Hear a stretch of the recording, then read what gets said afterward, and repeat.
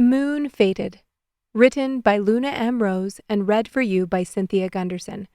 Copyright 2024, Luna M. Rose. Chapter 1. Evelyn. Sirens wailed behind me as I wove through the crowded Seattle streets, my heart pounding in rhythm with my hurried footsteps. The chaos of the city clamored for my attention. Honking cars, chattering pedestrians, the distant echo of construction work, but I barely registered any of it. My mind solely fixated on the intersection of Canberra and Pine Street. Dispatch had called in a code blue moments ago, and every second counted. I'd learned to navigate the pandemonium of emergencies, but the urgency never diminished.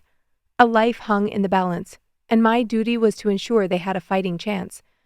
I pushed past a group of tourists, their cameras flashing in my peripheral vision. A few disgruntled shouts floated after me, and I wanted to flip them the bird. The arrogance of some people, crowding around one of their own as if their suffering was a circus act presented for their entertainment. But thoughts like that made me angry, and I couldn't afford to let any strong emotion take hold. For more reasons than one. It wasn't safe to react emotionally in the field, and it wasn't safe for me personally. The tense knot in my stomach tightened with each step, adrenaline and anxiety mixing in my stomach like rocket fuel. 2 more blocks. I rounded the corner, my hand instinctively reaching for the radio at my hip. ETA 90 seconds. My voice strained against the burning in my lungs. Static crackled in response, followed by an acknowledgement from my partner, Bruce. His real name was Jack, but he was an asshole, so I took the liberty of giving him the name his mother should have. The scene came into view. A small crowd gathered around a prone form on the sidewalk. I quickened my pace, my training kicking into high gear as I mentally ran through the protocols. Check for responsiveness, assess airway, breathing, circulation, begin resuscitation if necessary. I shouldered my way through the onlookers, my focus narrowing to the lifeless body before me. The world faded away, replaced by the singular goal of saving the person at my feet. I dropped to my knees beside the unconscious man, my hands already moving to check his vital signs. If the pockmarks on his cheeks and bleeding gums weren't enough of an indicator, his skin was pale and clammy, his breathing shallow and erratic. Overdose. "Sir, can you hear me?" My words were steady despite the hammering of my heart. No response. I turned to the nearest bystander, a middle-aged woman with fear etched on her face. "Did anyone see what happened?" She nodded, her eyes wide. "He just collapsed, I think. I think he was on something." I acknowledged her with a brief nod, my attention already back on my patient. His pulse was weak and thready beneath my fingertips, a stark contrast to the adrenaline surging through my veins. "I need space," I barked, my voice cutting through the crowd's murmurs. They stepped back, giving me room to work. I reached for my bag, my hands moving with practiced precision as I retrieved the necessary equipment. Naloxone, a syringe, an airway adjunct. Bruce, as usual, puffed out his chest and postured as if he planned to save a life through sheer douchery. It was easiest to ignore him in moments like these, when the world narrowed to this moment, this life in my hands. I drew up the naloxone, my movements swift and sure. There was no room for hesitation, no time for second-guessing. I positioned the syringe, finding the vein, then drew a deep breath and exhaled as I pressed. The needle slipped beneath his skin, and I pushed the plunger, watching as the life-saving medication disappeared into his bloodstream. "Come on, fight," I willed. Seconds ticked by, each one an eternity. I monitored his vital signs, ready to begin CPR if needed. The crowd around me held its collective breath. And then, a gasp, a flicker of movement beneath his eyelids. The man's chest heaved as he drew in a ragged breath, color slowly returning to his face. Relief washed over me, tempered by the knowledge that the battle was far from over. But for now, I'd given him a chance. I leaned in close, my voice gentle but firm. "Hey, can you hear me? You're going to be okay. We're EMTs and we're here to help you." The man's eyes fluttered open, hazy and unfocused. He tried to speak, but his words came out as a hoarse whisper. "Don't even try to talk yet," I soothed, placing a reassuring hand on his shoulder. "We're going to take good care of you. You're safe now." I could see the fear in his eyes, the unspoken questions. How close had he come to the edge? What would have happened if we hadn't arrived in time? Had he wanted us to arrive in time? You're stronger than you know. I held his gaze. You fought hard today and you won. This is a new beginning, a chance to start over. Every time I gave that speech, I remembered when I'd given it to myself, 3 years ago, when I packed a duffel and drove to Seattle. I couldn't help but feel a twinge of empathy for the man lying before me as my team, not Bruce, who was busy consoling a woman on the edge of the crowd wearing a tank top that cut to her belly button, worked around me, attaching monitors and starting an IV. I knew all too well the darkness that could drive someone to such desperate measures. The scars on my own soul were a testament to the battles I hadn't fought, the bully I tore myself away from. Maybe I couldn't go back and kick the hell out of Nathan Black, but I could show up night after night and fight for people who couldn't fight for themselves. Something nobody did for me when I needed it most. Exhaustion hit me like a freight train as I stumbled into my apartment, the weight of the day heavy on my shoulders. The silence that greeted me was a stark contrast to the chaos of blaring sirens and shouting voices still echoing in my mind. I leaned against the door, closing my eyes momentarily as I settled my breathing. The solitude was both a comfort and a curse, a reminder of the emptiness that trailed me like a lost puppy. I wanted this. I chose this. With a heavy sigh, I pushed off the door and went to the kitchen, my feet dragging with each step. I grabbed a glass from the cupboard and filled it with water. When I first started renting this place, I'd planned to replace the 1970s curtains that hung like a pair of bloomers over the window above the sink. That was overly ambitious of me, as was the idea to purchase a new light fixture to replace the boob light over the kitchen table. That one had grown on me, though. I sipped from the glass, the water cooling my parched throat, then jumped out of my skin as my phone vibrated on the counter. My cell, not my work phone that always sat in my back pocket. Nobody ever called my phone. I hesitated, a sense of unease washing over me. I had a feeling that whatever was waiting for me on that screen would not be welcome news. With a shaking hand, I reached for the phone. My heart pounded in my chest as I unlocked the screen. And there it was. A flood of missed calls and 2 text messages, all from the same person. Blake Ash, my best friend's brother and the last person I expected to be reaching out to me. Could I call her my best friend anymore? I hadn't talked to her in over a year, but I certainly hadn't made any better relationships to take her place. She was one of 2 people with this number, so if Blake was calling... I scrolled through the messages and my stomach dropped. Hey, it's Blake. Emergency. Call me. Evs, not joking. Call now, please. I took a deep breath, trying to steady my nerves as I hit the call button. The phone rang once, twice, before Blake's gruff voice answered. Evelyn? Blake, what's going on? Why are you calling on Callie's phone? My words tumbled out in a rush. There was a pause on the other end of the line, and I could hear the tension in Blake's voice when he finally spoke. Callie's missing. My heart stopped. For a moment, I forgot how to breathe. What do you mean, missing? I managed to choke out, my voice barely above a whisper.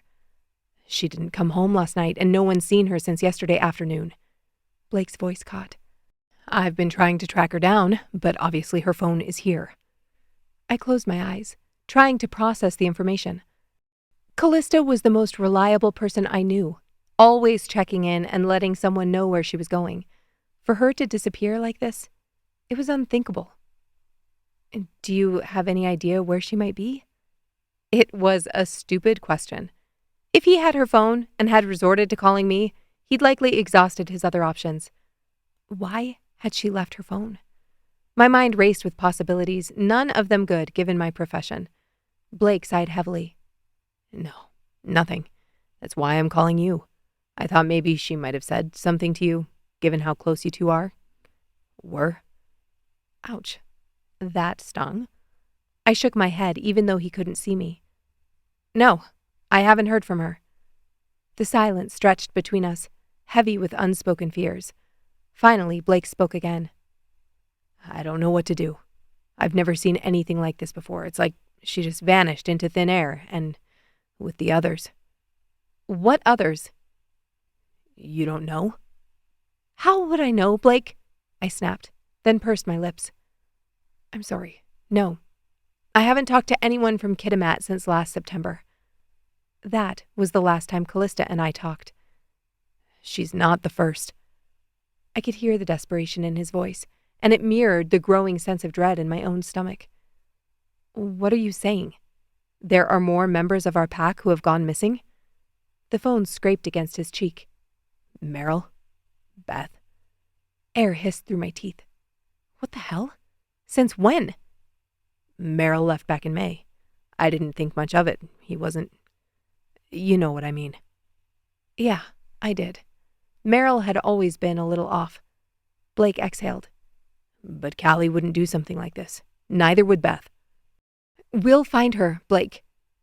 I tried to sound more confident than I felt. What was I saying?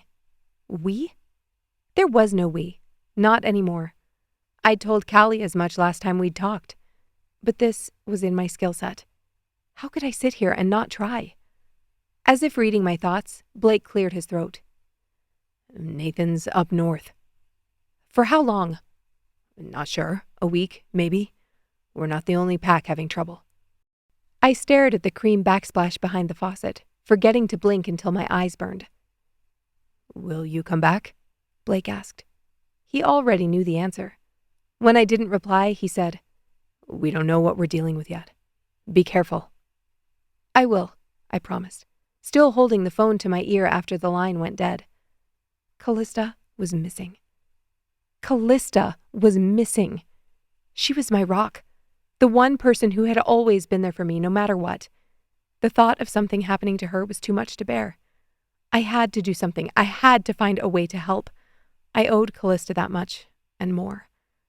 As I dropped my arm and strode out of the kitchen, the weariness from my long shift vanished, replaced by a fierce, unwavering resolve. I moved through my apartment with purpose, gathering supplies. I packed a duffel bag with a few changes of clothes, a flashlight, snacks, and all of the cash I'd stuffed into the back of my underwear drawer. Questions swirled in my head, but there was one that kept drifting to the surface. Had Nathan hurt her too? Guilt swirled through me like a drink mix in a water bottle. If I hadn't left, maybe Callie would still be there. If I'd spoken up, if I'd gone to the council, if I'd been the loyal beta, if I hadn't abandoned my pack. If. Not helpful. Anger and grief simmered until I could feel my wolf under the surface again, gnawing to break free. No. I drew on my crisis training, honing in on the task immediately in front of me as I forced air into my lungs. Slamming my toiletries into the bag, I zipped it shut and hoisted it over my shoulder, then surveyed the room for anything I might have missed. Nathan's up north. A week. I had 1 week, possibly less, to find what I could and disappear again. I loved Callie, but I would not allow my alpha to look me in the eyes again. With a deep breath, I stepped out into the hallway, closing the door with a definitive click. The hunt was on.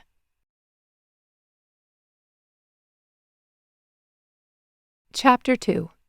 Rowan. My office didn't look like much at the end of the day. Reports strewn across my desk, part orders and receipts stacked in their respective baskets. I needed to go digital and get rid of the endless paper trail, but with the pack's rising needs in prior months, I hadn't been able to scrape away minutes for myself, let alone a records overhaul. The room hummed with the air filter, the soft tick of the wall clock the only other sound echoing through the space. I rose from my desk, rolling my shoulders to ease the tension that had settled there like a stubborn squatter. My muscles protested, a reminder of the physical toll my human form endured while shouldering the responsibilities of an alpha. Finished, I murmured to the empty room, and even spoken to myself, the words felt like a lie. Nothing had truly felt finished since Nathan's betrayal, since the day he turned his back on us and tore this pack apart at the seams. Once a guardian who stood by my side, once a brother in arms, he'd ripped away the trust that had bonded us. Even 5 years later, his name was like a snarl on my tongue, a growl trapped within the confines of my chest that yearned to be unleashed. He had been one of us, part of the Black Lake Pack, until his ambition poisoned him, until he became a traitor not just to me, but to all we had sworn to protect. I hated that our current circumstances dredged all the memories to the surface. I forced those thoughts aside for now. There would be time for retribution, time for letting the wolf inside roam free and seek justice. But not yet. Not yet. It was always not yet. Duty called with an iron voice, and as an alpha, I couldn't afford to ignore it. I had to rebuild. I had to protect. I wasn't like Nathan, ruling with an iron fist in his pack from the horror stories I'd heard. I had control in some circumstances, but in most, my pack members were free to live their lives. We took care of each other, and I hoped they could look to me in their time of need.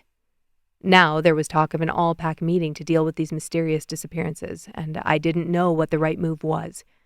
It's not that I didn't want to stand with the other rightful alphas, but could I stand with him? Was it right to ask my pack to do so?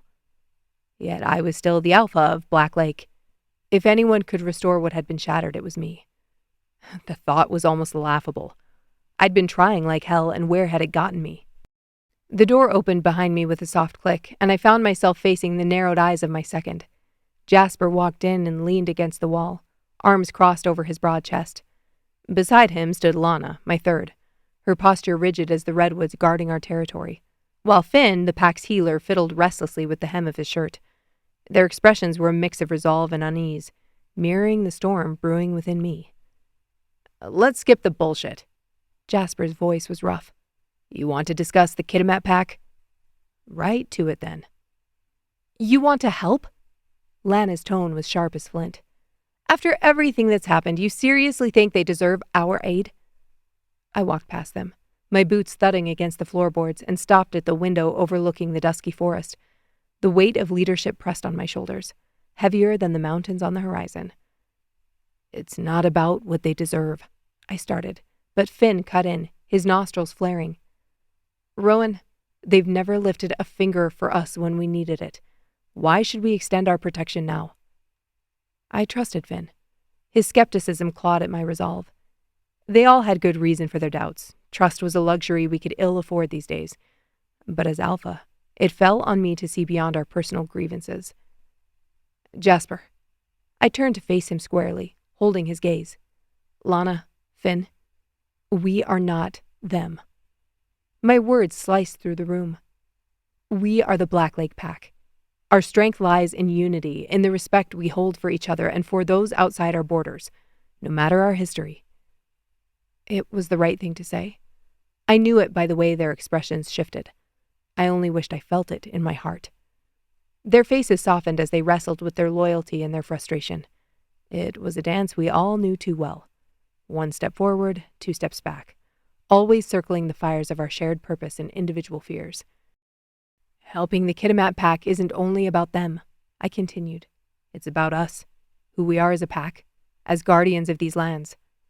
Jasper's hands clenched into fists. When he spoke, his voice was a low rumble. "Rowan, Nathan Black is not the whole of the Kitimat pack." I cut in sharply, silencing the echoes of betrayal that his name conjured within the walls of our conclave. "They were once our brothers and sisters." "Who sided with him?" Lana muttered. Her intuition was as sharp as her fangs during a hunt, and her sense of justice sharper. Finn, who had been quietly observing, finally spoke. "And if this is a trap? If helping them only leads to more danger?" I clenched my jaw. "I don't think even he would make something like this up. You know the reports. It's not just Kitimat that's missing shifters." Their eyes met mine, and in those piercing depths I saw the reflection of my own determination. Gradually, the tension eased out of their broad shoulders. It was the subtle shift of pack mentality aligning behind their alpha.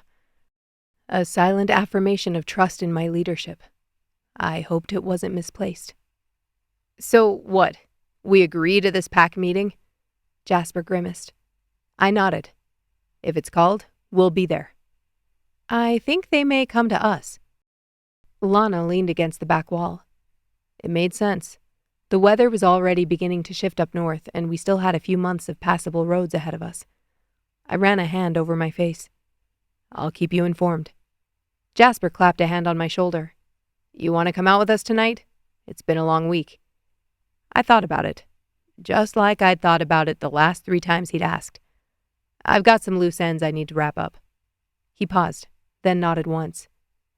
"Eat something. You look like shit." I went to the bar. I knew I'd probably regret it. Not probably, definitely. But the idea of stepping into my empty house alone with my warring thoughts made me antsy. The dimly lit room buzzed with energy as I passed through the doorway, the familiar sense of whiskey and pine enveloping me. It wasn't hard to spot my pack in the back corner. It was always a variation of the same group, with Jasper and Lana as the steadies. Tonight, there were a few humans mixed in, which I loved to see. We'd been here in Black Lake long enough that the locals didn't blink at us anymore, but the rig pigs and wanderers moving in each summer were always a bit intimidated. I chuckled to myself as I wove through the crowd. It wasn't surprising that we repelled mundanes. Lana in all black, her ink swirling out the side of her tank top on shoulders bigger than most of the men sitting at the bar. Jasper with his grizzled beard and cap pulled low over his eyes. It was good. If someone from town had the balls to approach, they'd be able to handle everything else beneath the rough exteriors. The group erupted in boisterous cheers when they caught sight of me. Jasper was at least 3 drinks deep. The Soley twins next to him were 4 by the looks of their glassy eyes. It wouldn't last long with their metabolisms. "Rowan, hell, man! About time you showed up." Liam, my ever-loyal beta, clapped me on the back, his grin wide and infectious. Before I could respond, I was swept up in a whirlwind of bear hugs and hearty handshakes, the pack's enthusiasm washing over me in waves. They dragged me toward the bar, pressing a cold beer into my hand and launching into animated chatter about their latest exploits. I loved hearing their stories, grateful not to talk about myself. As the night wore on, the conversation inevitably turned to one of the topics I dreaded. There seemed to be too many to count these days. "So, Rowan," Elijah, one of the younger wolves, leaned in conspiratorially, "when are you going to finally settle down with a mate?" The others chimed in, their good-natured ribbing tinged with genuine concern. "Yeah, man, you can't be a lone wolf forever." Lucas chuckled, his eyes glinting with mischief. I forced a smile. "You know how it is, guys. When fate decides it's time, I'll know." The truth was, I'd always believed that my mate would be chosen by destiny, a deep, unbreakable bond forged by the moon goddess herself. That was how it had happened for my father and his brother. I wasn't naive enough to think I was entitled to a fated mate, but the goddess had chosen me as alpha. I'd shown up at the mating dances, I'd been open to it, but as the years passed and my packmates found their other halves, I couldn't help but feel a growing sense of disappointment and loneliness. Mia, Liam's younger sister and ever the meddler, grinned wickedly. "Well, if fate won't cooperate, maybe we should take matters into our own hands. Let's find Rowan a lady to take home tonight, eh?" The pack erupted in laughter and cheers, but as they scanned the bar for potential candidates, I felt a sinking sensation in the pit of my stomach. This wasn't what I wanted. A meaningless fling with a human? I'd had plenty of those, and it only left me feeling more empty. I needed a partner. Someone who understood my responsibility and shouldered it with me. It was a big ask, maybe too big. "There!" Mia pointed at a woman with long dark hair hanging down her back. She turned and smiled at her friend next to her. She had a pretty face, a nice smile. I felt nothing, and Mia groaned as I shook my head. As the laughter and banter continued, Jasper leaned in close. "You can't avoid this forever, and you don't have forever to find your mate. As alpha, it's your responsibility to ensure the future of the pack." I took a swig from my beer. "Yeah, I'm aware." I didn't know why I wasted money drinking. Our metabolisms worked through the alcohol so fast I barely felt a buzz. It couldn't come close to the rush I felt at letting my wolf out. "You're aware mating can be fun, right? Pretty sure Nathan's well aware of—" I punched his shoulder. "Shut the hell up." "Speaking of my wolf," he growled and curled up with a huff, letting me know he was a fan of the whole mating idea and I was the problem here. Jasper chuckled. "I'm just saying, you're not getting any younger and the pack needs strong new blood. You've got until the next blood moon to find your mate, or the elders will start getting restless." They were already restless. Kira and the rest of the peanut gallery had made their opinions on my lack of a mate clear enough. The blood moon, the most sacred night for our kind, was only a few months away. It was a time when the veil between worlds was at its thinnest, and the moon goddess was said to bless the unions of fated mates. If I didn't find my mate by then, the elders would have the right to arrange a match for me, a thought that made my stomach churn. I knew the rules, the traditions that had governed our pack for generations. An alpha without a mate was seen as weak, unable to lead and protect the pack to the fullest, and an alpha without an heir. That was unforgivable. But I wasn't ready. The idea of being responsible for a mating bond? I was already responsible for an entire pack, and I couldn't even repair that properly. How could I take that on? A mate? Pups? No. The universe knew what it was doing. I needed to make our pack whole before I could even think about taking on something else. As the night wore on, my packmates continued to tease and cajole me, their laughter ringing through the bar. I laughed along with them, joining in the jokes and antics, but my heart wasn't truly in it. As the hours slipped by, one by one my packmates began to peel off, some with their mates, others with newfound companions for the night. Eventually, I found myself alone at the bar, nursing the last of my drink. With a heavy sigh, I settled my tab and headed out into the night. The cool, crisp air was a welcome relief from the stuffy bar. And lucky me, my empty apartment was waiting. I stepped through the door and emptied my pockets on the end table, and that's when I saw it. A message notification from Tori Campos in Chilliwack. Lower Province pack meeting, Thursday night. Help me make some calls? Chapter 3. Evelyn. The Amtrak train hummed beneath me as I settled into my seat, the bustling activity of Seattle's King Street station fading behind me. I stowed my luggage overhead, but the weight on my shoulders didn't dissipate. As the train pulled out of the station, I caught a glimpse of my reflection in the window. Hazel eyes shadowed with worry, auburn hair pulled back in a haphazard ponytail. Stunning, if I did say so myself. I slumped into my seat and stared out the window. The jagged coastline unfolded before me, the Pacific Ocean an endless expanse of gray under the overcast sky. I leaned my forehead against the cool glass, attempting to lose myself in the rhythmic clatter of the train against the tracks. It was a losing battle. My mind refused to rest. I reached for my phone, scrolling through my recent calls until I found the one I was looking for. Bruce. He'd been less than thrilled to cover my shifts for the week when I'd called in with a family emergency. If only he knew the truth. He hadn't put up much of a fuss, especially after I reminded him of the countless times I'd covered his ass over the summer. His penchant for late nights and pretty faces had left me picking up the slack more times than he cared to admit. But my current predicament made Bruce's indiscretions seem trivial. I was heading back to the one place I'd sworn I'd never return. Back to my pack. Back to the alpha who had made my life a living hell. Memories flickered through my mind like a twisted slideshow. Dark eyes filled with malice, claws digging into flesh, the coppery scent of blood heavy in the air. I shuddered, pushing the images away. It had been 5 years since I'd left Kitimat, but the scars, both physical and emotional, still stung. I turned my attention back to my phone, desperate for a distraction. A news headline caught my eye. Another unexplained disappearance in northern BC. My breath hitched. It wasn't the first story of its kind I'd seen recently. People vanishing without a trace, search parties turning up empty-handed. The humans chalked it up to the vast wilderness, to the dangers of the untamed forest or inexperienced tourists. But I knew better. Shifters had lived among humans for centuries, hiding in plain sight. We looked like them, talked like them, blended into their world seamlessly. But there were signs if you knew where to look. Unexplainable things that hinted at something more lurking beneath the surface. The darkness we fought on their behalf. I scanned the article, my heart sinking with each word. A hiker gone missing near Terrace, his campsite found abandoned, his supplies untouched.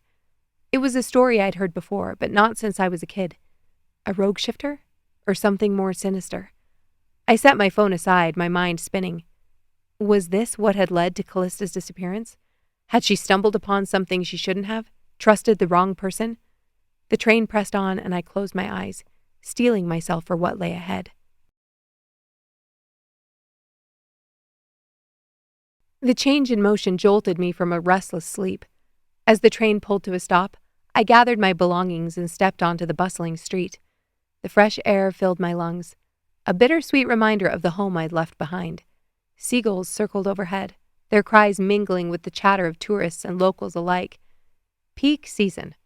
A perfect time to blend in or get lost. I wove through the crowd, my senses on high alert. It had been over a year since I set foot in this province, but the memories came flooding back with each step. The laughter of my packmates, the thrill of the hunt, the sense of belonging that had once filled my heart. But those days were long gone, shattered by the cruelty of an alpha who cared more for power and control than for his own people. I made my way from Pacific Central Station to False Creek, my stomach grumbling. A small fish and chip stand caught my eye, and I joined the line of hungry patrons. As I waited, I scanned the faces around me, searching for any sign of recognition. But the people of Vancouver went about their lives, oblivious to the world that lurked just beyond their sight. "What can I get for you?" The man behind the window looked like he'd just gotten off a rafting trip in Jasper. "Fish and chips, please, and a Coke." He nodded, setting to work on my order. I leaned against the counter, my gaze drifting to the harbor beyond. Boats bobbed in the water, their hulls painted in bright colors. A group of children tossed bread to the eager gulls, their laughter carrying on the breeze. For a moment, I allowed myself to imagine a different life, one where I wasn't burdened by the guilt of leaving my pack, where I could live among the humans and pretend to be one of them. But the illusion was shattered as quickly as it had formed. I was a shifter, bound by duty and blood. There was no escaping that, no matter how far I ran or how deep I shoved my emotions. I paid for my meal and found a bench to sit and eat. The fish was crispy, the chips hot and salty. I savored each bite, knowing it might be my last decent meal for a while. Where I was going, I wouldn't be free to saunter into the cozy pubs or stand in the open waiting for a food truck. As I finished my lunch, I pulled out my phone and called a rideshare. It was a long drive to the Kitimat territory, and I wasn't in the mood to navigate the winding roads myself. The car arrived a few minutes later, a sleek black sedan with a friendly driver at the wheel. "Headed north, eh?" he asked, his eyes crinkling at the corners. "Yep." I slid into the back seat after checking the license plate. I wasn't in the mood for small talk. He nodded, merging into traffic. As we left the bustling streets of Vancouver behind, the landscape morphed. Towering trees replaced skyscrapers, their branches reaching toward the sky. The air grew crisper, the world quieter. "Beautiful country out here." The driver's voice broke the silence. "You're lucky if you call this place home." I smiled wryly, my gaze fixed on the passing scenery. Lucky. The word made my face pinch. "It's a special place, but it's not my home." I kept my voice neutral. "The people here, they're connected to the land in a way most folks can't understand." The driver nodded, his eyes alight with passion. "That's what I love about this part of the world. The respect for nature, the desire to protect what we have. It's not like that everywhere, you know? Some people, they just want to take and take until there's nothing left." "You're not from BC?" He shook his head. "Chicago." I nodded, shifting slightly so he couldn't see my face in the rear view. His words struck a chord within me, echoing the very mission of the shifters. We were the guardians of this land, the protectors of the delicate balance between man and nature. It was a heavy burden, one I had once been proud to bear. But that was before. Before the threats, the violence, the fear that had driven me from my home and my pack. I closed my eyes, memories flooding back unbidden. The cruel smile of my alpha as he towered over me, his claws digging into my skin. The whispers within the pack when I dared assert that Nathan hid something dark behind his hero facade. And then, the moment I knew I had to run, had to leave everything I loved behind. "You all right, miss?" the driver asked, his voice laced with concern. "You look a bit pale." "I'm fine," I lied. "Just tired. Thanks." He nodded, understanding in his eyes. "Well, you just sit back and relax. I'll get you where you need to go." As the car wound its way deeper into the wilderness, I couldn't shake the feeling that I was heading toward something I wasn't prepared for. The shifters needed my help. That much was clear. But at what cost? And would I be strong enough to face the demons of my past in order to protect the future of my kind? Only time would tell. For now, all I could do was watch the trees blur past the window and pray that I could find Callie before Nathan returned home. I watched the kilometer markers whiz past until the car slowed to a stop. My brow furrowed in confusion. This wasn't the meeting point I'd agreed upon with Blake. In fact, this wasn't even Kitimat territory. "I think there's been a mistake." I leaned forward. "This isn't where I'm supposed to be." He inspected the app on his phone. "So sorry, but this is the address you gave me." I groaned, realization dawning. In my haste to input the destination, I must have accidentally selected the Tim Hortons at the north end of Black Lake. Easy to do when there was one on every corner. Now, instead of being on the cusp of Kitimat land, I was still a ways out, with a long walk ahead of me. Any chance you can head up to Kitimat? He shook his head apologetically. Sorry, I've got another ride pinging me. I'm so far out I've got to take it, or I won't get a fare on the way back into Vancouver. I nodded and grabbed my bag, then pushed out of the car. My fault. Thanks for the ride. The driver smiled, his eyes crinkling at the corners. No worries. Have a great night. I nodded, shouldering my bag and heading toward the Tims. If I was going to make this trek on foot, I needed caffeine. As I reached for the door, it swung open and I stumbled back. I looked up to find myself face to face with a man I hadn't seen in years. Rowan? I breathed, recognizing him instantly despite the years that had stretched between us. His towering frame commanded the space around him. Our eyes met, and time seemed to slow. He was older, broader, but those piercing blue eyes were unmistakable, even after all this time. A tentative smile teased at my lips, but it faltered as his expression twisted into something unreadable. Flustered? Almost angry? Evelyn. His voice was brusque, the undercurrents of authority clear as crystal. Memories swirled in my head of us as kids, scampering through the forest before the schism that tore our packs apart. But now, his scent told me exactly who he was. He was an alpha. His stance, the set of his jaw, the barely contained power rippling beneath his skin, all screaming his rank. And I, despite everything, still recognized the invisible threads of hierarchy that bound us. I opened my mouth to respond, but the words died on my lips. There was something in his expression, a flicker of emotion that I couldn't quite place. Fear? Disgust? Before I could contemplate it further, he pushed past me, his shoulder brushing mine as he stalked toward the parking lot. Rude? Much? I shook my head, trying to dispel the uneasy feeling that had settled in my gut. I didn't care what he thought of me, but he'd certainly recognized me. He and Nathan were the antithesis of bosom buddies, but I didn't need anyone spreading rumors about me showing up in town. I stepped into the warmth of the Tim Hortons, the scent of coffee and baked goods enveloping me like a comforting hug. My thoughts clouded as I stared at the line of maple donuts. Rowan.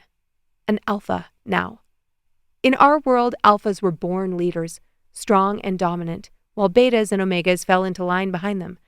But there was something else about Rowan, something that set him apart from the other alphas I'd known. A darkness in his eyes, a tension in his jaw. It was as if he carried the weight of the world on his shoulders. I shook myself mentally. I couldn't afford to get distracted by ghosts from my past. I had a job to do, and I intended to see it through.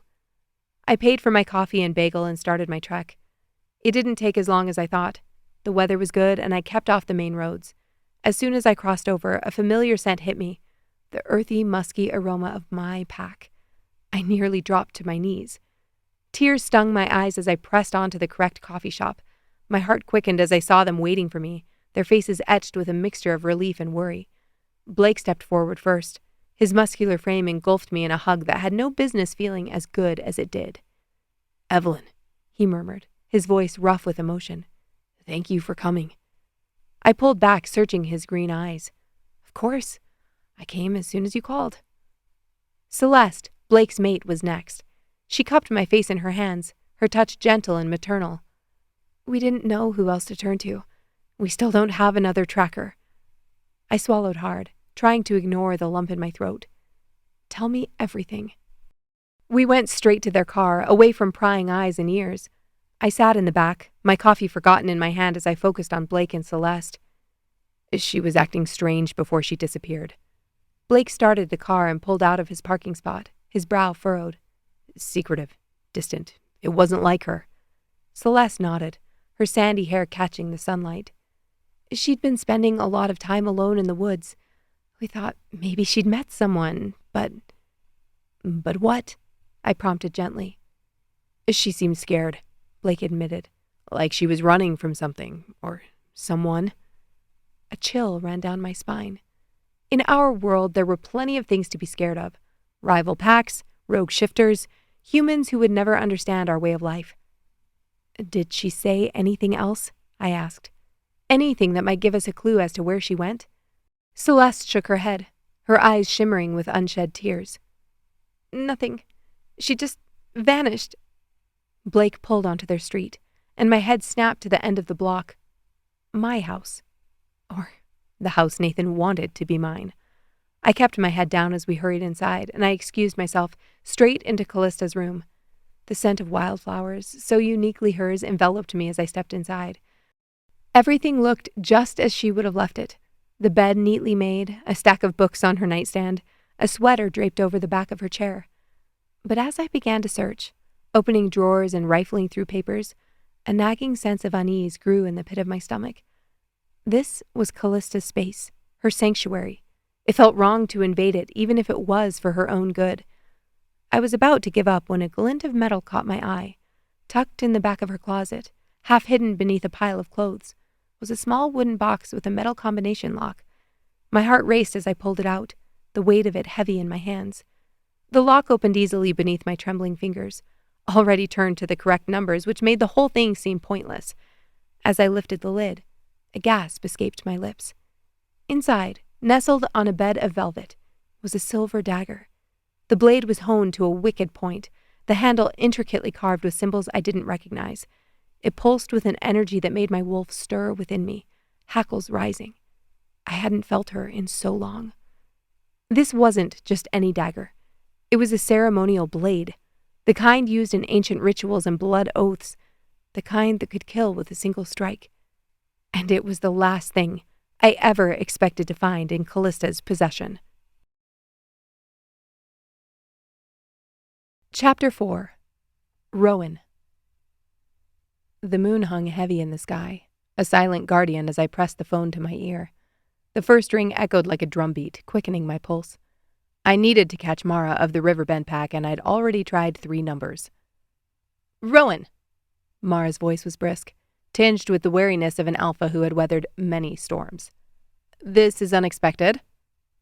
"Don't worry, I didn't want to talk to you either, Mara." I leaned against the cold railing of the balcony. That was the truth.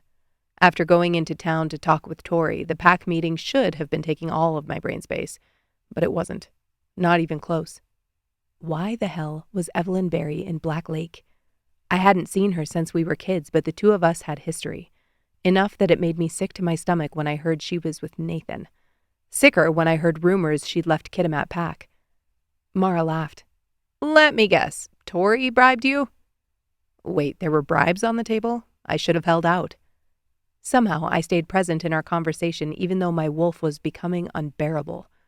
Find her. He was commanding me for the first time since I rose to Alpha, and I didn't like it. Mara sighed. "Let me save you the trouble. I know what this is about, and Kitimat isn't our responsibility." "Saw that coming, but it's not me you have to answer to. I'm just the messenger this time." "Right." Mara clicked her tongue. "I'm going to kill Tori." "Can I watch?" She huffed a laugh. "Tomorrow? Seriously? She couldn't even give us a day's lead time?" Before I could argue that we'd both been trying to catch her since Tuesday, she continued. "Sorry, that was in bad taste. I'm not saying I'm happy with the disappearances." "None of us are. I understand your frustration, though." There was a short pause. "That was surprisingly validating of you. Did you go and mature on me, Steele?" I laughed out loud.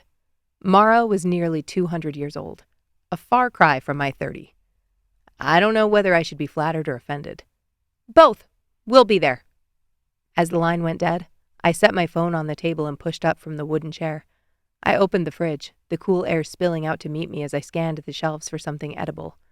My mind, however, was far from the task at hand. Evelyn's face kept flashing before my eyes, her fierce determination, the way she moved with purpose and grace. I grabbed a leftover steak, the scent of it filling the kitchen, but even that couldn't distract me. My thoughts drifted back to a day long ago, back when life seemed simpler. We had been teenagers, and there was that day at the creek. I could still see the sun dappling through the trees, the water sparkling as Evelyn had laughed, splashing me playfully. She'd been so full of life, her auburn hair catching the light as she teased me mercilessly about my clumsy attempts to skip stones. I could almost hear her laughter, a sound that had always made something inside of me stir. "Can't even skip a stone, eh, Steele?" she teased, her eyes twinkling with mischief. "Hey, I'm more of a boulder kind of guy," I shot back. I'd picked up the biggest hunk of rock I could manage and dropped it close enough that the splash drenched her from the shoulders down. She lunged at me then, and even though I was faster, I let her catch me. I let her splash me back. I could almost feel her fingers wrapping around my forearms, the scent of her sun-kissed skin mixed with coconut sunscreen. I blinked, realizing I was standing stock still in front of the fridge with barely enough blood above my waist to keep me upright. I cursed under my breath and adjusted myself, then walked to the air fryer like I'd just gotten off a horse. My wolf would have been laughing had it been physically possible. I rolled my eyes and threw the steak onto the metal rack. I don't know what you're so pleased about, I shot back. If he wanted to mate, Evelyn was the last person we should be getting involved with. Those moments of sneaking glances at her soaked t-shirt were long before everything had changed, before Nathan Black had reared his ugly head. Nathan. An abusive, power-hungry alpha who had twisted our pack dynamics with his manipulative games. My wolf growled at my train of thought. Nathan had been a nightmare. Under his so-called leadership, the pack had been torn apart. I remembered the fear in everyone's eyes, the way Nathan had ruled through intimidation and brute force. He had taken a sick pleasure in breaking those who dared oppose him, Evelyn included. She had suffered more than most, her psi abilities making her a target for Nathan's cruelty. My blood boiled just thinking about it, my wolf pacing within me, wanting to tear something, or someone, apart. He'd come to power during the last moon of that harrowing year. Nathan had challenged my father, the former alpha of Black Lake, in a brutal fight for dominance.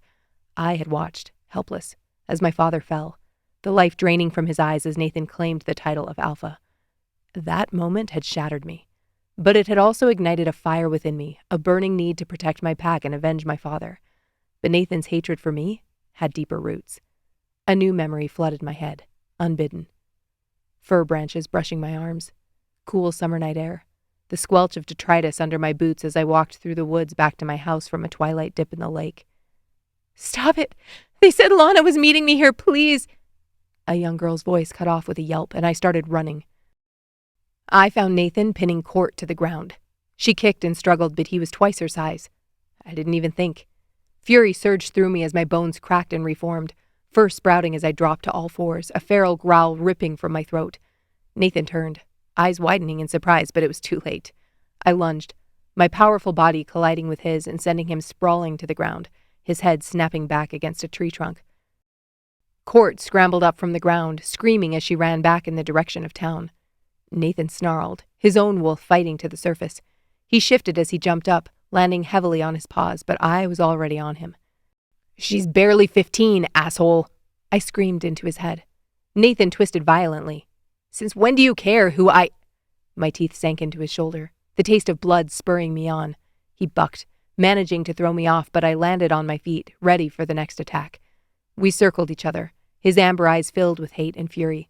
He lunged first, aiming for my throat, but I was faster. I dodged and snapped at his hind leg, feeling the satisfying crunch of bone. He howled in pain, but the fight wasn't over. Nathan's wolf was massive, all muscle and rage, but he was sloppy, driven by rage instead of strategy. There was plenty of that to go around. He came at me again, and that time I let him get close. Too close. He thought he had me, jaws wide to crush my neck, but I dropped low and launched myself upward, catching him off guard. My claws raked across his belly, sending him crashing to the ground with a yelp. I pounced, pinning him beneath me. His eyes were wild, desperate, but he couldn't shake me off. I bared my teeth, my wolf's growl a deep, rumbling threat. "Yield, asshole," I growled. Nathan struggled, his pride fighting against the inevitable. I pressed down harder, my claws digging into his flesh. He whimpered, the sound so pathetic, I wanted to put him out of his misery. But we were only 17. He'd been my best friend growing up, and then something had changed. He'd grown distant, defiant. I stepped back, my body still tense, ready for any trick. But Nathan remained on the ground, defeated. I shifted back to human form, standing tall over him.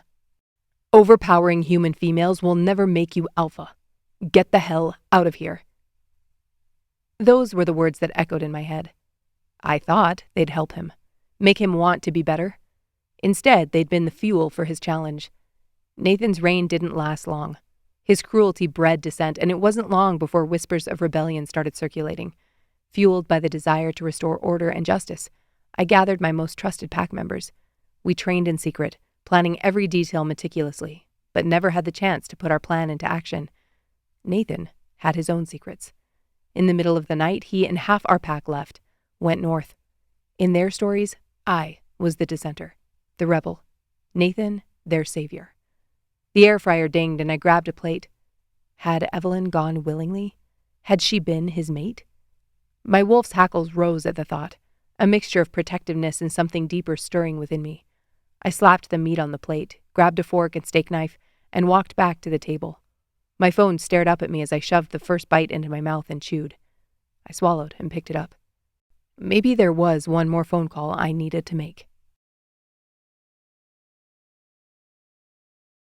Chapter 5. Evelyn. Late afternoon sunlight filtered through the gauzy curtains, making the bed look like something straight out of heaven. I blinked, my heart quickening with an urgency that jolted me fully awake. I swung my legs over the edge, the floorboards cool under my bare feet. The silence of the room pressed in on me, and I flipped over my phone to check the time. 4 o'clock. What the hell was wrong with me?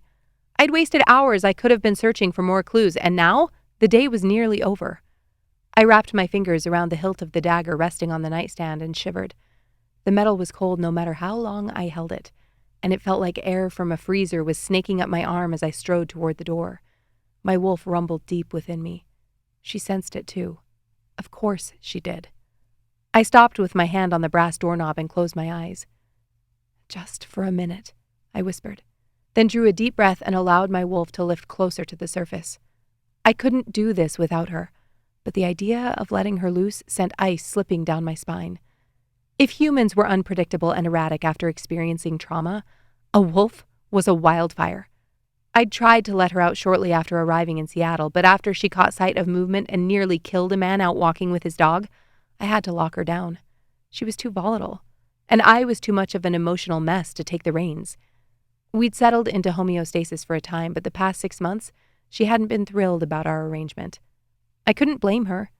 But while I felt plenty of guilt over locking her up, I couldn't risk losing control again. That was before Callista went missing.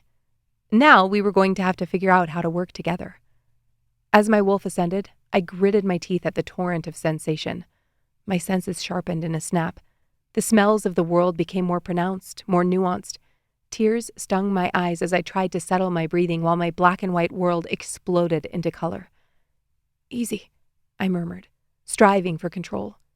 Embracing my full shifter abilities meant unleashing my wolf, and the thought sent tendrils of ice down my spine. The beast within me was no longer just a part of my identity. She was a liability, a wild card I couldn't afford to play recklessly. As she surged forward, the memory of that night flashed through my mind. A blur of fur and fangs. Nathan's eyes darkened with something I couldn't decipher. Betrayal or protection? The line had blurred and my trust had shattered along with it. He had wounded us both. Yet it was my wolf who bore the deeper scar, the one that festered and threatened to drive her into a frenzy. I shook my head, trying to dislodge the image, but another took its place. Rowan Steele. Alpha. What? Why was she focusing on him? Sure, I'd thought about him a couple of times since seeing him yesterday, and fine, yes, he had appeared in my dreams last night, but that was normal, wasn't it? Seeing someone from my childhood after years apart was bound to mess with me. But why was she paying attention? As if on cue, my wolf surged forward at the thought of him, drawn to his strength like a moth to a flame. I suppressed a shudder, feeling the power of her longing. Stop it, I scolded, pressing my hand harder against the door. I get that you're horny, okay? But we're here for Callista, not Tail. Even as I said it, my stomach swooped. Tail did sound nice. I groaned, forcing my eyes closed. We can discuss this later, I hissed. Maybe I had locked down too hard, but jumping into bed with someone here was not an option. And Rowan Steele? Hell no. He was an alpha, and not only outside my pack, but the leader of the one pack that had ousted us. Rowan hadn't led Black Lake Pack then, but he used to be Nathan's best friend. The fact that he was their alpha now? I knew exactly how Nathan and the rest of Kitimat Pack would feel about that. Even as that knowledge slammed into me, it hadn't kept me from noticing all of him in those 30 seconds. His blue eyes, the stubble on his chin, the energy zipping under his skin that made me wonder if he'd locked things up just as much as I had. Shit, can you focus, please? I gripped the door handle until my knuckles turned white, trying to think about anything other than the burning in my midsection. Finally, I zeroed in on Callista's scent, teasing it apart from the myriad others that filled the room.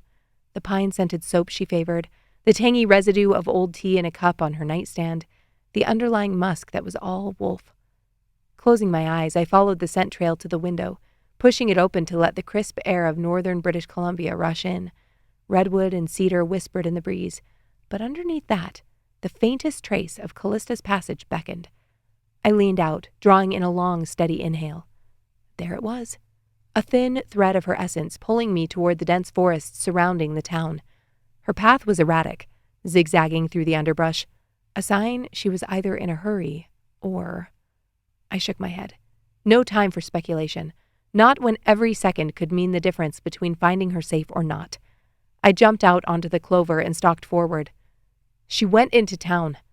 My wolf locked in, and I tracked mentally first, envisioning her potential route, noting the places where her scent spiked, by a cluster of berry bushes, across the creek where we used to play as pups, near the old logging road that humans rarely traveled.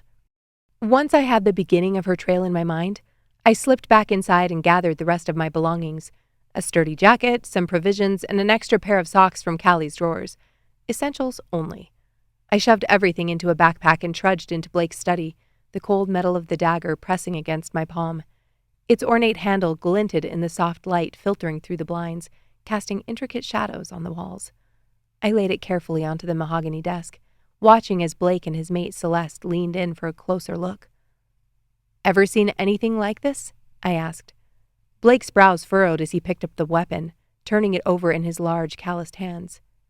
"No," he admitted, a hunter's focus narrowing his green eyes. "No markings or symbols I recognize."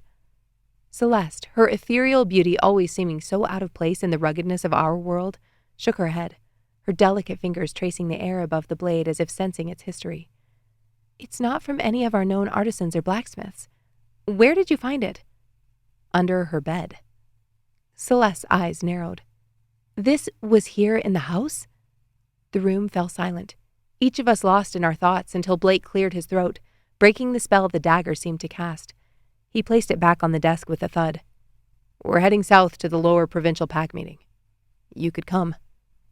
My heart skipped a beat. Pack meeting?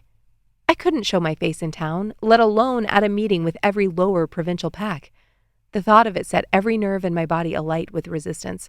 The thrumming undercurrent of my wolf's instincts warned of the inherent danger in mingling with those who could tear me apart for simply existing outside their rigid hierarchy.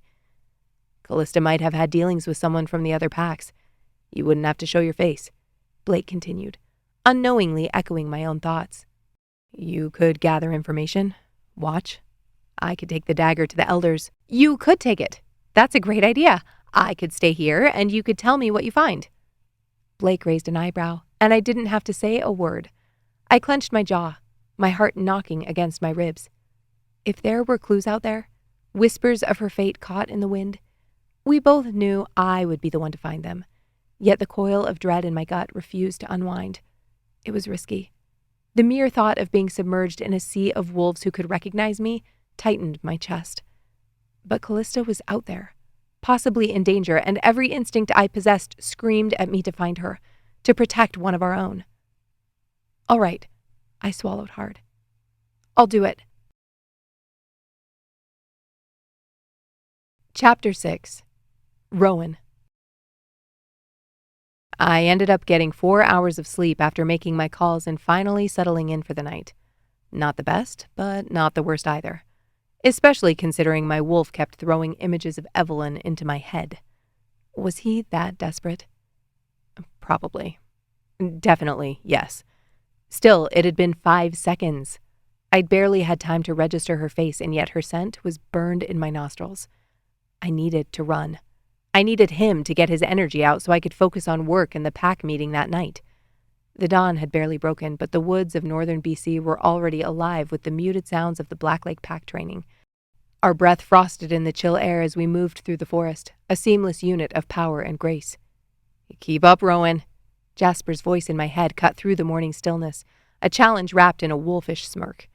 His dark fur and muscled form, mercenary-like in its efficiency, darted between the towering redwoods with practiced ease. I pushed harder, my muscles rejoicing at the exertion, feeling every bit the alpha I was. My wolf drove forward, thrilled to be let out to stretch his legs. Lana was to my right, her lean form a blur as she leaped over a fallen log, her tawny coat and tail streaming behind her like a battle flag. "Is that all you've got?" she taunted. Lana talking shit only made me grin. We were a small group that morning, but a force to be reckoned with. Jasper, unyielding and brutally honest. Lana, fierce and undaunted. Callum, a beta whose high energy was infectious. Liam and Mia, young wolves with eyes bright with determination, and Will, silent but unwavering. Each one a living testament to the potential of my pack. As the sun crept higher, painting the sky with hues of gold and rose, we wound down, our run giving way to the simplicity of the day ahead. We transformed back to human forms, our laughter mingling with the rustling leaves as we each dressed and went our separate ways, ready to blend into the world of man.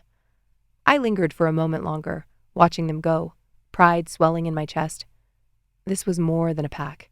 It was a family, one I would protect with every fiber of my being, which was why it hurt so much to know each of them still had open wounds from our split. With a final glance at the sky, now awash with the light of day, I headed for town, toward the mechanic shop that bore my name. The rhythm of the pack's heartbeat still echoed in my ears as I swapped the wild freedom of the forest for grease-stained concrete and the scent of motor oil. The clang of metal against metal sang out as I slid under the rusted belly of a pickup truck, the wrench in my hand my weapon of choice in this daily battle against wear and tear. "Rowan, Mrs. Henderson's here about that weird noise her Camry's been making," Jasper called out a half hour later, his voice echoing off the concrete walls of the shop. "Got it." My mind shifted gears as smoothly as the transmissions I repaired. Sliding out from under the pickup, I wiped my hands on a rag and rose. Mrs. Henderson was a staple in Black Lake, her silver hair a badge of the years she'd spent watching over the town like one of its own guardians. "Morning, Rowan," she greeted me with a smile that crinkled the corners of her eyes. "It's making that sound again. Sounds like a wailing banshee every time I take a turn." I chuckled, the familiarity of our routine comforting. "Don't worry, Mrs. Henderson. We'll exercise that banshee for you." My hands delved into the heart of her car, fingers deftly searching for the source of the problem. It was a dance I knew well, each step practiced and precise. Even as I worked, the memory of Evelyn at the door of Tim Hortons drifted through my thoughts, unbidden but insistent. That brush of her hand had been electric, a jolt of lightning coursing through my veins, igniting something primal within me. The way her hazel eyes had locked onto mine, fierce and unyielding, it was intoxicating. "Damn it," I muttered under my breath as I fumbled with a bolt that usually gave away easily. Since when did I let distractions cloud my focus?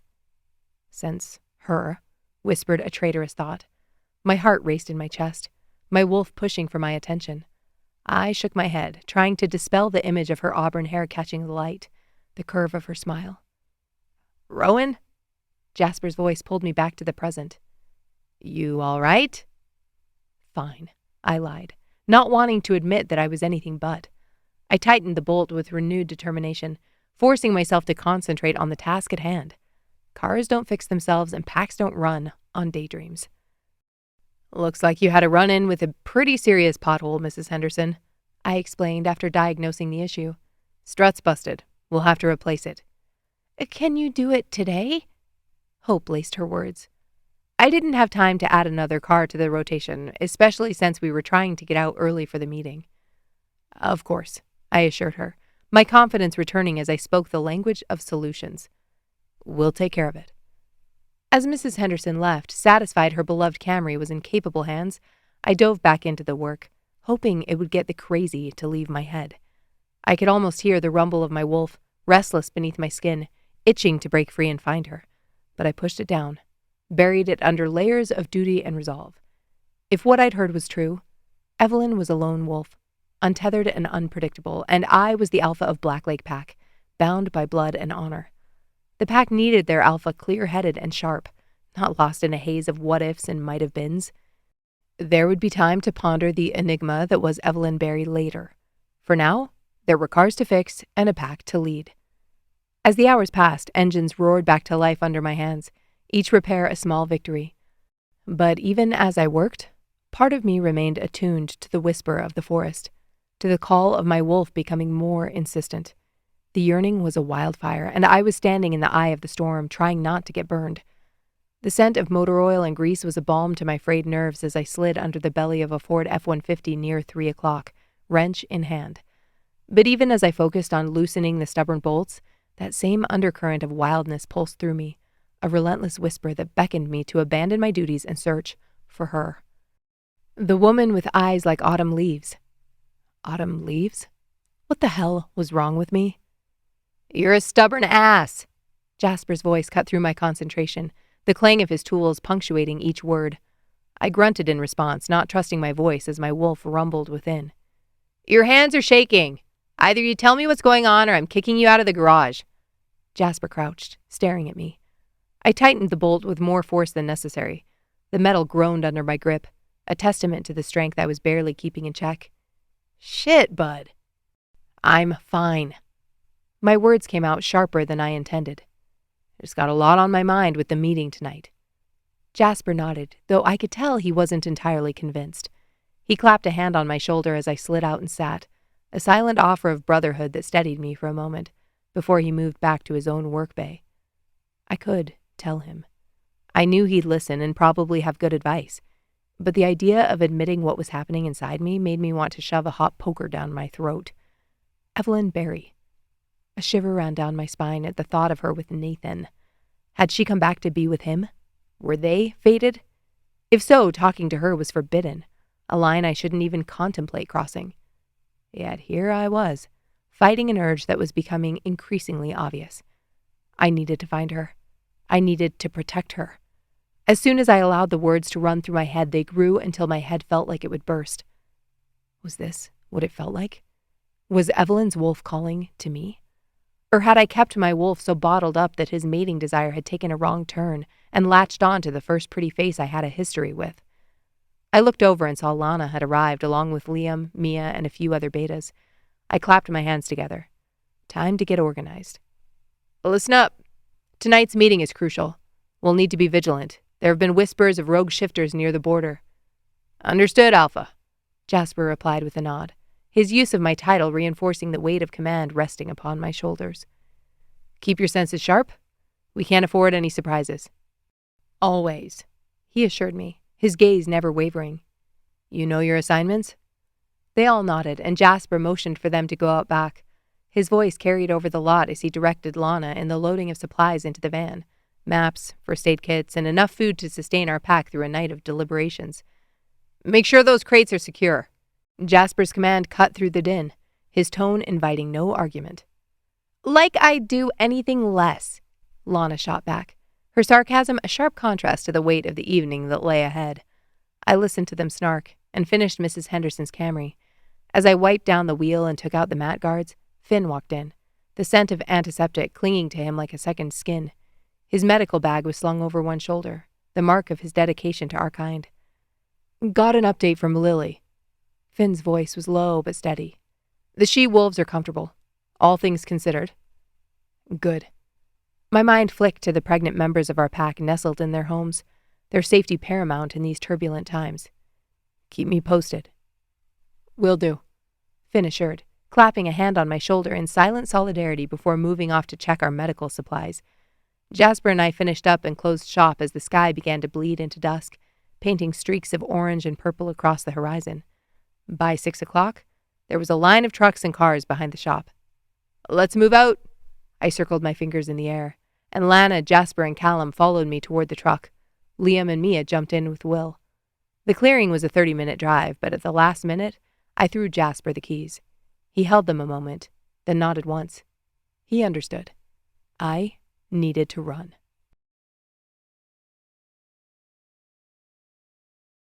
Chapter 7. Evelyn. The door of the SUV closed with a solid thud, and I sank into the plush leather seat. I'd chosen my attire meticulously for anonymity. A hooded jacket of deep forest green, loose enough to obscure my form, but fitted enough to allow for quick movement.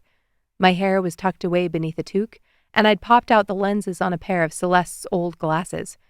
It felt strange having anything sitting on my nose. Comfortable? Blake started the engine, and the low rumble was a soothing backdrop to the thoughts ricocheting through my mind. Yep, I replied curtly, trying not to dwell on the tightness in my chest. His gaze flicked to me in the rearview mirror, those green eyes assessing. You don't have to do this alone. I offered him a wry smile, though it likely didn't reach my eyes. Lone wolf habits die hard. I shifted to peer out the tinted windows. Besides, I need to be invisible there. If anyone recognizes me, it could spook whoever we're looking for. Understood.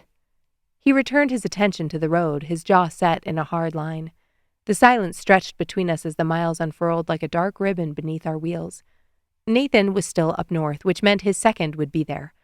I wondered if it was still Justin. Probably. Nathan didn't make friends easily, and my phone buzzed in my pocket. I pulled it out and read the name on the screen, then sighed as I answered. Hey, Bruce. Hey, turd liquor. Listen, I have a thing next week. You gonna be back by Tuesday? Ooh, you've got tickets to the barn rave? Did you buy your pacifier and chaps? Tuesday, Barry. He hung up, and I rolled my eyes as I dropped my phone in my lap. Sounds like Seattle is fun. Blake shot me a look, and my nostrils flared. It was a joke. I thought it sounded like a blast. Celeste beamed at me over the seat. I forced a smile, then turned my head to look out the window. Tuesday. That gave me 4 days. It felt like an eternity when I thought about what Callista might be enduring, a flash when I considered how little I had to go on. Blake, I ventured after a time, my tone even but insistent. If things go south, if I find something or someone finds me, promise me you'll keep your focus on the meeting. Callista is our priority. Guilt niggled at me for not worrying about the others. Beth was missing too, and she was younger than me, and of course I wanted to help her if I could. Merrill too, even if he was a little odd. But it was my friend that took up most of my mental energy. Of course. His grip tightened on the steering wheel. But you're not expendable, Evelyn. Don't take unnecessary risks. A bark of laughter escaped me, mirthless and sharp. Since when has being a shifter ever been about playing it safe? He grunted, conceding the point, and I swiped open my phone, scrolling through contacts labeled with mundane human names. I tapped the number for a modest hotel close enough to the meeting location, but outside Black Lake territory.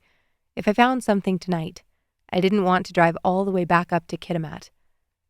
Northwoods Inn, how may I assist you? The woman's voice was so bright, I winced. Room for 1, 2 nights. Your name, please? L. Bennett. I liked that name.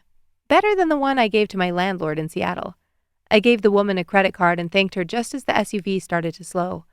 I exhaled, taking in the number of vehicles parked in the overgrown path into the trees.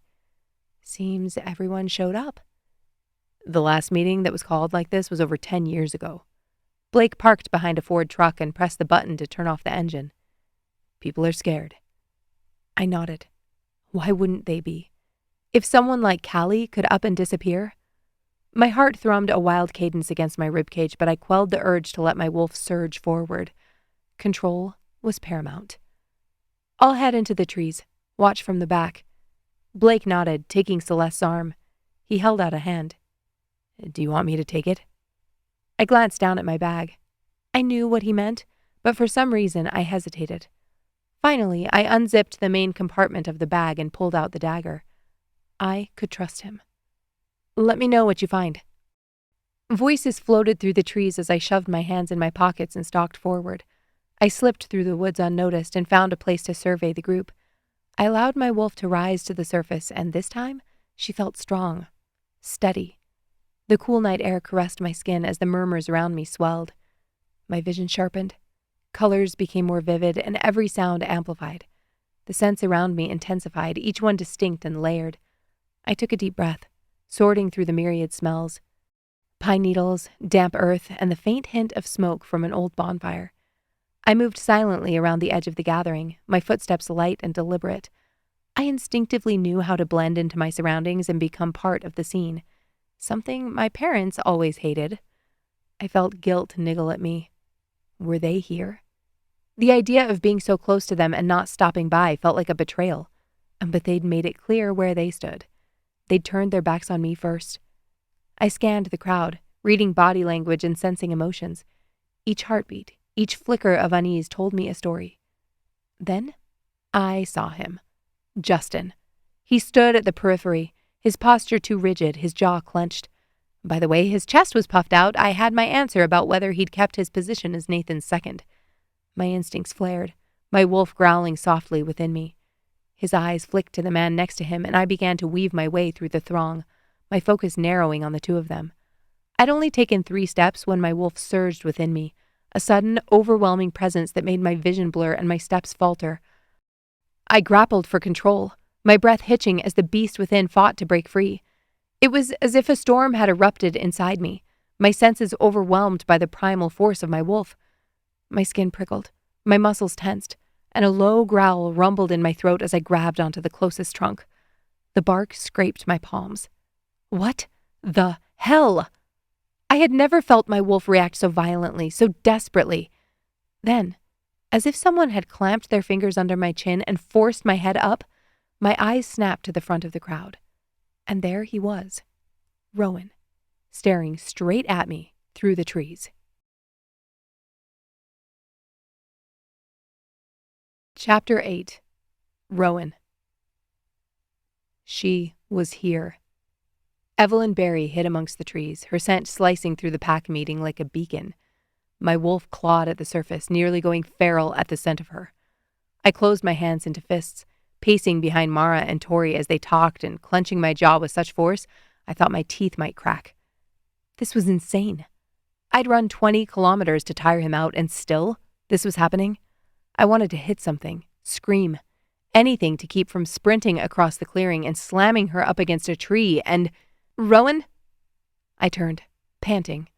Tori blinked at me, her brow furrowed. You ready to start? I swallowed hard, my pulse jumping in my throat. Is everyone here? My voice was raw, and she nodded warily. I gave my assent, though she didn't need it. She was the regional alpha, and while I appreciated her taking each alpha's opinion into account, this was a situation where I was happy to be ignored. Tori climbed onto a stump we'd dragged to the top of the clearing, and heads lifted all around us. The forest, cloaked in night's embrace, hushed. I spotted my wolves to my right, a respectable showing. It seemed everyone was there besides a few she-wolves and pups. Tori lifted her voice, beginning with what we all knew. The missing wolves, the questions we all had about whether these were still rogue attacks or whether there was some other threat bubbling under the surface. Unity is not a request, it's a necessity, she continued, her voice echoing off the trees. Mara, her eyes like steel traps, nodded in agreement beside her. We cannot let old feuds blind us to the danger at our doors. A growl rumbled through the crowd as I scanned the faces of my counterparts. The Kitimat pack huddled together, visibly apart from the rest, their expressions grim and guarded. Nathan's absence was like a gaping wound among them. He was up north with the other alphas who'd suffered losses. Briefly, compassion flickered within me, but it was swiftly drowned out by a surge of bitterness. How can we trust the Kitimat? Someone spat from the crowd. Murmurs of agreement rustled like leaves in the wind. Every loss to one is a loss to all, someone shot back. I couldn't focus on any of it. My wolf was singularly trained on her, though I still couldn't make out her form. She was in the shadows, and she was on the move. The undercurrent of dissent still echoed around me as I struggled to rein in my wolf, his instincts honed on Evelyn's scent. Her presence tugged at something primal within me, binding and bewildering all at once.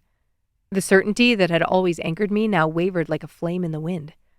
I didn't realize I'd started to move until Jasper's hands clamped over my shoulders. Rowan, Jasper hissed, slicing through the fog of my thoughts as he yanked me aside into the shadows where the moonlight barely reached. Beside him stood Will, his expression grim. They were my friends, my brothers in arms, yet I surged forward, crushing them both to the trunk of a redwood. Does this mean you owe me $10? Will grunted, struggling against my forearm pressed against his shoulder. My eyes locked onto Jasper. What the hell is he talking about? Jasper threw his head forward, striking my temple. I reeled back, dropping them. Before I could react, he grabbed my arm and threw me back into the tree I'd had him pinned against seconds before. Breathe, Rowan. Trust me and breathe. Breathing was the last thing I wanted to do. I wanted to kick the shit out of him. But something in his voice made me hesitate. This was Jasper. This was my friend. What was I doing fighting with him at the pack meeting? Yep, just like that. Another one, in and out.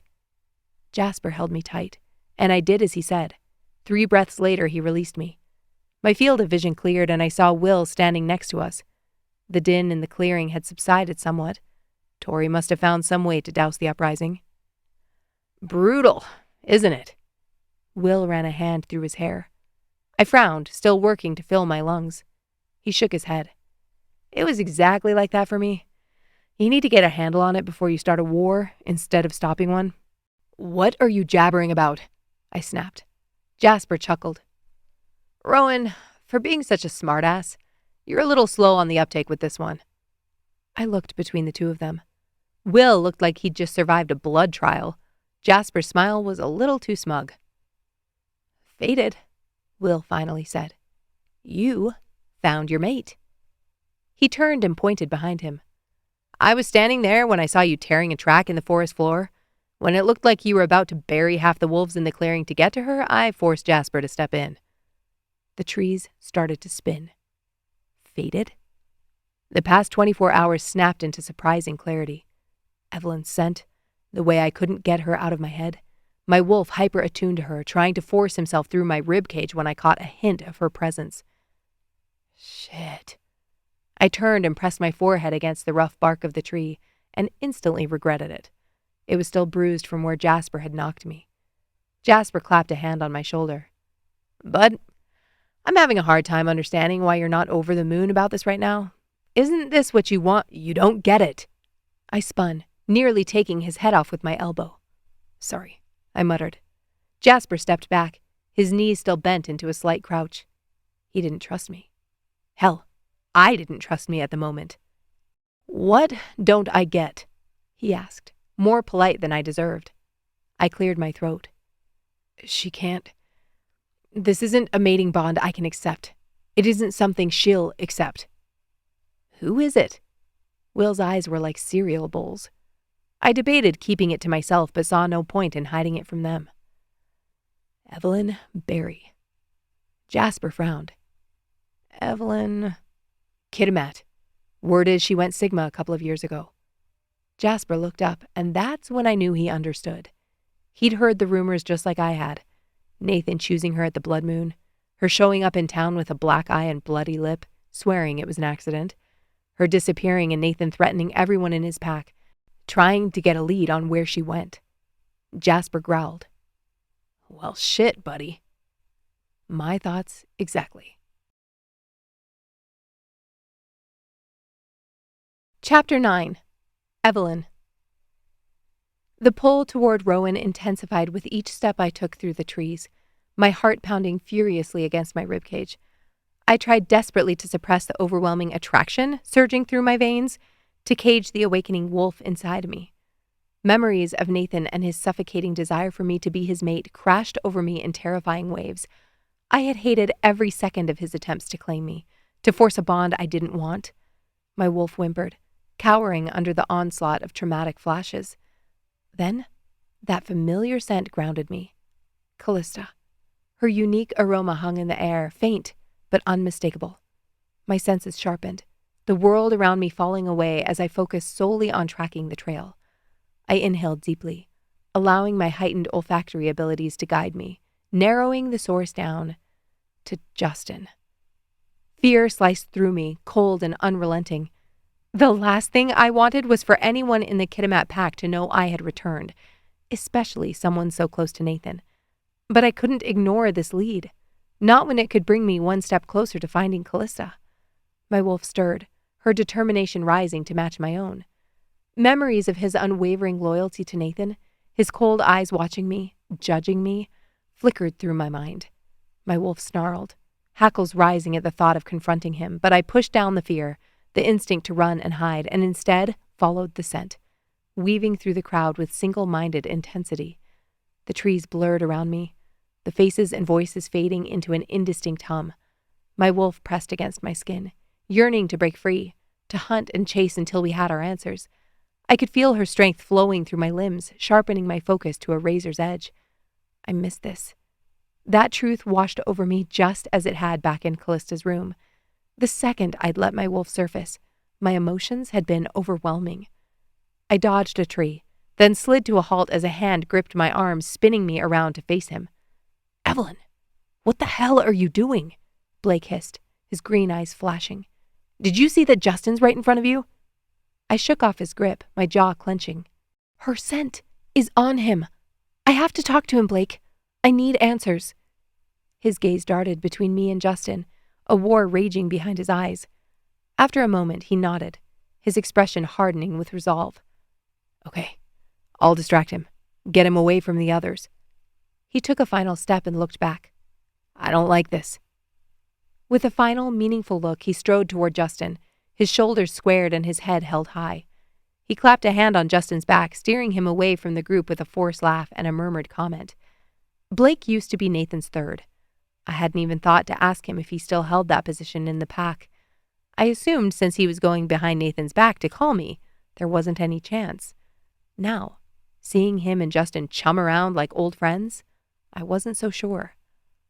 I hung back, my heart pounding as I watched them, waiting for my moment. It didn't take long. Seconds after he passed into the shadows of the trees, Justin's head snapped up, his nostrils flaring. When his gaze locked with mine, a snarl ripped from his throat, his features twisting with rage. "You," he spat, shoving Blake aside and stalking toward me. "How dare you show your face here, after everything you've done?" My wolf surged forward, a growl building in my chest. I fought to keep her contained, to maintain control as Justin's anger washed over me. "I'm not here to cause trouble," I said, my voice low and steady. "I just want to talk about Callista." Justin barked a harsh laugh, his eyes glinting with malice. "You have no right to speak her name, traitor. You abandoned your pack, your alpha. Nathan should have—" A deep, menacing growl cut through the air, silencing Justin mid-sentence.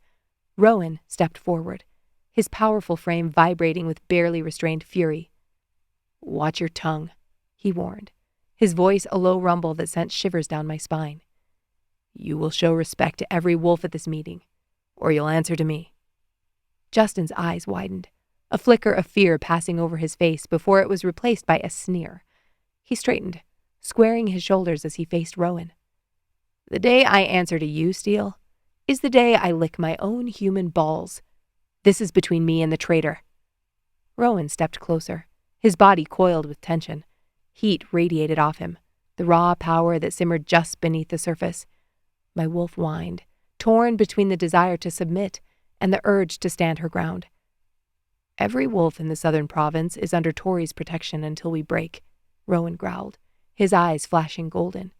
"I'm Tori's enforcer tonight. If you challenge Evelyn, you challenge me." Evelyn. The way he said my name sent chills racing over my skin. The air crackled with tension as they stared each other down, their wolves rising to the surface, their features sharpening, their muscles rippling beneath their skin. My own wolf paced restlessly, caught between the overwhelming pull toward Rowan and the instinct to defuse the situation. As Justin bared his teeth, I lunged forward. "Stop, both of you!" The last thing I wanted was to draw more attention to myself.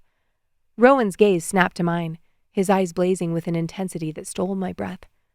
For a moment, I was lost in the depths of his stare, drowning in the primal need that pulsed between us. My skin tingled, my wolf whimpering with longing. Why the hell did I want to go to him? I hadn't seen him in 7 years, and neither of us was a silly 16-year-old kid anymore.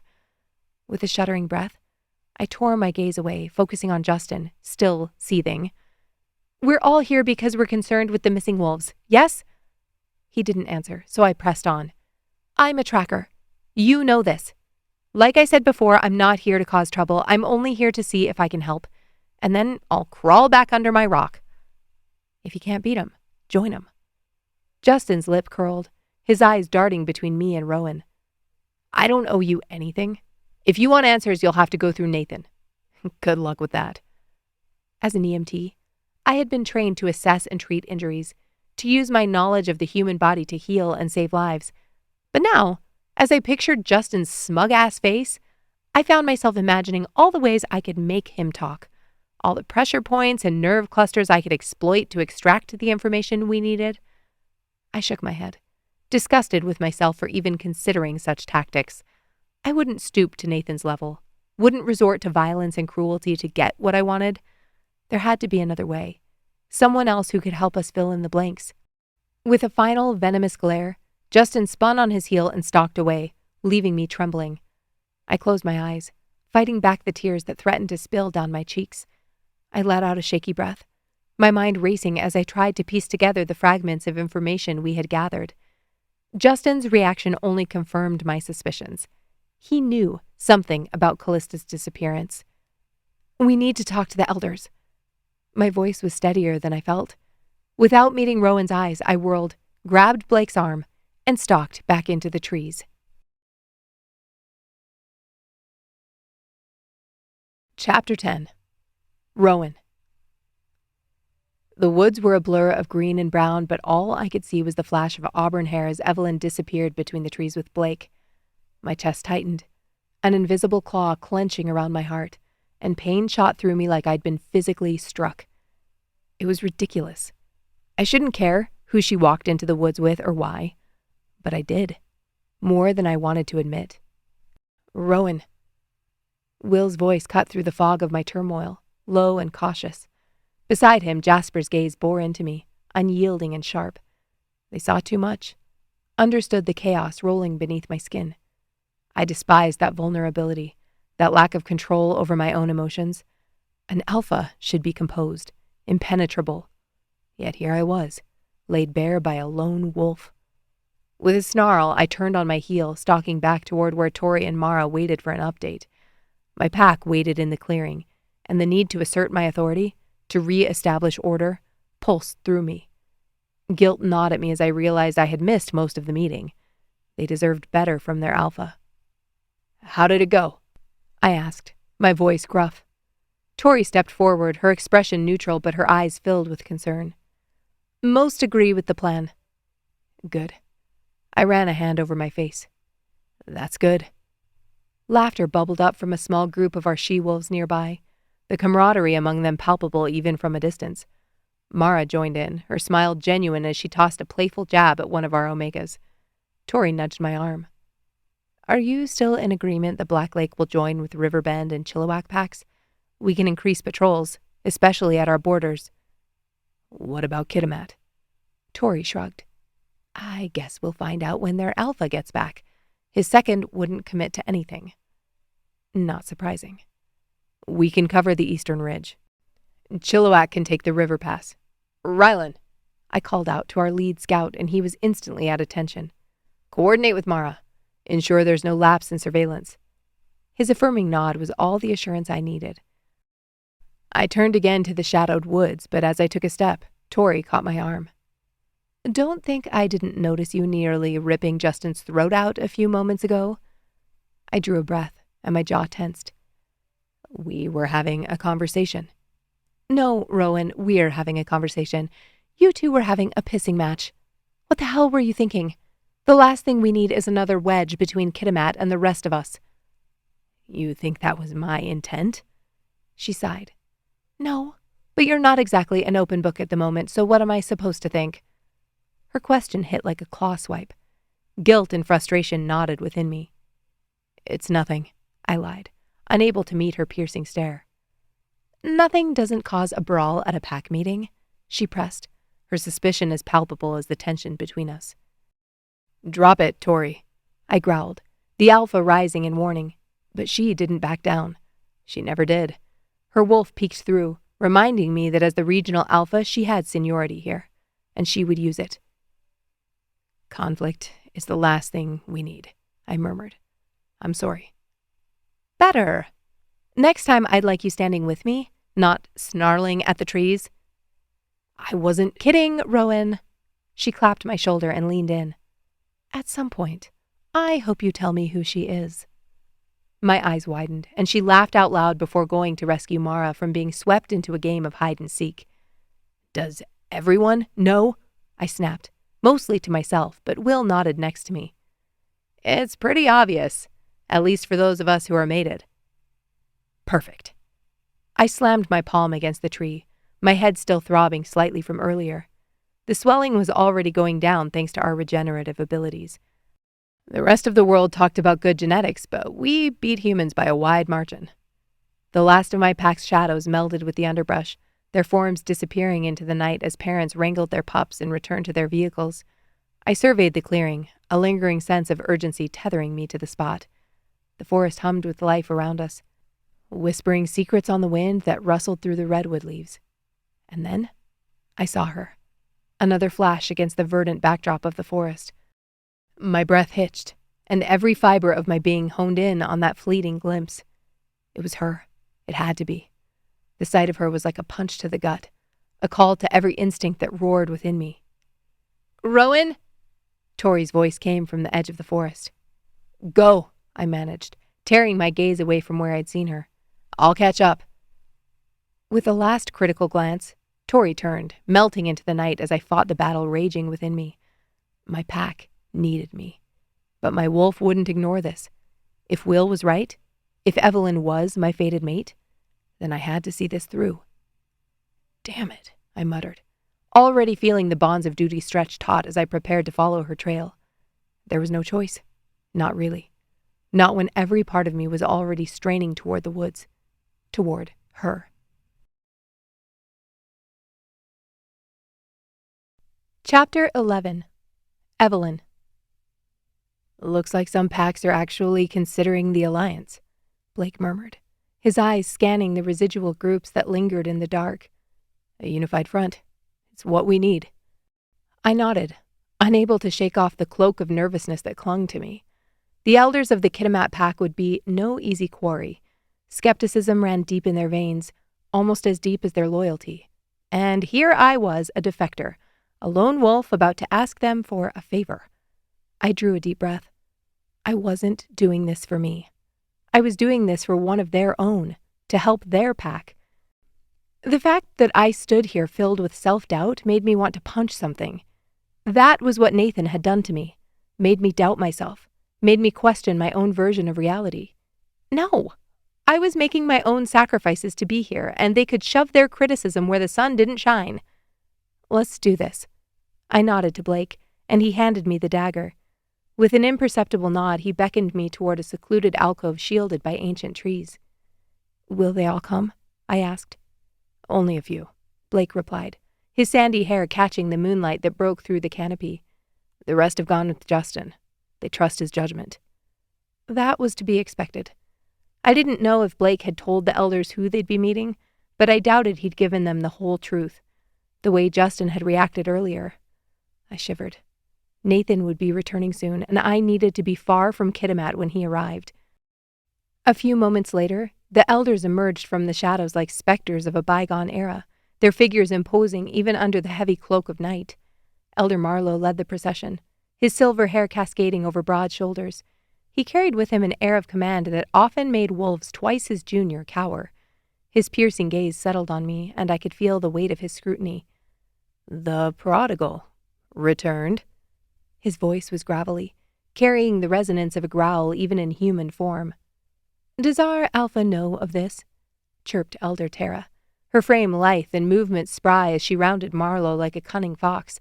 Her eyes twinkled with mischief, though her tone held an edge sharp enough to cut through bone. "I'm not interested in betrayal," retorted Elder Cormac, his burly figure moving forward with a lumbering grace. The lines on his face deepened as he frowned. "Enough," snapped Elder Kira, meeting my eyes. She'd seen me once, in the grocery store. I'd gone out to buy apples, and Nathan didn't like returning from work to find the house empty. I'd thought I left enough time, but there was only one checker open. I was a nervous wreck, sweating through my shirt when I started out to the parking lot. That's when I saw Kira, next to Nathan's truck. Kira gave me a slight nod. "Tell me why you're here, child." With one piercing look, it was as if she saw beneath my surface. She knew. They may not approve of the choices I made, but she at least understood why I'd made them. "I'm here for Callista, for the Ash family. I know Kitimat doesn't have a tracker. I still love my pack. I couldn't quite say those words out loud, but I felt them. It was true. I missed this place. I missed my family and friends. But no amount of community was worth bondage. I found this. I drew the dagger from my coat, the blade catching the scarce light and throwing it onto the elders' faces. Their expressions shifted from skepticism to solemnity in a matter of seconds. Cormac stepped closer, his large hand hovering over the weapon but not touching it. "Where did you find this?" he asked, his voice losing its earlier bite. "I believe Callista had it," I replied. The elders exchanged looks. "Never straightforward, are you, Evelyn?" Marlowe's lips twisted into something between a smirk and a sneer. His eyes, though, remained locked on the dagger. "Only when it serves my purposes," I shot back, feeling that familiar tickle of defiance. I was a grown-ass woman with a strong wolf. I wasn't going to allow them to treat me like a petulant child. "Marlowe, hold your tongue," Tara chided softly, her silver hair shimmering even in the dim light. Her eyes narrowed slightly as she turned to me. "These markings," she murmured, gesturing at the intricate etchings on the blade. "They speak of old magic, of a time when the veil between worlds was thinner." "Indeed," Cormac rumbled, his deep voice carrying an undercurrent of concern. His fingers brushed over the symbols, careful not to make contact with the steel. "I've seen similar craftwork once before." "Enough!" Lysander interrupted, his green eyes flashing with urgency. The others fell silent, turning to him. I waited impatiently. This was how it always was with the elders. They wanted to help the pack, but they wouldn't give up their secrets. "This magic has made its way to Kitimat," I said. "There's no benefit to hiding what you know. Callista is out there, along with the other wolves that have disappeared, and I need to find her." Lysander pursed his lips. "We don't have the answers you seek. But if you take this to Lyra—" Tara hissed a breath. "Wolves do not collude with witches." "Who's Lyra?" My heart began to speed. "Lyra Moonshadow," Kira began, holding up a hand when Tara tried again to cut in. "A witch of formidable power who fled to the northern reaches long ago. She sought solitude after a great tragedy befell her." "Tragedy?" I pressed, sensing there was more they were hesitant to reveal. "Her mate," Lysander said simply, and the finality in his tone told me all I needed to know about the depth of Lyra's loss. "Cursed and taken from this world. She's been alone ever since, meddling in human affairs. Her loyalty to none but herself." "Meddling how?" I could feel my curiosity morphing into resolve. If this witch knew anything about the dagger, I needed to find her. "She follows whims," Tara said, as if it were a curse word. "Her magic is not bound only to nature itself," Cormac said. "But if she was involved in creating this—" He shook his head. "I don't know what would compel her to do such a thing." "Has anyone in Kitimat met her recently?" Blake asked, and I knew what he was thinking. Why would Callie have this? Callie was curious, but even I didn't believe she would have gone on a jaunt through the woods to meet a witch. "Be careful," Marlowe said gruffly, his gaze finally leaving the dagger to meet mine. "Kitimat does not bend easily, even to the likes of witches." It was the closest anyone had come to pretending I was still a member of the pack. My eyes stung at the corners just as a stone settled in the pit of my stomach. I didn't know what I'd been expecting, but it definitely wasn't witchcraft. "Are you okay?" Blake asked, his voice low as we slipped away from the clearing. The moon cast dappled shadows across his concerned face. "Fine," I lied, my voice steady despite the turmoil churning inside me. "Everything went well?" Celeste asked as we approached the truck. "Define well," I quipped, forcing a smile that didn't reach my eyes. "We have a lead." "Hey, that's a start." Celeste looked so hopeful I swallowed the next words that wanted to come out of my mouth. We took our seats, and the truck's tires crunched over the gravel as we pulled away from the wooded enclave. Blake drove in silence, his jaw set in a line that told me he too was processing the night's revelations. My fingers drummed on the window pane, cooling against the glass. I watched the trees blur past, their shadows melding with the night, an obsidian tapestry pierced only by the occasional glint of moonlight. The forest of northern British Columbia had always been my haven, and yet tonight it felt like a stranger. "Drop you at the hotel?" Blake asked, glancing at me briefly before his eyes returned to the winding road. "Please," I nodded. I hoped they weren't offended that I wasn't staying with them for more than a night. Blake was probably relieved after what happened in the clearing. Now, if Justin stopped by, Blake wouldn't have to explain why I was sitting in the living room. Lights began to wink through the trees around us as we passed over Black Lake territory. We pulled into the hotel's parking lot, a nondescript 2-story building with a fresh coat of paint. Thanks for the ride. I reached for the door handle. Of course. Call if you need anything, Blake replied, but I was already stepping out into the crisp night air. I gave a small wave and slung my backpack over my shoulder, the dagger tucked safely inside. The hotel's lobby was empty, save for the night clerk who barely glanced up from her book as I checked in. Her disinterest was oddly comforting. I took the key card and made my way to door 217. Inside, the room was just as unremarkable as the rest of the building. Beige walls, a bed with a quilted comforter, and a solitary painting of a lake at sunset. But it was the silence that eased my anxiety. I shed my jacket and boots and moved almost mechanically, washing my face and brushing through my hair. It was then that Rowan pushed his way back into my thoughts. Why had he jumped into my conversation with Justin? Did he think I couldn't handle myself? The way he looked at me. My blood heated just thinking about it. He was Alpha of Black Lake. I had so many questions for him. Nathan had told me plenty about who Rowan was, but there wasn't much that came out of his mouth I believed anymore. I'd spent months in Seattle trying to untangle the lies from truth. I still didn't understand why Nathan had challenged our Alpha. I didn't understand why my parents chose to side with him instead of staying with Black Lake. They hadn't been willing to answer my questions then, and I doubted they'd open up now, especially since I may as well have been a stranger to them. I pulled back the covers and was about to slip into bed when a deafening knock shattered the fragile silence of my hotel room, jerking me out of my thoughts. My pulse spiked, the instinctual side of me rising to the fore as I sprang from the bed, every muscle tensed for action. "Who is it?" I called, wary, but there was no response. Only another urgent pounding that seemed to echo the racing of my heart. I approached the door slowly, the grain of the cheap carpet rough against my bare feet. The hotel had felt like a safe haven moments before. Now, the 4 walls felt restrictive, the shadows lurking in corners suddenly too dark, too deep. Gripping the handle with one hand, I had no choice but to reach for my wolf, letting her senses enhance my own. After what happened in the trees earlier, the idea of relying on her sent my heart into palpitations. Would she run? Fight? Try to hump something? I closed my eyes and took my chances. The scent under the door nearly knocked me off my feet. "Evelyn, it's me, Rowan. Can you open the door, please?" Chapter 12. Rowan. After 2 knocks, I didn't think she was going to open the door. Break it down. My wolf didn't normally form words, and the impact of those nearly knocked me off my feet. Holy shit, keep it together. If I didn't keep him under control, we were going to end up in an overnight jail cell. I raised my knuckles to the wood one last time, but the door creaked open. My gaze latched on to the sliver of her I could make out, framed by the doorway. Her hazel eyes were wide with what I hoped was surprise and not anger.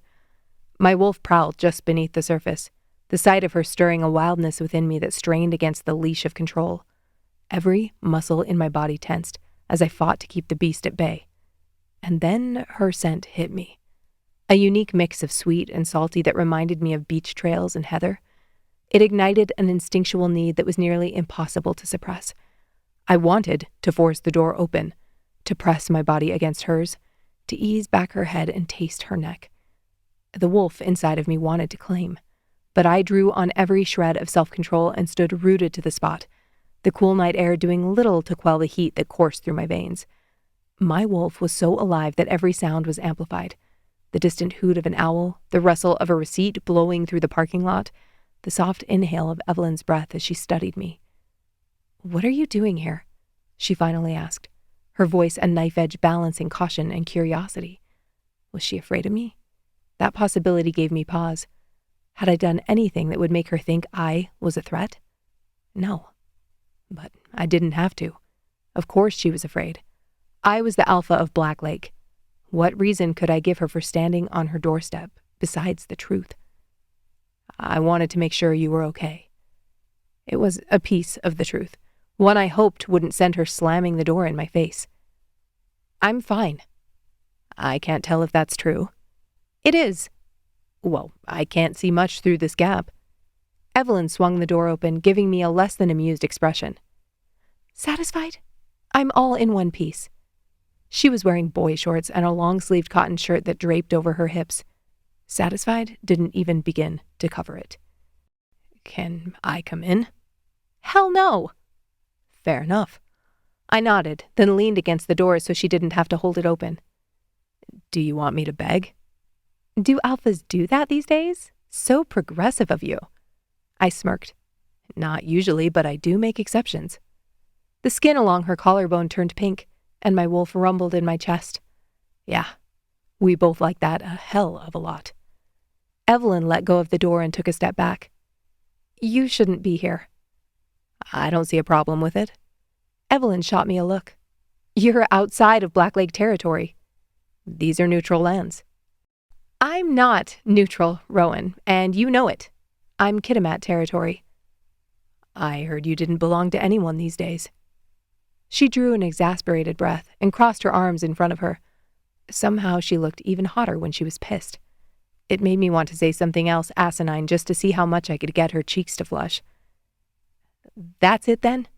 You've heard the gossip and you're curious?" "I've been curious about you for a long time." She huffed a laugh. "Bullshit. I lived 20 minutes up the road for 2 years, and you never came to my doorstep." This was quickly veering off the tracks, but what had I expected? To show up here and have her throw her panties at me? Yeah, kind of. I was an alpha. I wasn't used to wolves shutting me down.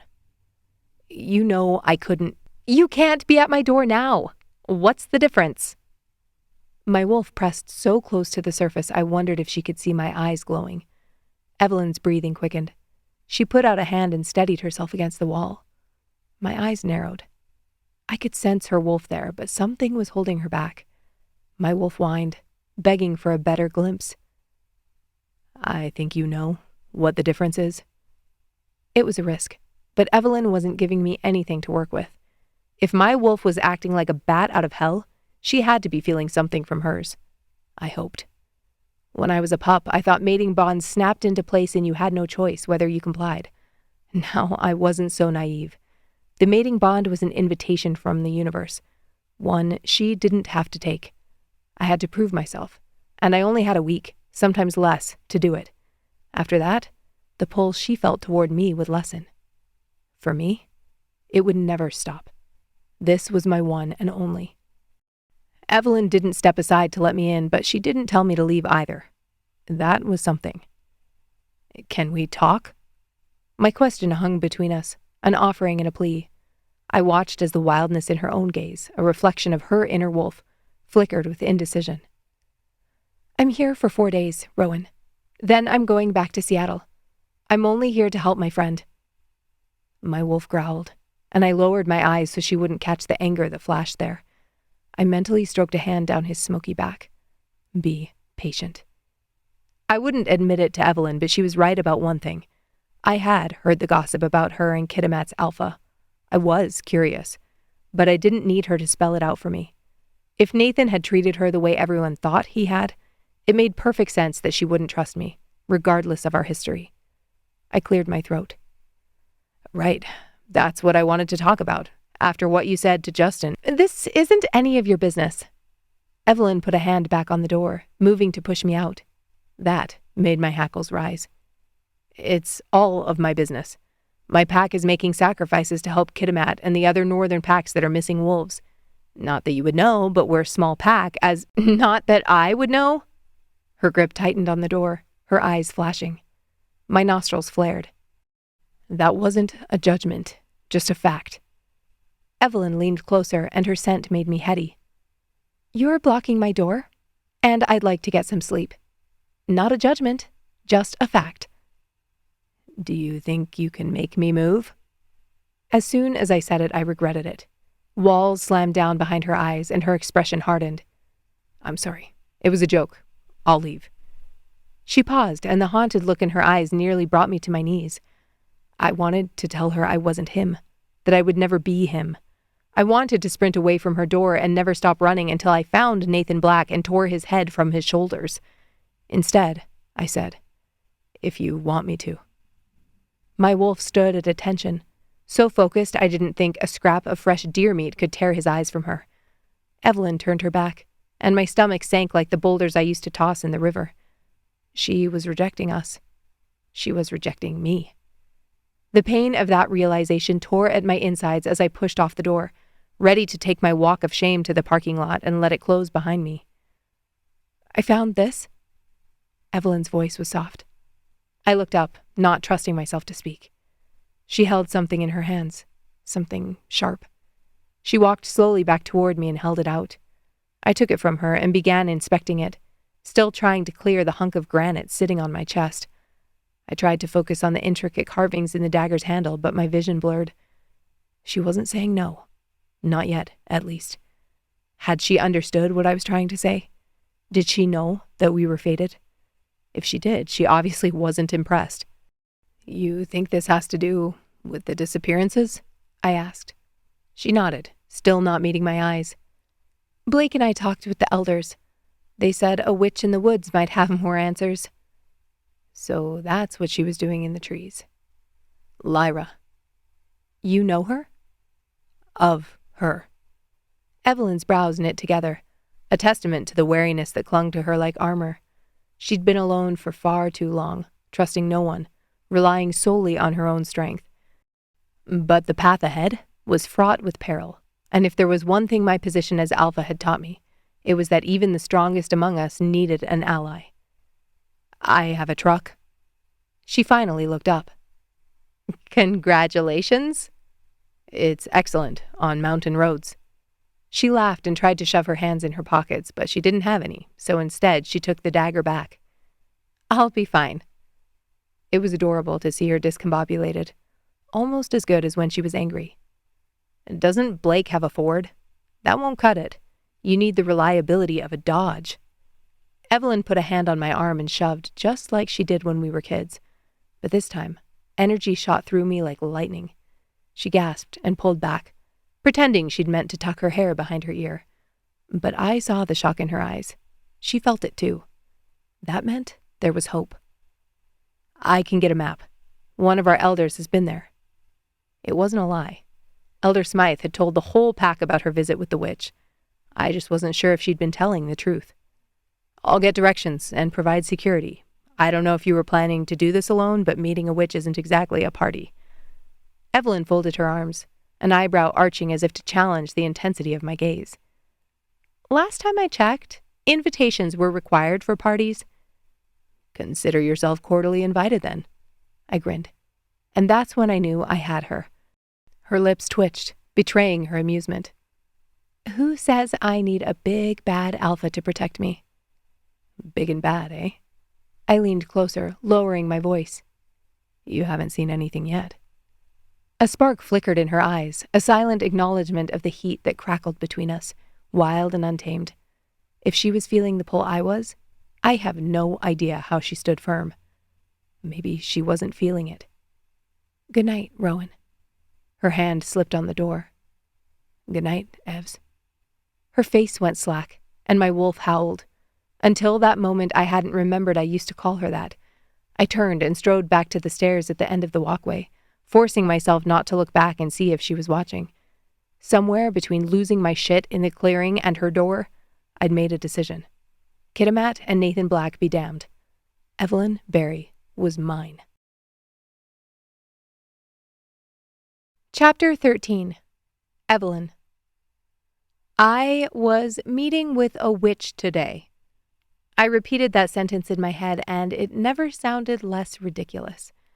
If I, a supernatural creature, couldn't wrap my head around there being a witch that lived in the woods, then who could? My wolf pawed at my consciousness, flashing yet another image of Rowan standing in the door of my hotel room. I groaned and took a cup from the TV stand into the bathroom for a drink of water. Rowan had played on repeat in my head all night long. I think you know why it's different. Based on the way my wolf was acting anytime he was around, I had a pretty good idea of what he was alluding to. But what kind of cruel joke was this? Rowan was the worst person I could be fated to. Okay, maybe worst was the wrong word. Most complicated? Most dangerous? Exhibit A. He was an alpha. He was powerful and wasn't used to hearing no for an answer. He had a responsibility to his pack, and there was no way he'd ever be leaving Black Lake, which led to Exhibit B. Black Lake was barely 20 kilometers from the heart of Kitimat territory. Nathan was the alpha there, and he thought he had a claim on me, though I had plenty of four-letter words at the ready for the day he tried to enforce that. I wanted to believe Nathan had forgotten about me, that he'd moved on to some other unsuspecting she-wolf flattered by his love bombing, but I knew that wasn't true. It would never be true. That was due to Exhibit C. Nathan hated Rowan Steele.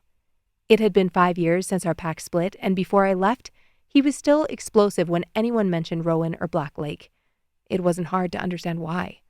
Rowan was a friend to me and Nathan, and he'd only taken over after Nathan challenged his father and left. Nathan didn't see it that way. The fact that Rowan didn't follow him to Kitimat was all the evidence he needed. On top of that, I chose to leave Nathan, after he'd made it clear to the entire pack that I was his. Nathan wouldn't forget that, and he certainly wouldn't forgive.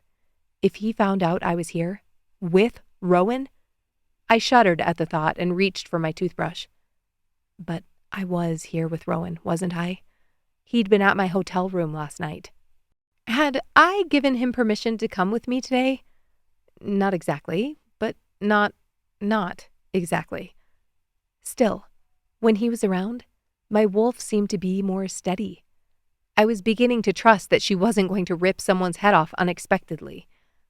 What did that mean? Wasn't it a thing that when you got out of one terrible relationship, you were extremely likely to jump into another? Was wolf psychology the same as humans? I paused by the door, taking a deep breath. The thought of relying on another alpha knotted my stomach. Sure, Rowan was funny, nice, adorable, even. But power transformed alphas, twisted them into beings who saw loyalty as a resource to exploit. I would not fall under the sway of any wolf's command again, especially an alpha. All of it was impossible. Yet rehearsing that in my head did nothing to settle my wolf. That was a problem. I needed her for tracking, and then I needed her to take a back seat. The more I was around Rowan, the less she seemed willing to fade away like she had in Seattle. With one last glance at the room that had been my refuge, I pushed the door open and stepped outside. The cool morning air kissed my cheeks, but my tranquility shattered when something smacked into my shins, sending me backward into the door. I cursed, my hand instinctively reaching for the knife strapped to my hip before recognition hit. Rowan? Rowan Steele unfolded himself from where he lay sprawled at my feet, startling me into a defensive stance. What the hell are you doing? I hissed. Rowan straightened up, towering over me with those piercing blue eyes and dark hair disheveled like he'd been sleeping against my door. His grin was sheepish. Hey, I got here early. Didn't want to make you late. How early? I scoffed, eyeing the leaves clinging to the same clothes he'd been wearing the night before. Early? He brushed off his jacket. I pursed my lips. Were you sleeping here outside my door? Rowan yawned and covered his mouth. I may have nodded off. I shook my head and started toward the stairs. Unbelievable. You're mad? Rowan's steps were heavy behind me. Annoyed would be the better term. The soles of my boots reverberated on the metal steps as I descended to the parking lot. Justin looked like someone pissed in his pop last night. I was worried he might do something. I spun as I reached the pavement, and I had to look straight up since Rowan was still 2 steps up on the staircase. Blake was the only person who knew where I was staying, and he wouldn't tell Justin. Rowan raised an eyebrow and glanced back up toward my door. I swallowed hard. Okay, fine. Yes, Justin could have followed us here, but he didn't. But he could have. I let out an exasperated breath. Don't you have a pack to take care of? The rumble of an engine sliced through the morning stillness, and I turned just as Blake rolled up in his battered old truck, kicking up a cloud of gravel and dust. Rowan dropped to the ground next to me, his shoulders tense. Why is Blake here? Rowan's voice was gruff. It's his sister who's missing. Didn't we talk about taking his truck last night? Rowan shot me a look, his eyes dark. I stifled a grin. Blake cut the engine and stepped out, his muscular build momentarily outlined against the glare of the early sun. He frowned as he caught sight of Rowan standing next to me. Did he? Blake looked between the two of us. Evelyn, did you? Good morning, Blake. I stomped toward the truck and hopped into the back seat. You two can discuss what I did or didn't do on the drive. Sound good? I slammed the door closed. Blake stared at Rowan a moment longer, then retreated to the driver's seat. Rowan got into the passenger seat a moment later, his frame filling his side of the cab. I can't have him in here. You know that. Blake's voice was low. He has our directions, Blake, and he's just as concerned about these disappearances as we are, I countered. Blake had been at the meeting just as I had. He'd heard how the packs wanted to band together. Blake's jaw tensed, and Rowan put an arm up on the back of the seat. I can wipe down the truck for you after we get back, so nobody smells me on your leather. I held my breath. It was harder to keep my wolf from reacting to his scent when we were in such close quarters. She whined, and Rowan turned his head to look at me. He couldn't hear her, could he? We weren't packmates, but truth be told, I knew nothing about mating bonds. Not that I'd accepted one, and not that I would accept it, but what if there was something I didn't understand? Which direction? Blake started the engine. East, Rowan snapped, his gaze still fixed on Blake as if daring him to say more. This was going to be a long drive. The dense canopy of the northern forest blurred past us as Blake's truck jostled along the rugged trail. Your family had the chance to make things right, Blake grumbled from the driver's seat, his eyes flicking to Rowan. Nathan challenged fair and square, but your lot just couldn't let it go. They'd been sending subtle jabs since we left the highway, and now they weren't mincing words. The conflict made my wolf lie down with her head on her paws, but I couldn't bring myself to stop them. These were questions I had too. Better Blake bring it up than me. Rowan gave a sardonic laugh. Is that the story he tells? At least he's consistent. What is that supposed to mean? Rowan's jaw tensed. It means he's always going to spin things to his benefit. What I can't understand is why you'd believe it. I'm living in the aftermath, Steele. You pushed us out. False. That word left like a prelude to a storm. We recognized Nathan as alpha, but he'd burned too many bridges. When he realized he wasn't going to be able to keep control, he poisoned anyone he could and left. I'm living in the aftermath. You think I'm an idiot? Just followed blindly? No, I think he's damn good at making people see what he wants them to see. That hit too close to home. I leaned forward from the back seat. You know, if you two keep this up, I'll have to sit between you. Rowan's blue eyes met mine, and I felt it. The pull of his wolf to mine.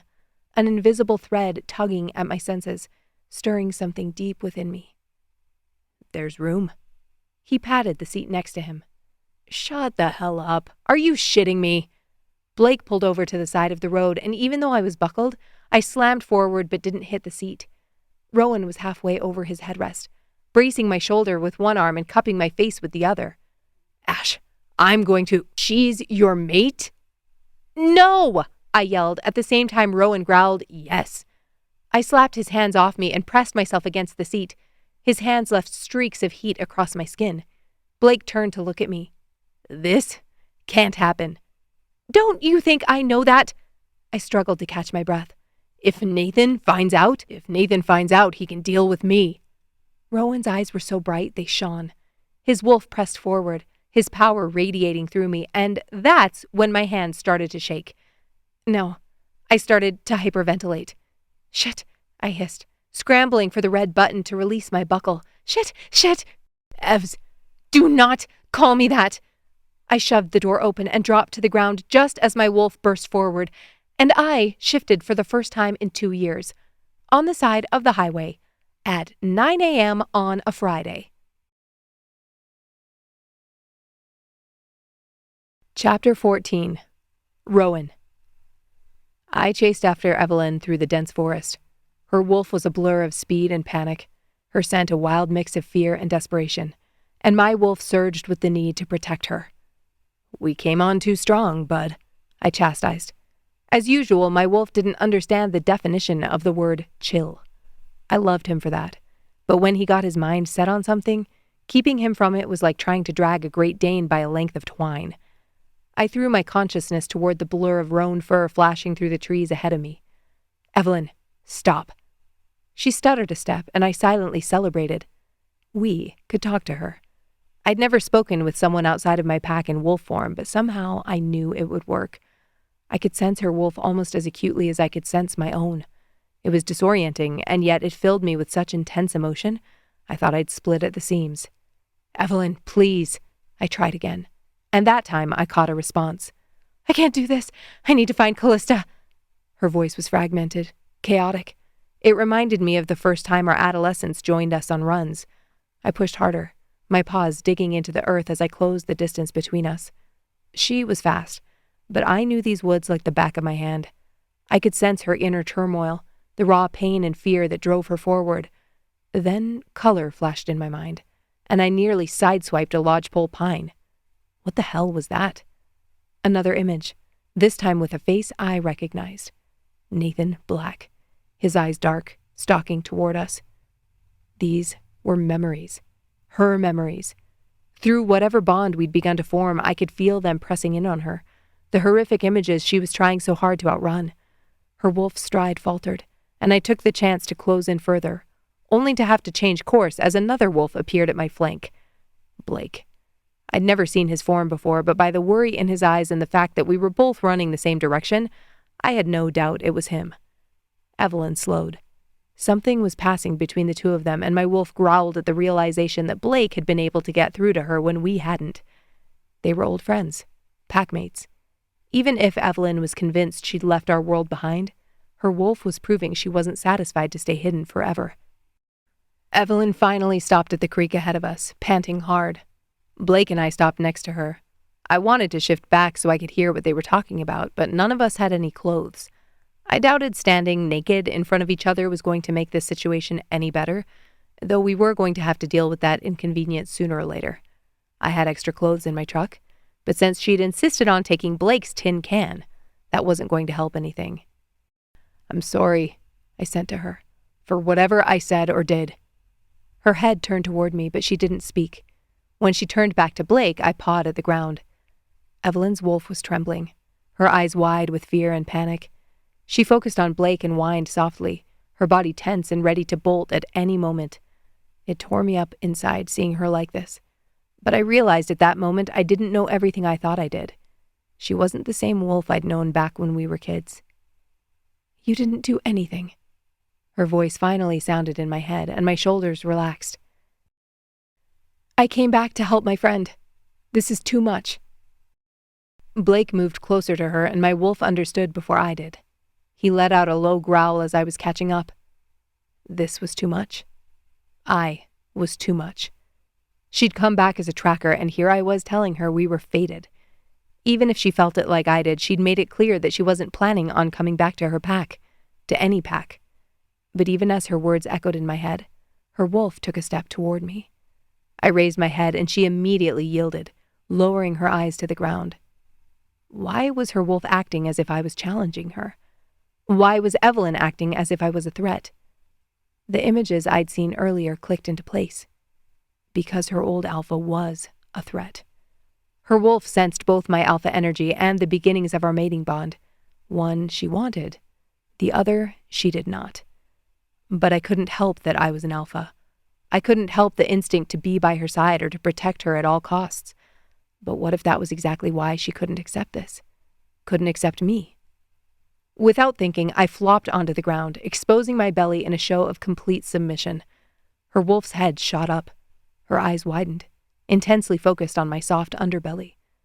It felt like torture lying exposed like this, but I needed her wolf to understand. Yes, I was strong. Yes, I was an alpha. But I was not there to force her paw. I would not ask for trust I wasn't willing to give, and I would never. "Blake says that's embarrassing." Evelyn's wolf took a step toward me.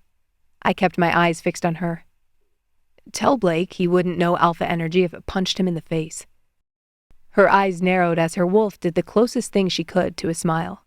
Blake stalked forward, but Evelyn nudged him with her nose. "We should go to the truck," she said. I rolled over and stood, dwarfing both of them as I rose to my full height. Even though I wanted to lead, I let Evelyn go first. The scent of her nearly sent my wolf into a frenzy. Thankfully, neither she nor Blake looked back to see me staring at her backside. Evelyn stopped at the edge of the trees and turned her head to Blake. I didn't have to hear their conversation to understand.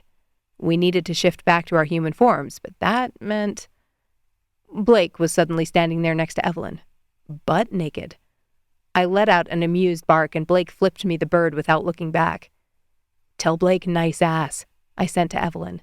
She rolled her eyes as I sauntered up next to her and settled onto my haunches. "You can tell him yourself after he sees yours." A part of me wanted to shift right there, walk down the hill in front of her and let her ogle the goods. But by the way she was sending sidelong glances, I knew she already was. My wolf was impressive. All alphas were. But I'd always loved the streaks of gray that ran over my shoulders. Blake trudged back toward us with sweatpants and a t-shirt on. He tossed up 2 more sets for us, then pointed at me accusingly. "Turn around, Steele. If I catch you looking, I'll run my truck into your pasty thighs." "My thighs aren't pasty," I said. Evelyn huffed, then turned her back. I did the same, acutely aware of the shuffling sounds behind me as I shifted and dressed. My senses were still heightened from my wolf, and I could hear every inhale, every catch of her breath, as she pulled on her shirt and pants. Sweatpants were not ideal for hiding what her proximity did to me. Blake's eyes narrowed as I casually clasped my hands in front of my crotch and walked back to the truck. "Pants are a little short." I couldn't help rubbing in the fact that I was bigger than him. "Asshole," Blake muttered as he rounded the hood. When the truck finally rolled to a stop at our destination, I was the first to step out. "A mushroom farm? Really?" Evelyn dropped to the ground next to me, her boots sinking into the mossy earth. She was wearing Blake's clothes, and everything was oversized. It was adorable to see her rolled-up sleeves and pant legs, though by the way she kept fiddling with her shirt, I doubted it felt comfortable. "Were you expecting some mystical dwelling, maybe a woman living in the hollow of a tree?" I asked. Evelyn barely flicked a glance my way, but her cheeks stained, and the hairs on her arm prickled. She wanted me. The problem was her head was telling a different story, but heads were always easier to change than hearts. "Disappointed?" Blake asked. "Confused." Evelyn chewed on her lower lip. "She's a witch, and she just runs a business out here?" "Everyone has to make a living." I started toward the small building. "It's not like we live in a fairy tale." "You're here, so definitely not a fairy tale," she shot back, earning a low chuckle from Blake. The nickname I'd used for her back at the truck almost slipped off my tongue again, but I caught myself. She didn't like it. There was something there that I didn't fully understand, but I was beginning to. A past she didn't want to remember, even if there was plenty of good there too. Nathan had poisoned it, spreading decay through even my memories of Black Lake back in the day. That was fine. I'd give her a new one. "Fighting words, Strawberry," I whispered, low enough only she could hear. She looked up at me in surprise, and the pink in her cheeks deepened. Perfection. Chapter 15. Evelyn. I worked to keep my wolf in check as we strode toward the long pole barn sitting back off the main drive. The earthy scent of manure and mulch filled my nostrils with the lush forest looming around us, a reminder of the wilderness that ran through our veins. Wolf shifters were creatures of nature. But today, we sought answers from someone who belonged to the earth in a way even we didn't. "Keep your senses sharp," Rowan murmured, his voice a low rumble beside me. His gaze was on me. I didn't even have to look. Alpha authority emanated from him like heat from a flame. Blake, surprisingly, didn't give a snarky response, his own eyes scanning the tree line, muscles tensed. Rowan went first, pushing open the front door. The wood was weathered but sturdy. Despite growing up in a small town, I hadn't spent much time around farms. I couldn't tell if this one was in good condition or if Lyra had let it slip. A figure emerged from the back office, wiping hands on a dirt-stained apron. He looked up, the surprise at seeing guests apparent in the rise of his bushy eyebrows. His mouth worked a moment before he finally said, "How can I help you?" It was an excellent question, considering we only had a name to go off of. Was Lyra her real name? Was she hiding here? "We're here to see an old friend," Rowan answered smoothly. The man in the apron took him in and cleared his throat. "Are you positive you're in the right place?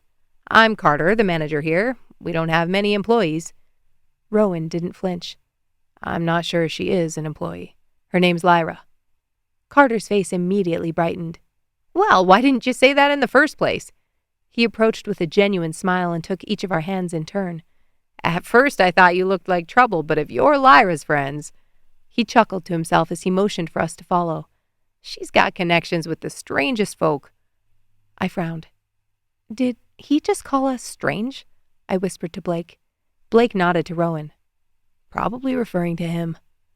Rowan shot us an annoyed glance as we trailed behind Carter, our footsteps echoing softly on the wooden floor. Rowan moved with a predator's grace, every inch the alpha leader, while Blake's presence was like a silent storm, calm until provoked. My own steps were measured, betraying nothing of my racing thoughts or the nerves that prickled beneath my skin. The scent of soil and decay spiked as we followed Carter into the main barn. Ghostly white fungi sprouted in deliberate rows, their caps glowing faintly in the dim light. The air was thick with moisture, a palpable presence that clung to my skin and filled my lungs. I remembered my mother telling me how mushrooms grew, how their spores floated through the air and attached to their hosts, dead and rotting logs, mulch piles. I imagined them filling my lungs and sprouting there in my alveoli. Rowan nudged my shoulder. "Breathe." "I am. That's the problem." He frowned and I shrugged, trying to ease the tension, nodding my shoulders. Rowan's presence was like the hum of electricity before a storm, impossible to ignore. With each step, my senses stretched taut, keenly attuned to the rhythm of his breath, the subtle shift of his muscles beneath his clothes. "Careful here." Carter guided us past a low-hanging shelf laden with oyster mushrooms, their delicate frills trembling at our passing. We try to keep their environment stable for optimal growth.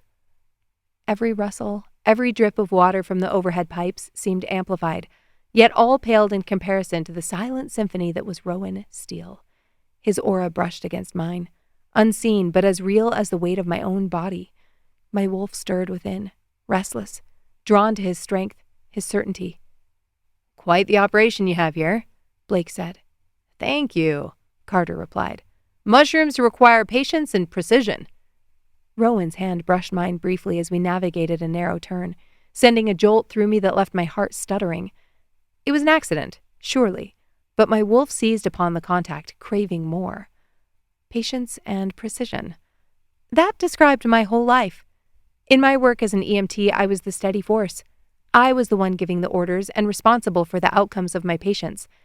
To have Rowan there next to me was both terrifying and a relief so powerful it weakened my knees. You don't have to do this alone. My wolf pushed the thought forward, but I shook my head. I'd tried that once. I'd been a part of a pack, and where had that taken me? But now I didn't know what all the patience and precision were for. What did I have to look forward to? We moved deeper into the farm, the manager's voice a distant drone as he explained the intricacies of mushroom cultivation. I caught the glint of silver first, the cascade of Lyra Moonshadow's hair, stark and luminous against the earthen backdrop of the mushroom farm. It fell in a sleek river down her back as she bent over a tray of shiitake sprouts, her slender fingers working. "Lyra!" Carter called out. She straightened, turning toward us, her violet eyes catching the dim light like the facets of a gemstone. She didn't smile. Carter's enthusiasm wavered as he looked between her and our group. For a moment, I wondered if she was going to throw us out. "So good to see you," Lyra replied, setting down a delicate tool on the table beside her. She wiped her hands on a cloth, every motion deliberate and unhurried. "Carter, thank you." It was a dismissal, and he understood perfectly. He gave us a final nod, then bumbled down the walkway back to the office. "Follow me." Lyra led us away from the growing beds. We wound through narrow corridors, lined with shelves heavy with fungi. The air grew cooler as we left the main pathways. Lyra pushed open a wooden door that groaned softly on its hinges, revealing a small room with shelves filled with books and strange artifacts. In the center stood a sturdy desk covered with papers and jars of peculiar herbs. Sit.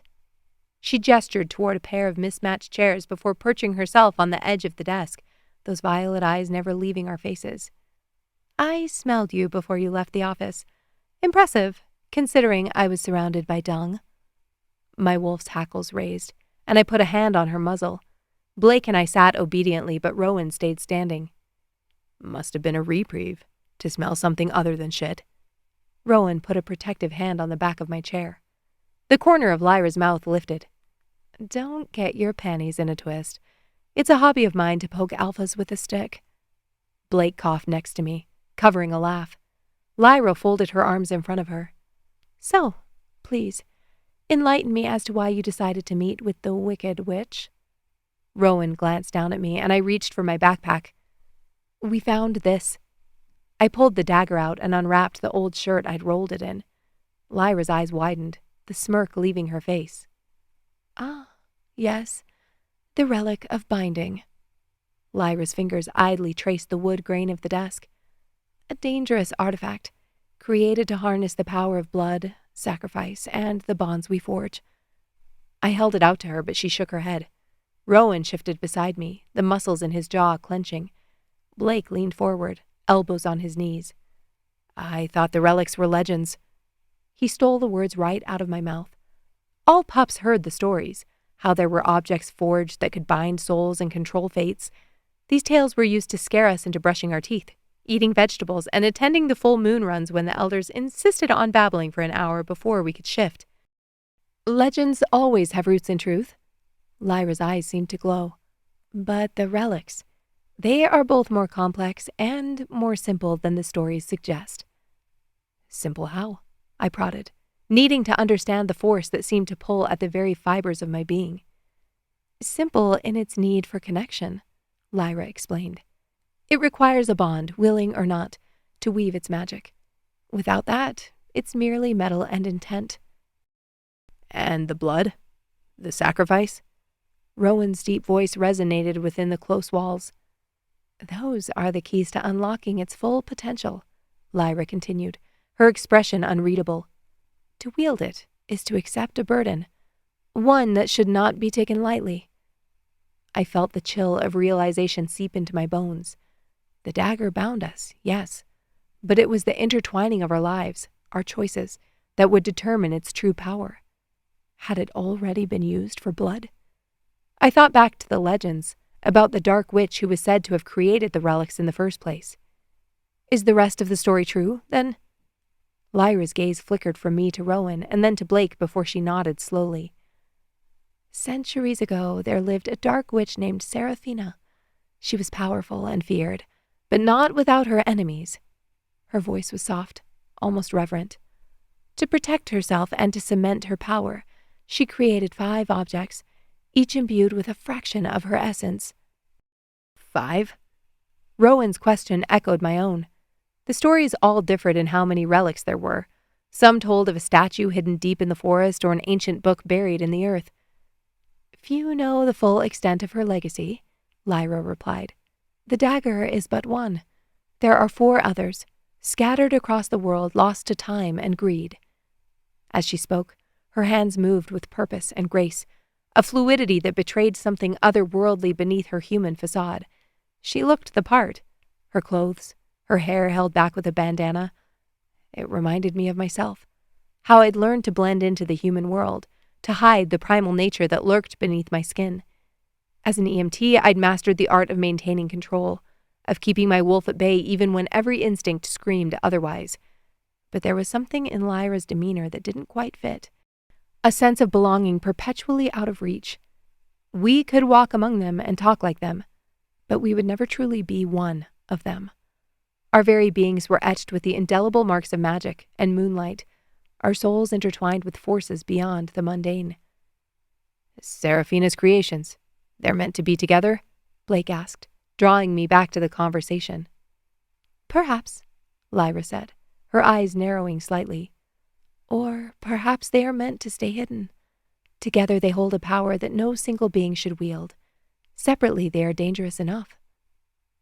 Like calls to like, I murmured, the strange coolness still seeping through the fabric between my hands and the metal. The silver blade caught the light. Unfortunately, yes. Lyra pushed off the desk. She glanced at the blade warily, then pushed her hands into the pockets of her faded jeans. How did you come by this? I quickly rolled the shirt around the dagger and shoved it back into my backpack, debating whether I should tell the truth. Lyra was a witch, and while the elders seemed to be frightened of her, she had allowed us into her personal space. She'd answered our questions. I figured I could show the same trust. A friend of mine went missing. I found this hidden in her things. Lyra raised an eyebrow. She left it behind. I don't think she left it willingly.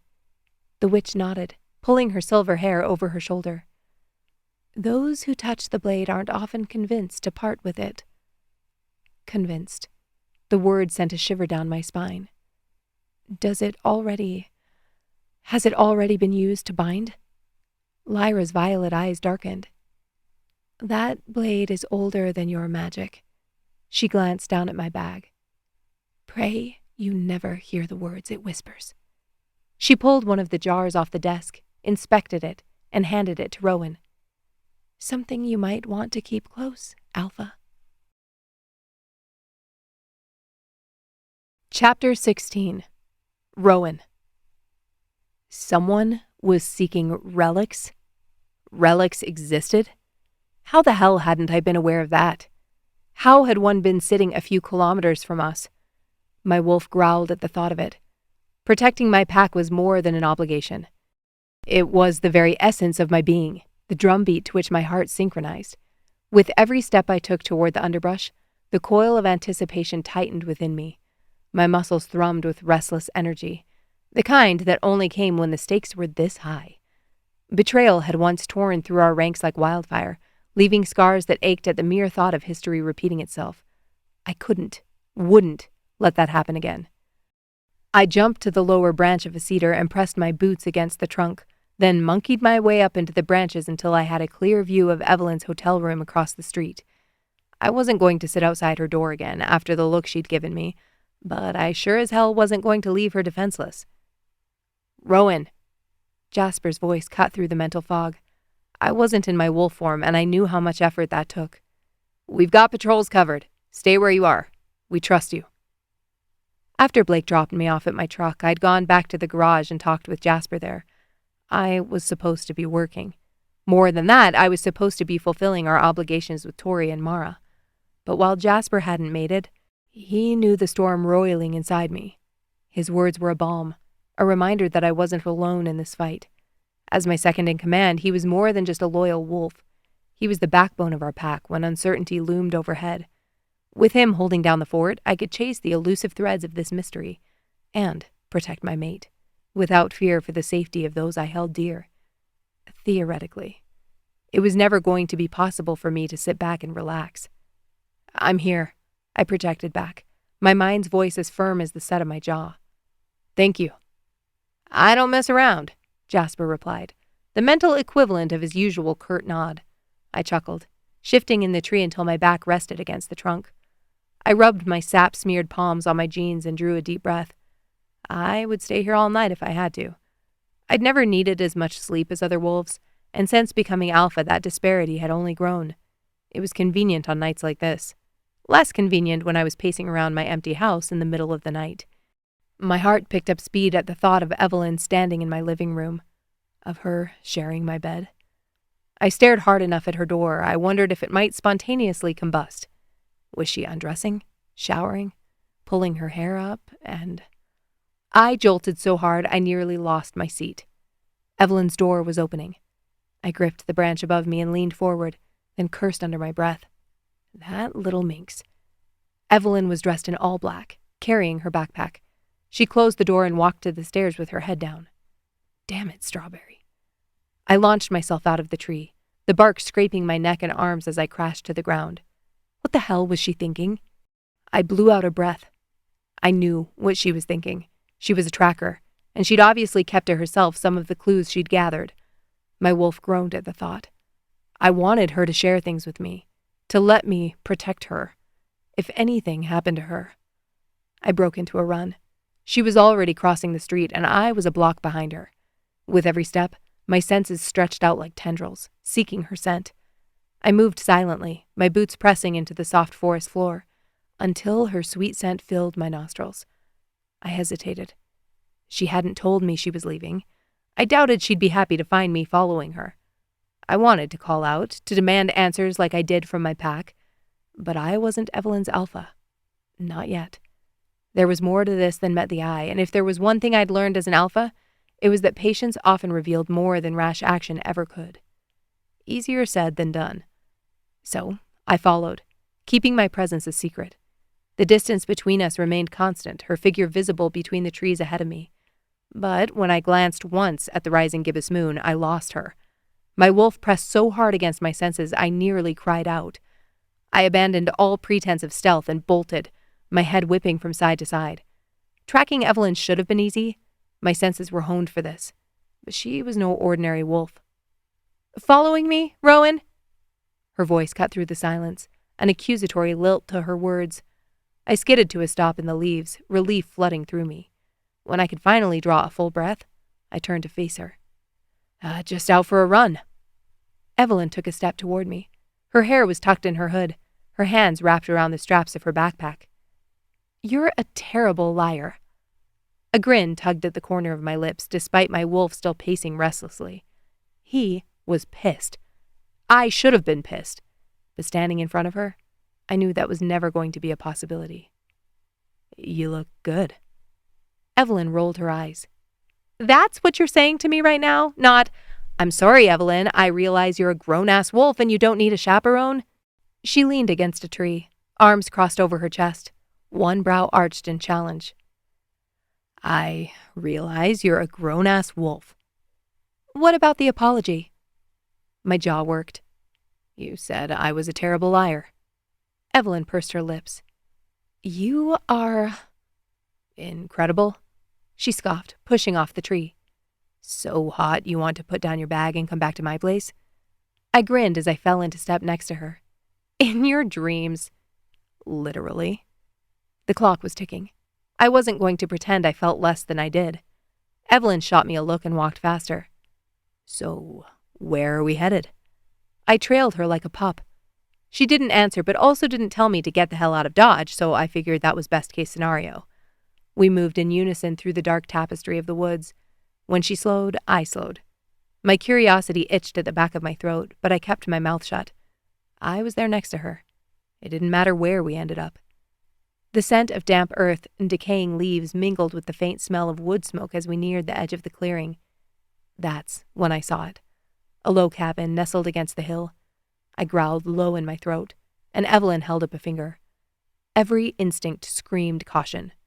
Every rustle of the trees a potential threat. We were wolves in enemy territory, and the pounding of my heart matched the thrum of danger in the air. I moved closer, pressing my shoulder against hers. "What is this place?" I sent to her head. Evelyn's eyes widened. I watched her trying to answer the same way I'd asked, then finally gave a frustrated huff and leaned in. "This is a cabin." I breathed a laugh. "No shit." Her lips twitched. "I caught Callista's scent at the pack meeting on Justin. Then I caught it again when we were leaving the parking lot. I wondered if there was something in the woods, and there was." "It's here?" She nodded. "Window on the left looks open." "No, She was already moving. I bolted after her, staying glued to her flank. There were no lights on, no vehicle in the drive. That didn't mean anything with shifters. I scanned the ground, looking for fresh footprints. A rustle to our right froze us both, our bodies instinctively crouching low against the wet earth. The forest had been eerily silent around the house, a silence that now shattered with the subtle snap of a twig under careful weight. My wolf senses prickled with an awareness that tightened my muscles, ready for anything. "Scouts," Evelyn breathed out, her voice barely a sound in the still night. "Kitimat." The truth of it sank into my bones. I hadn't been paying attention to how far we'd traveled. How had I not recognized when we'd passed over the Kitimat boundary? It was one thing to risk a stealthy break-in. It was another to do so with the enemy lurking just within striking distance. "Whose house is this?" I mouthed. Evelyn dropped her eyes, and I had my answer. I wanted to grab her by the shoulders and shake her. She was coming to Nathan's cabin alone? I didn't give a shit if he was still rumored to be up north. He was an alpha. Justin had nearly gone for her throat at the meeting, and out here, there would be nothing to stop him. Stay down, I commanded, though I knew there was no need. Evelyn understood the stakes as well as I did. Her body already pressed to the ground, her athletic form blending seamlessly with the night. My eyes never left the dark outline of the trees where the noise had come from, my ears straining for any other giveaway signs. A flicker of movement, a whisper of displaced air, anything that would give away their position. But the scouts were good, trained to move unseen, unheard. Evelyn's nostrils flared as she closed her eyes, inhaling deeply. She was inside, Rowan. I have to go in. My heart sped in my chest. No, my wolf barked. He was right. This was stupidity at its finest. But as her hazel eyes gazed up at me, I couldn't put my paw down. I put my hands out in a stirrup. Give me your damn foot. Chapter 17. Evelyn. The window track scraped my stomach as I dropped onto Nathan's leather couch. This place. I knew it. Nathan spoke of it once. A hidden sanctuary, he'd called it, his man cave, deep in packlands where an alpha could retreat. I scoffed internally. I could only imagine what he got up to here away from prying eyes. A shiver racked my body as I righted myself. The entire place reeked of him. My wolf shrank back, cowering within me. She remembered too. Remembered his cold eyes and cruel touch, the way he crushed us under his thumb. Memories flooded my head. The coppery tang of blood in my mouth as I bit my cheek to keep from screaming. Sinking to the plush rug, fighting to breathe through the panic squeezing my lungs. My hands started to shake. What if coming here was a mistake? What if he was here? What if... I gasped as a hand settled on my shoulder, flinching on instinct before Rowan's scent wrapped around me like a blanket. I leaned back into his chest without thinking, and felt his twitch of surprise. I'm sorry. I said the words, but couldn't pull away. The steady beat of his heart echoed through me, drawing my pulse away from panic. Rowan slipped his arm protectively across my chest, and I clung to it. Don't be. After a few long seconds, he let go to rise and close the window, locking it and drawing the shade. We don't have to do this, he murmured, blue eyes searching mine with concern. Say the word and we leave. Right now. I pressed my lips together and shook my head. Callista's scent was here. Hard to find because of so much Nathan, but it was stronger here than in the woods. I blinked as my eyes adjusted, trying to reconcile the decrepit outside with the lavish furnishings within. Expensive leather couches, gleaming hardwood floors, tasteful artwork on the walls. It was like stepping into an alternate reality. Rowan ground his teeth. We have to check the rooms. Rowan's face hardened. He turned to me. Fine, but we do this my way now, Strawberry. Warmth spread through my middle at the sound of that name on his lips. It was silly. I'd mocked Bruce endlessly at work when I found out he'd been calling some girl Muffin, but the way it sounded from him? Well, I might have felt a tad less judgy. Rowan slipped the straps of my bag off my back and slung it over his shoulder. I could see the resolve in his eyes. He'd given all he could, and if I pushed him on this, he would break. Your way, I whispered, and his eyes melted like mountain pools. Rowan pulled me close, folding me into him like a hen with her chick. We moved from room to room with Rowan keeping me in his vision at all times as he cleared closets and bathrooms. We found no trace of Callista, no clothing, no toothbrushes. Her scent permeated the air in the kitchen, but then vanished. A dead end. Helpless rage built in my chest, bubbling up my throat. I slammed my fist into the kitchen doorframe. He has her, Rowan. That bastard has my friend, and it's all my fault. Strong arms wrapped around me from behind, pulling me against a broad chest. We'll find her, I swear it. Rowan's voice rumbled through me. But how in the hell could you think this was your fault? A broken sob escaped me. You don't understand. The things he did. I shuddered violently. I should have stopped him. I should have been stronger. Rowan spun me to face him, eyes blazing. You listen to me, Evelyn Barry. Nathan's actions are on him and him alone. You survived. You escaped. That was miraculous. Do you hear me? I nodded, tears streaming down my cheeks. But... No. He shook his head. Nathan's an alpha. Whether he got there rightfully or not, his pack is his responsibility. You and Callie were his responsibility, and he treated you like shit. Rowan's eyes drank in the shadows from every corner of the room. He'll pay. That's a promise. I nodded and sniffled as his hands cupped my face tenderly. It kills me that that's what you thought love was. I exhaled, wrapping my hands over his. I never thought that was love. Rowan fixed his eyes on me, his wolf so close to the surface his eyes gleamed. My wolf rose to meet him. An energy pulsed between us. You never thought you were worthy of it. Rowan's voice rumbled through the kitchen, sinking into me like a hand against soft clay. We're going to rewrite this story. Give it a new ending. Rowan. Without another word, he scooped me up and strode purposefully toward the bedroom. My heart hammered wildly, but I didn't resist. Some part of me understanding his intent, needing it. Gently, so gently, Rowan lay me on the bed, settling beside me. One hand smoothed my hair back as the other found my hip, his thumb caressing soothing circles. You are worthy of worship, he murmured. Can I show you?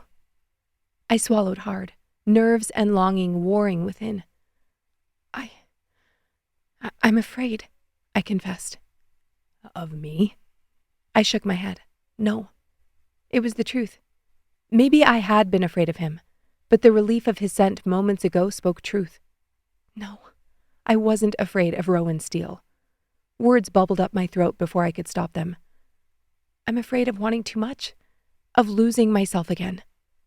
Rowan's lips brushed my forehead. You won't ever lose yourself, because I'll be there to catch you. His hands found mine, then slid up to cover my wrists. With aching tenderness, he lifted them from the bed, stretching my arms over my head. I'm going to show you what love looks like, what you're worthy of. My pulse fluttered wildly in my throat, my wolf panting in anticipation. Somewhere far in the distance, I was aware that we were still in Nathan's cabin, that we'd come here searching for Callista, and that the dagger was still wrapped up in my bag on the floor next to the bed. But all thoughts left my head as Rowan's breath warmed the inside of my elbow. Holy shit! He kissed me with such tenderness, my stomach dropping out from under me. Rowan trailed his lips up to my wrist and back again, then threw his leg over my hips, crouching over me as he replicated his soft torture on my second side. I love the scent of you, he murmured into the soft flesh beneath my shirt sleeve. Your skin is like velvet. Tears stung the corners of my eyes. Nathan had never said anything like that to me. He hated my arms, said they looked weak. As if reading my thoughts, a low growl rumbled in Rowan's chest. I'm a terrible liar, remember? A ragged laugh escaped my lips, and Rowan drank up the sound like it was water. He dropped his hands from my wrists and traced my edges, making me shiver. His fingers landed at the hem of my shirt. Is this okay? I nodded, then sank into the bed as his palms pressed flat over my stomach. He moved down the bed and lifted the fabric, pressing his cheek over my belly button. I pulled my hands down over my head and threaded my fingers in his hair, trailing over the tops of his ears and lightly scratching his scalp. I loved how his stubble felt against my skin, loved how I could hear his breath coming faster, and his scent, the wild spice of his arousal, sent my wolf into a near frenzy. Rowan, shh, my way. I grinned. That was regarding the room search. I don't remember putting any time limitations on that edict. He trailed his fingers over my ribs, then lifted his head to look at me as his hands found the waistband of my pants. This okay? My breath caught in my throat. I shouldn't be doing this. I shouldn't be giving in to this magnetic pull. I was only in Black Lake for a few more days, and both of us knew it. Yet I couldn't stop myself from nodding. Rowan didn't drop his eyes as he flicked the button open and pulled down on the zipper. His chest rose and fell as he pulled the waistband down from my hips. Finally, he let himself look. I shifted on the bed and lifted my legs to allow him to pull my pants free. He tossed them on the floor, his eyes traveling over my bare legs. I was instantly grateful I'd worn nice underwear. It wasn't sexy, but at least it was new-ish. Any man who took you for granted is a damn fool. He lifted my right leg and ducked underneath it, resting my knee on his shoulder. My wolf practically salivated seeing him there between my thighs, and my head spun like a top. I had no idea what he was going to do next, and the possibilities both thrilled and terrified me. Trust him. I wanted to. I wanted to give myself over to him so much it physically ached. But Nathan had been kind once too. He'd lavished me with gifts and praise for months before the first time he hit me.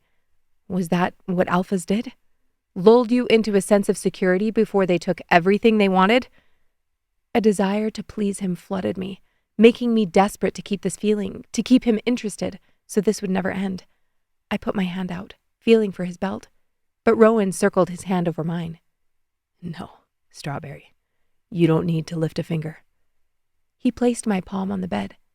I couldn't keep the fear from flickering across my face, and Rowan read me like a book.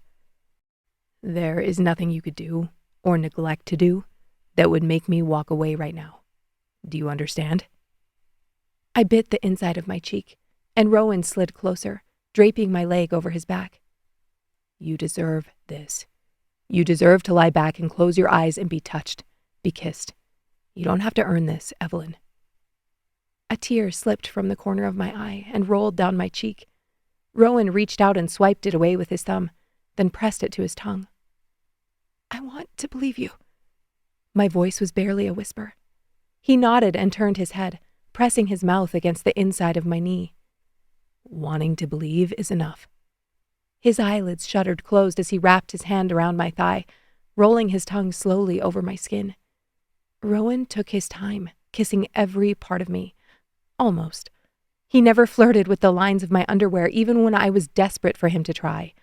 When he finished, after flipping me onto my stomach and rubbing every muscle in my back, he lay down next to me, pulling me against him. For long moments, we simply lay entwined, Rowan's hands skimming up and down my arms in gentle strokes.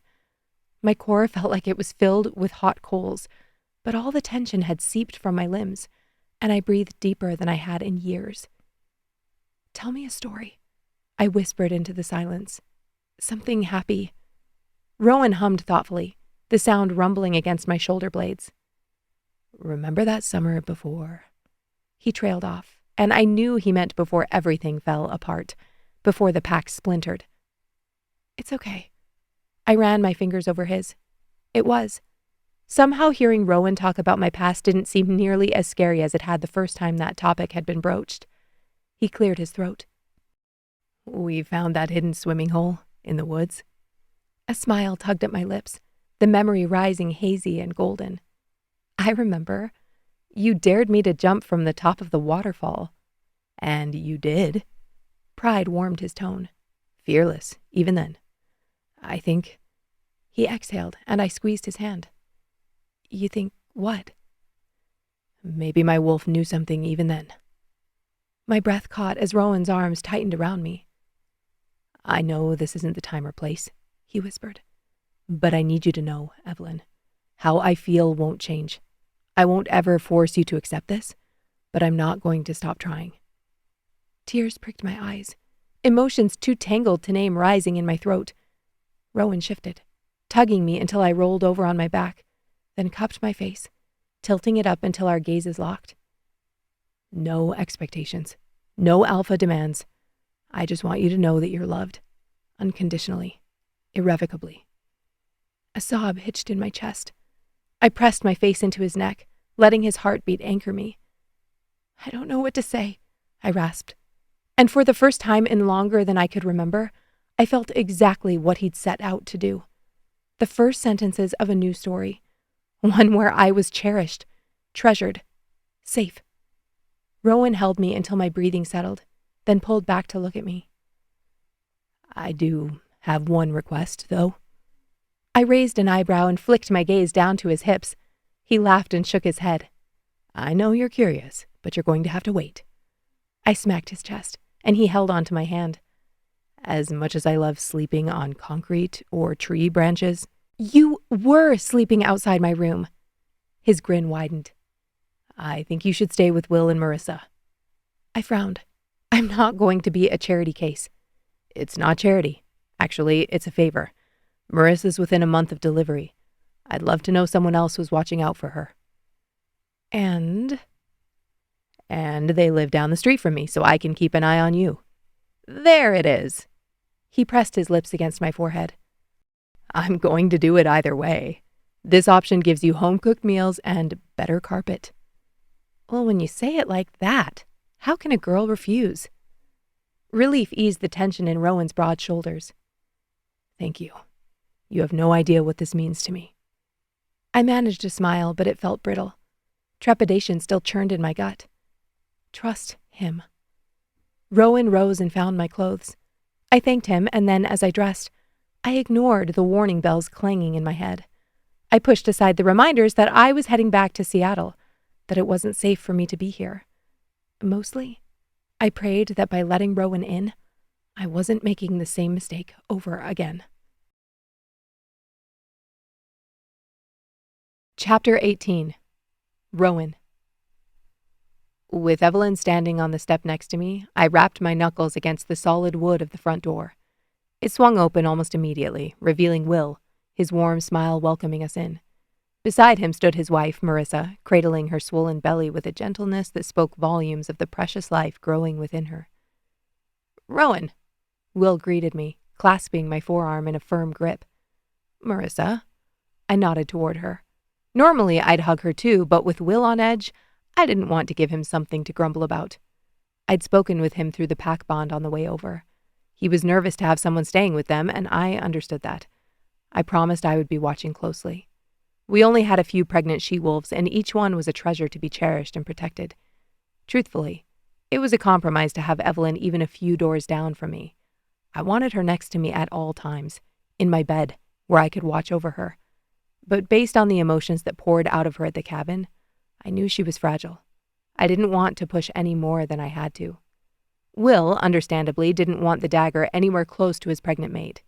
It took a little cajoling, but Evelyn had finally agreed to let me store it at my house until we could figure out what to do next. Come in, please. Marissa stepped aside, her smile softening the sharp lines of my worry. She moved with an ease that belied her condition, but Will hovered near her, ready to offer support or punch someone's throat at a moment's notice. Are you feeling well? I couldn't help asking, my eyes scanning her for any sign of discomfort. Is there anything you need? Nothing more than your company, Alpha Rowan, she replied with a lightness that eased the tension coiling in my shoulders. We're doing just fine, aren't we, love? Never better. Will wrapped an arm around her shoulders. I led Evelyn into the heart of Will's living room, my hand at the small of her back, a silent promise that I was there, that she was not alone in this unfamiliar territory. Will, Marissa, I started, my voice gruff with barely contained urgency. Evelyn will be staying with you for a while. The weight of my responsibility as Alpha pressed down on me, and I fought to keep my tone even. Her protection is paramount. Will's gaze met mine, steady and understanding. We'll guard her as if she were our own, he said, a solemn vow for one who understood the depth of my commitment. Marissa stepped forward, her eyes soft but fierce. No harm will come to her, Rowan. Thank you, I murmured, my relief a palpable thing as I saw the resolve in their eyes. I trusted them implicitly, but leaving Evelyn in someone else's care didn't sit well with me. Rowan, Will's voice pulled me back from my thoughts. There's been talk. Rumors of unrest stirring in the neighboring packs. Shifters moving through territories uninvited. Challenging the old ways. I tensed, instincts flaring to life. How recent are these movements? Last few nights. Can't say if it's rogue wolves or something more coordinated. More coordinated? Marissa echoed, a frown creasing her brow. Do you think they're planning something? Maybe, I admitted, my mind racing through possibilities and threats. It could be a power play, a prelude to a challenge, or worse. An uprising? Will suggested, his voice low. Could be, I said grimly, which means we need to be prepared. We can't let anything threaten our pack, or any of the others. Will nodded grimly. Sounds like you have work to do. I looked back at Evelyn. She gave a small smile and nodded. It felt like tearing my heart from my chest to turn my back and walk to the porch, but I forced my legs to move. There was much to do, many miles to cover before I could rest. My boots crunched softly over the needle-strewn path, the moon a slender crescent in the night sky, illuminating the way to the rendezvous point. Jasper and Lana might already be waiting. After what felt like both a snap of my fingers and an eternity, I arrived at our meeting spot, a small clearing guarded by towering redwoods. A fallen log served as a makeshift bench, its surface smoothed by countless seasons. Here, beneath the watchful gaze of ancient trees, decisions that shaped the fate of our pack had been made. Tonight would be no different. I perched on the log. Jasper and Lana were never late, yet every second stretched, taut as a bowstring. I flexed my fingers, my wolf pacing restlessly within. Finally, I lifted my head, nostrils flaring as I scented them before they broke through the foliage. They emerged like specters from the dark, their forms slipping silently into the moonlit clearing. "Rowan!" Jasper's voice was a low rumble, his mercenary-like build cutting an imposing silhouette. "Jasper? Lana?" My gaze flicked to her, the sarcasm that usually danced in her eyes replaced with solemnity. Their expressions mirrored the gravity I felt clawing at my insides. "We've patrolled the borders. No sign of an immediate threat, but I don't like the energy." I nodded. "And you both? How are you holding up?" "Ready to tear into anyone who threatens us." Lana brushed back her long, dark hair. "We are solid, Rowan. But what about Evelyn? Is she safe?" "Will and his wife have her under their protection." "How'd you convince her to leave that shithole of a hotel?" Jasper asked. "Magicians don't reveal their secrets." Lana turned to Jasper. "Earrings?" He shook his head. "Nah, probably oral." Lana rolled her eyes. "Jasper, report," I barked, pretending I hadn't heard either of them. He smirked. "Tori's got us on the eastern ridge for the next 24 hours. "Perfect. I'll join you for the aerial sweep." I ran a hand through my hair. "I don't have enough information, but someone's hunting the relics." Jasper frowned. "Relics? As in from the stories?" "Exactly." I leaned over my knees. "Evelyn is tracking the trail, but so far we only have dead ends." Lana nodded, then paused. When she spoke, her voice was low. "Rowan, Kitimat is expecting their alpha as early as tomorrow night." My chest tightened. "He won't cross territory lines." "And if he does?" Jasper raised an eyebrow. My wolf let out a low growl. "Then we'll be ready." Chapter 19. Evelyn. I stared at the front door, shifting my weight on my feet. A community picnic? Why the hell was I considering going to a community picnic? My friend was missing, and I only had 3 days to find her. And yet there I was wearing my favorite jeans and a tank top, holding a bowl of freshly cut watermelon. My phone buzzed, jarring me from my thoughts. I set the bowl down on the side table and pulled it from my pocket. "Bruce. Hope you're enjoying your little retreat while I'm drowning in paperwork here. Remember the Fairclough case? Yeah, that's on you." Bastard. I typed back swiftly, my fingers a staccato rhythm on the screen. "Enjoy the mountain of files, Bruce. Consider it payback for all those coffees you forgot to pay for." I swiped back to my messages, realizing that was the first text I'd received since taking off at the beginning of the week. That was pathetic. Also, not exactly a surprise, and I already regretted giving Bruce my personal number. "Hey, you good?" Marissa asked behind me. I turned, slipping my phone back in my pocket. "Yeah." I picked up the bowl of watermelon, my thoughts spinning as Marissa walked to the door and slipped on her flip-flops.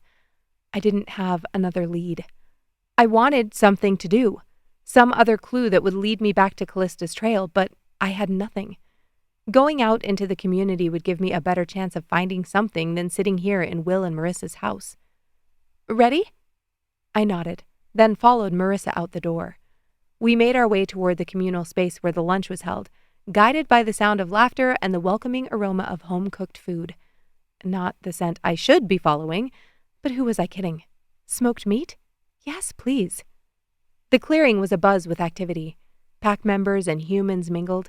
Children darted between tables, their giggles punctuating the hum of conversation as they played tag around, under, and between their parents. I paused at the fringe of the gathering, taking in the festoon of colors from tablecloths fluttering in the gentle breeze, the array of dishes. Smoked salmon, wild berry preserves, and freshly baked bread seemed to be calling out, "This is what you've been missing." It was true. In Seattle, I went from work to home, wash, rinse, repeat. If there were events like this, I definitely didn't know about them. "Hey, Evelyn, over here!" The call came from a cluster of Black Lake Pack members lounging on checkered blankets. Why were they being so nice to me? Some of them had to still remember who I was. If not them, then their parents. Wouldn't they want to get as far from me as possible? "Didn't think you'd miss out on Marianne's blackberry pie, eh?" teased a burly man with a grin that crinkled the corners of his eyes. His laughter was infectious. "Wouldn't dream of it." I mustered as much cheerfulness as I could manage. The group parted to make room for me, and I settled onto the soft grass and set down my bowl of watermelon. A group of 3 toddlers instantly stuffed their hands in for a piece. "Bacon-wrapped date?" A woman whose silver hair spoke of wisdom and years spent nurturing the bond between shifter and human passed me a plate. A man wearing a Nanaimo EMT hat passed me a plate piled high with home-cooked rolls. "You're an EMT?" I asked, knowing there was a chance he got the hat at a Value Village or something. He nodded. 30 years. "You work around here?" "For Kootenai Health, 3 days a week. You?" I shook my head. "I was with a group in Seattle." I blinked. Was? Why had I said that? Sorry, I'm with a group in Seattle, heading back in a few days. Laughter erupted from a nearby table where children were engaged in a spirited debate over who would win in a race, a wolf or a deer. I grinned, thinking one of us should shift and show them. I caught sight of Rowan across the square. He was flipping burgers, but his eyes flicked to mine the second I looked in his direction. "I think I'll go make up a plate." I excused myself and started toward him. "Having fun?" he asked as I approached. I nodded, shoving my hands in the back pockets of my jeans. "I don't know how you look so relaxed." He shrugged. "I can be worried about my pack and enjoy an afternoon in the sun. Both can be true." Rowan nodded to the table next to him, and I grabbed a plate. I didn't have much of an appetite, but I took some pasta salad and veggies and dip. Rowan insisted on making me a burger. I sat at the table next to where he was working and chatted with him while he finished cooking up the last sleeve of patties. As he was untying his apron, one of the Black Lake elders approached. He didn't have to announce his station. If I couldn't already sense his energy and standing, the way Rowan straightened would have given it away. He looked between the two of us, his eyes narrowing. Rowan grabbed him a plate. "Have you had a burger yet, Elder Kurt?" I dipped a carrot in ranch and watched as Rowan helped him with his plate. The elders weren't incapable of taking care of themselves, but most of them had lived for hundreds of years. It was an act of gratitude and respect to serve them. "What was all that about?" I asked as Elder Kurt made his way back to his group. Rowan shrugged, and I raised an eyebrow. He sat across from me, and I couldn't help but notice how his t-shirt stretched over his shoulders as he leaned over the table. "They have opinions." I frowned. "About what?" "About me." "As Alpha?" He picked up a tab from a can of pop sitting on the table and flicked it between his fingers. All I could think about was how those fingers had been all over me the night before. "More about the next blood moon?" Realization hit. "Ah, they want you to mate." "Apparently I'm ancient." I reached out and ran my finger over the streak of gray in his stubble. "Proof." He grinned and reached up for my hand. "I'm glad you came today." Laughter bubbled up from a group engaged in a game of horseshoes. "Rowan, show us how it's done," a burly man called, waving a horseshoe in the air with a wink. "Want to play?" Rowan's eyes sparkled. I threw my plate in the garbage and followed him over to the pits. Despite the undercurrent of mystery tugging at my thoughts, I let the competitive spirit of the moment sweep me along. We made a couple of practice throws, but when Rowan got one centered on the post, I knew it was game time. The cold iron felt grounding in my hands, a tangible reminder that not everything had to be about the weight of duty. I focused, aimed, and with a swift flick of my wrist, sent the horseshoe sailing toward the stake. It landed with a satisfying clink, encircling the metal post perfectly. Cheers erupted around me, and my lips curved into a triumphant smile. "You didn't tell us she was a ringer." The man who'd invited us over nudged my shoulder, then flinched and moved back a few steps. His eyes flicked between me and Rowan. "Oh, geez." I turned to Rowan and pursed my lips. "What?" He didn't look the least bit apologetic as he wound up for another throw. "He shouldn't have touched you." We played a few more rounds, and for those few hours, the search for Callista and the missing dagger was a distant thought. The sun was sinking behind the towering redwoods, painting the sky in hues of lavender as I helped with cleanup. "Does the pack sponsor things like this?" I asked Will as he held a trash bag for me to scoop up plates left on one of the picnic tables. He nodded. "Rowan thinks it's important to foster good relationships with the community." I agreed. That was something I always wished we did in Kitimat. Up there, it was us versus them. Full stop. Rowan was waiting for me on the sidewalk. He put out his arm and I looped mine in his as we walked the few blocks home. "Want to see my house?" he asked. "Is that your best line?" He laughed. "I don't know, you tell me." "Terrible." "How about, hey, Evelyn, want to come over to strategize?" I grinned. "Much better." He led me past Will and Marissa's, and truth be told, I was impressed. Based on how awake my wolf was any time Rowan was near, I knew his wolf must be clamoring for us to solidify our mating bond. He was an alpha, and yet I didn't see him commanding anyone in his pack to bend to his will. It was like they wanted to follow him. A foreign concept for me. Rowan dropped my arm and walked up the steps, then took out his key and unlocked the door. He flicked on the lights, and I followed him in. It was a modern rambler, and I immediately loved his taste. Simple leather furniture, a brick fireplace on the far wall.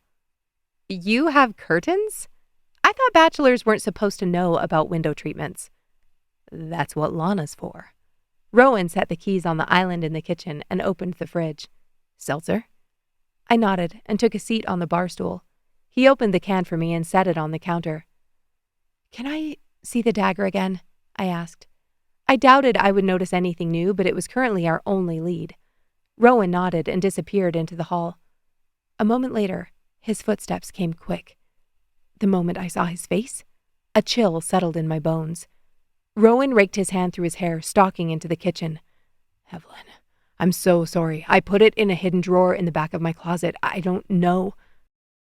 Blood rushed in my ears, drowning him out. The dagger. The one thing anchoring me to my mission. The one lead I had in finding Callista. Was gone. Chapter 20. Rowan. Gone. The word hit me with the force of a charging bull. I'd convinced Evelyn to trust me with it. I'd told her she could trust me. How could it be gone? Evelyn followed me into my bedroom, and I watched from the door as she surveyed the space. She closed her eyes, and my wolf stood at attention as I sensed hers working to the surface.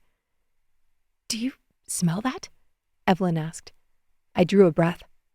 I didn't sense anything out of the ordinary, but maybe that was because I was used to the smells of my pack. If Evelyn found something, if she linked it to one of the members of my pack. She met my stare head on, her eyes fierce and unwavering. "That scent, it doesn't belong to Black Lake.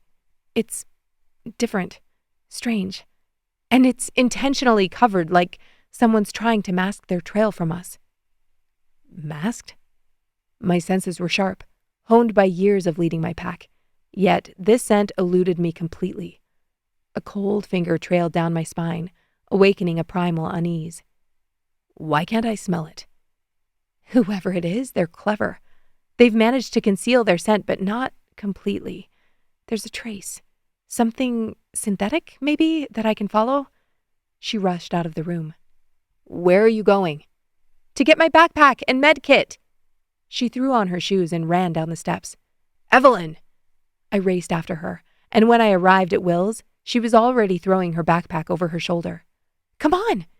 She led me back to my house, walked down the hall, took another moment in the room, then raced out the back door. I launched out after her and nearly bowled her over. "Ow! Rowan!" She grabbed onto my arms to keep me from falling backward onto the deck. "Why'd you stop?"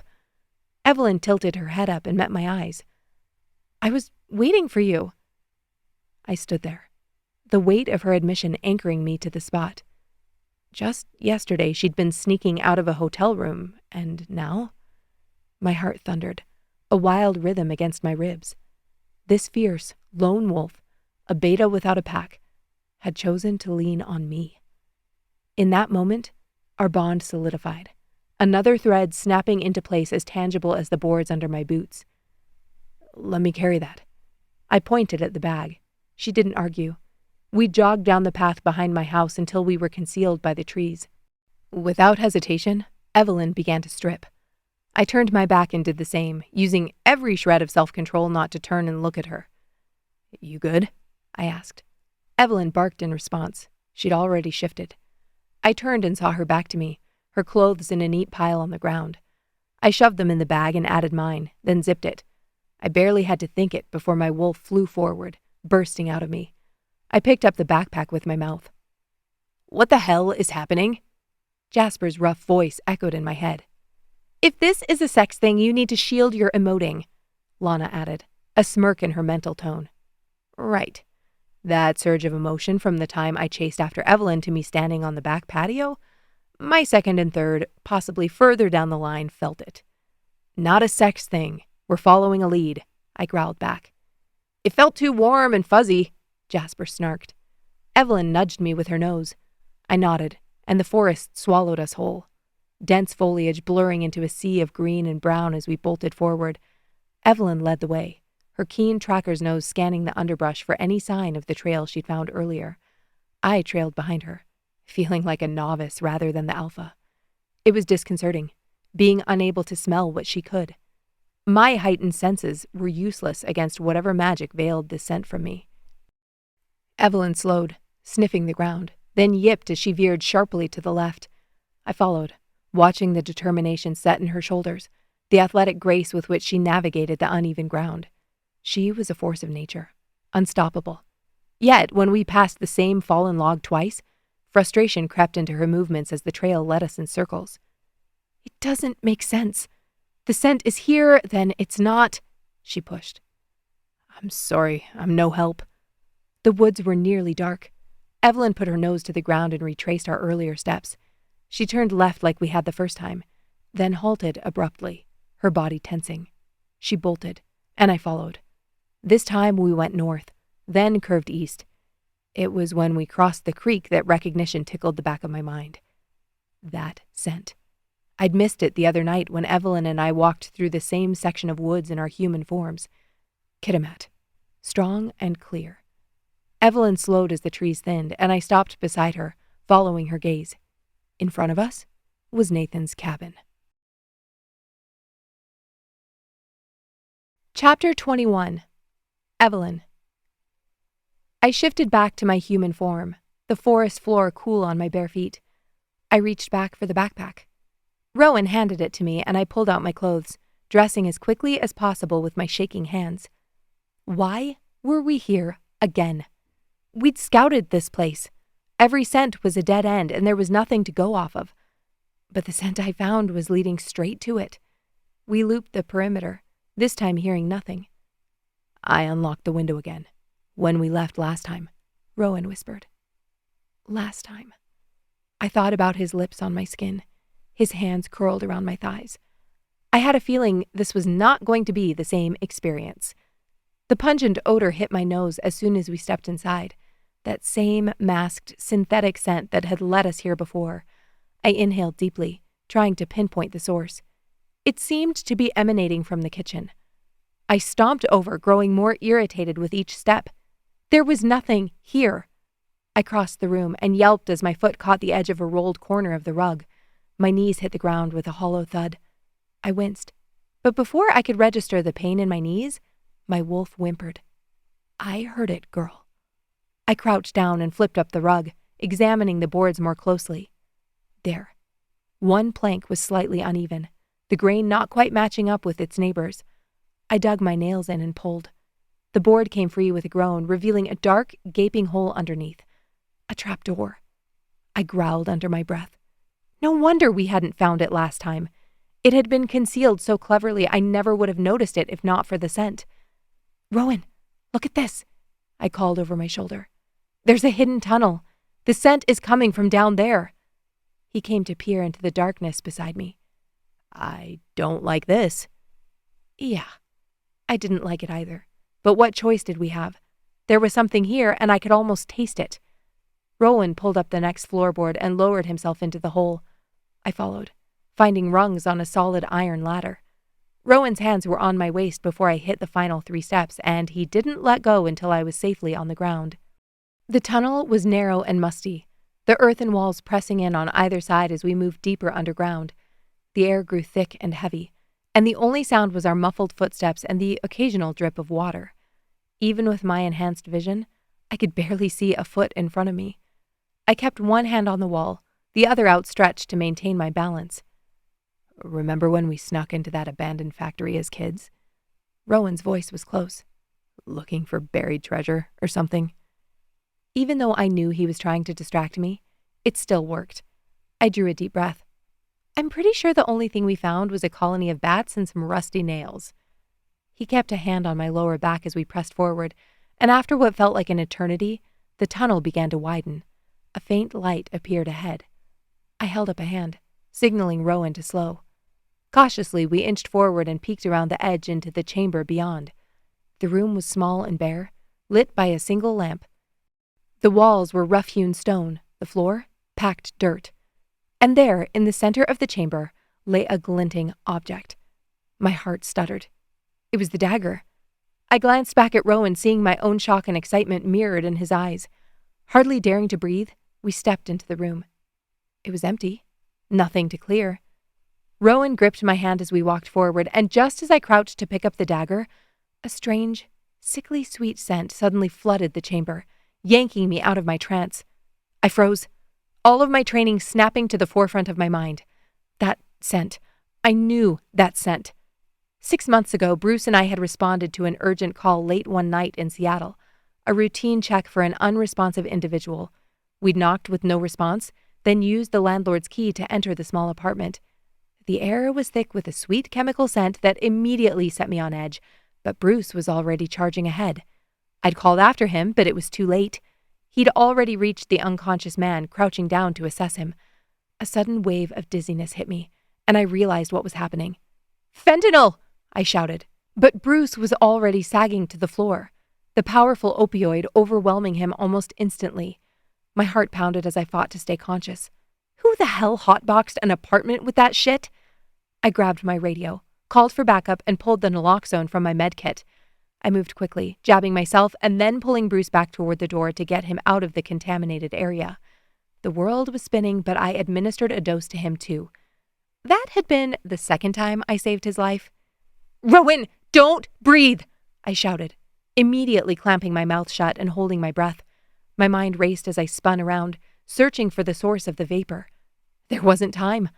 Panic clawed at my throat as I fumbled for my backpack, my fingers clumsy in my haste. I had to find my medical kit, had to find the naloxone. It was the only thing that could counteract the fentanyl and buy us enough time to get out of here. But even as I rummaged through my pack, I could feel the drug beginning to take effect. My head swam, my vision blurring at the edges. No, no, no. I gritted my teeth, fighting against the pull of unconsciousness. I had to stay awake, had to save us. A thud from behind me. I whirled around to see Rowan crumple to the ground, his eyes rolling back in his head. "Rowan!" His name tore from my throat in a ragged scream. I lurched toward him, my legs like lead weights. The room tilted and spun around me, the torch flames stretching into dizzying spirals. I collapsed to my knees beside Rowan, my trembling fingers scrabbling at his neck, desperate to find a pulse. But my own heart was pounding too loudly, drowning out everything else. Black spots danced across my vision, and I felt myself falling. No! With a burst of determination, I wrenched myself back from the brink. I couldn't pass out. Rowan needed me. We needed each other. Holding my breath until my lungs burned, I upended my backpack with shaking hands, scattering its contents across the dirt floor. Bandages, antiseptic, painkillers. There!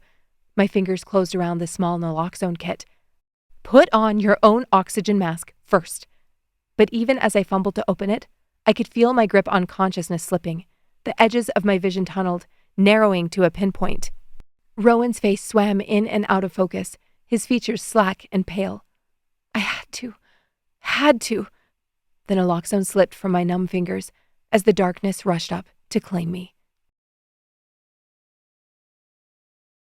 Chapter 22. Rowan. The world around me started to fracture like a shattered mirror. Vibrant hues of redwood trees bled into unrecognizable smears, and the bland walls of the room around me blended into a disorienting fog that clawed at my senses. A dull roar filled my ears, distorting into a cacophony that threatened to swallow me whole.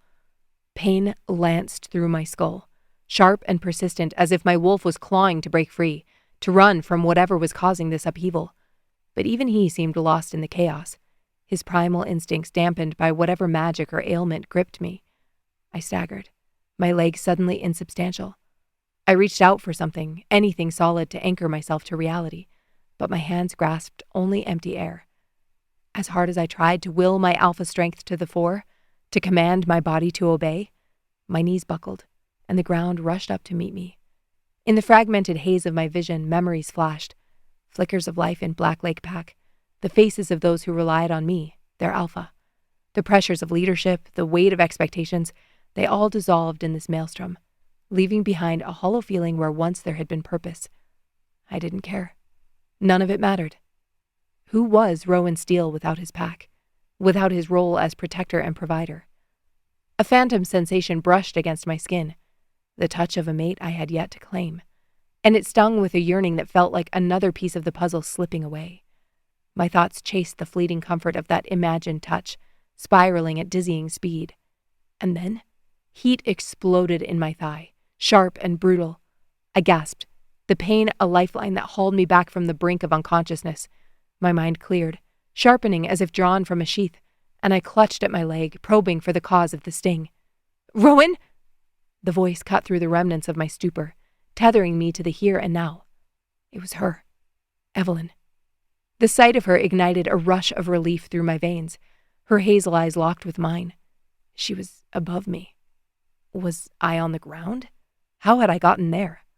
I opened my mouth to speak, but then a flicker of movement snagged my attention.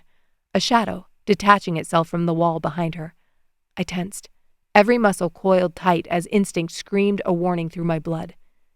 "Behind you," I managed to growl, my voice low and rough with urgency.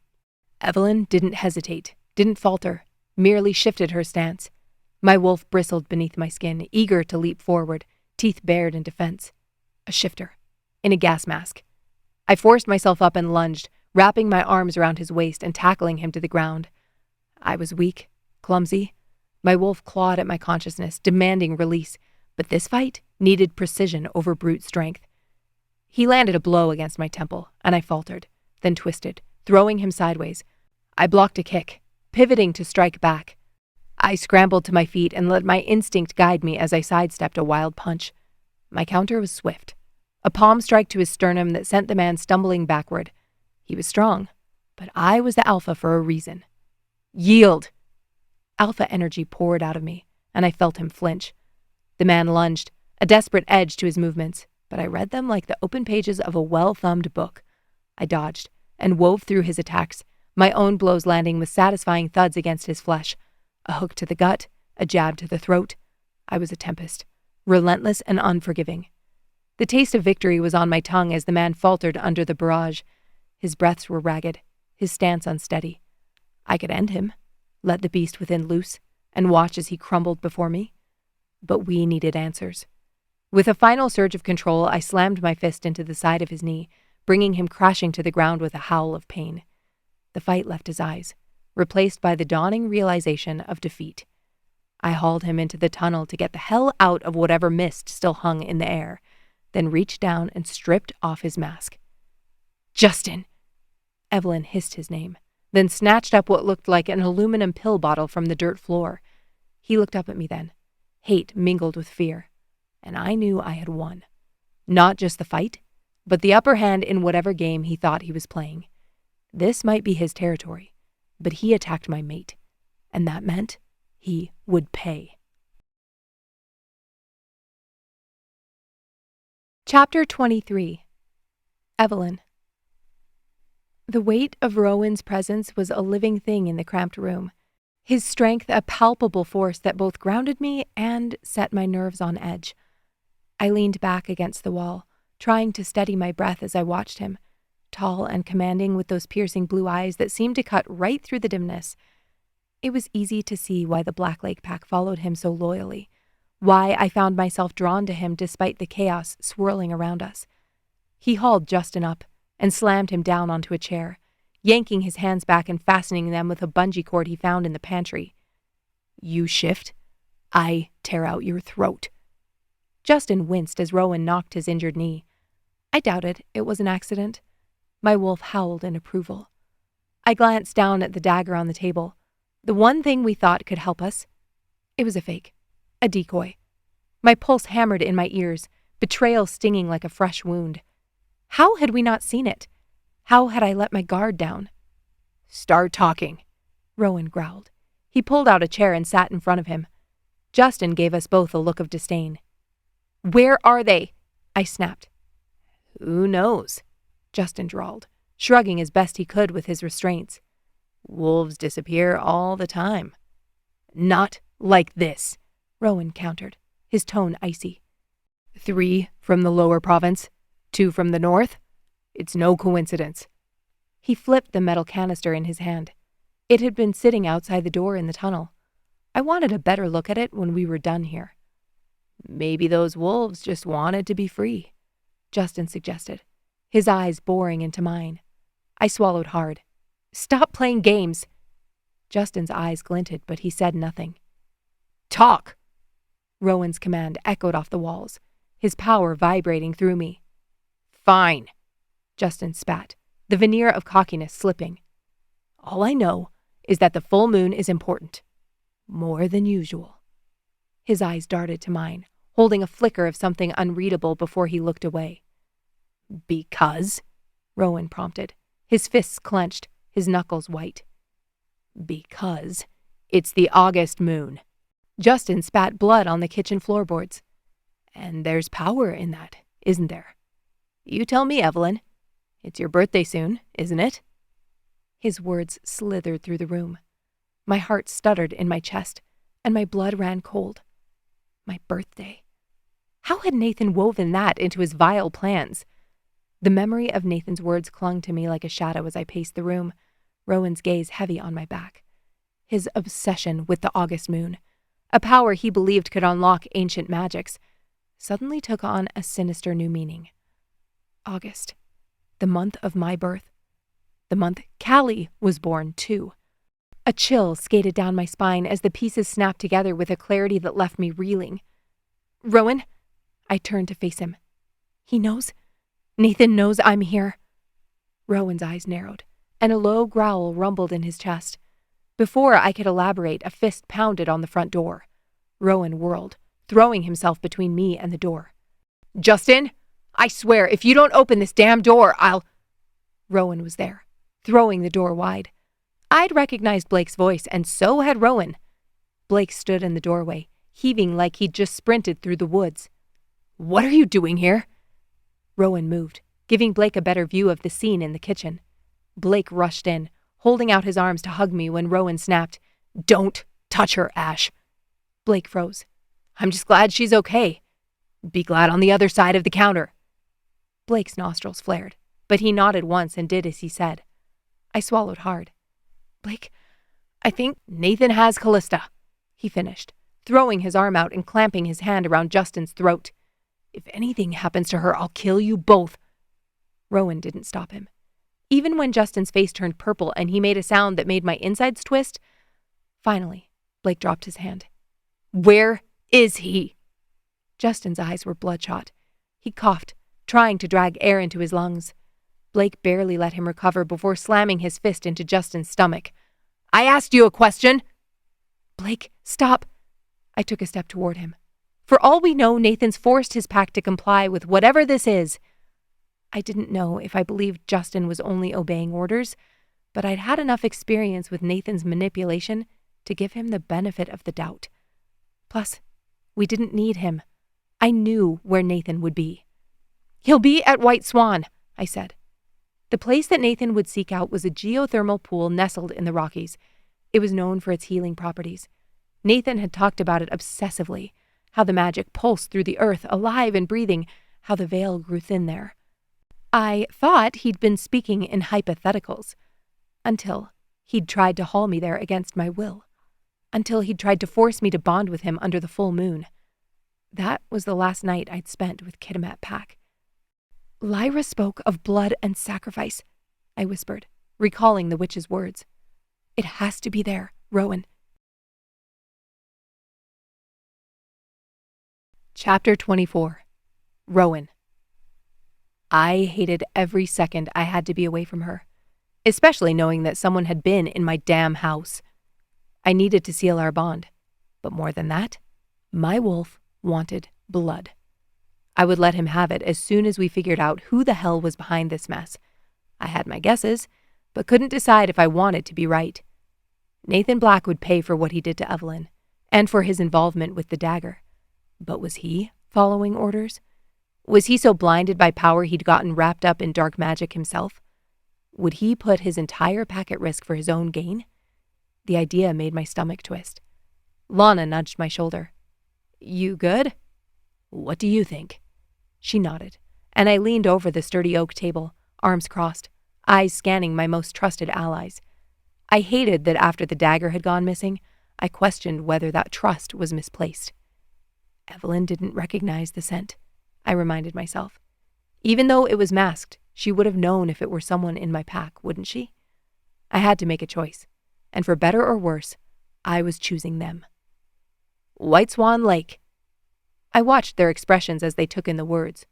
Tori's lips pursed. "That place is sacred." "You think he's taking the dagger there?" Mara talked over her. "Evelyn's sure."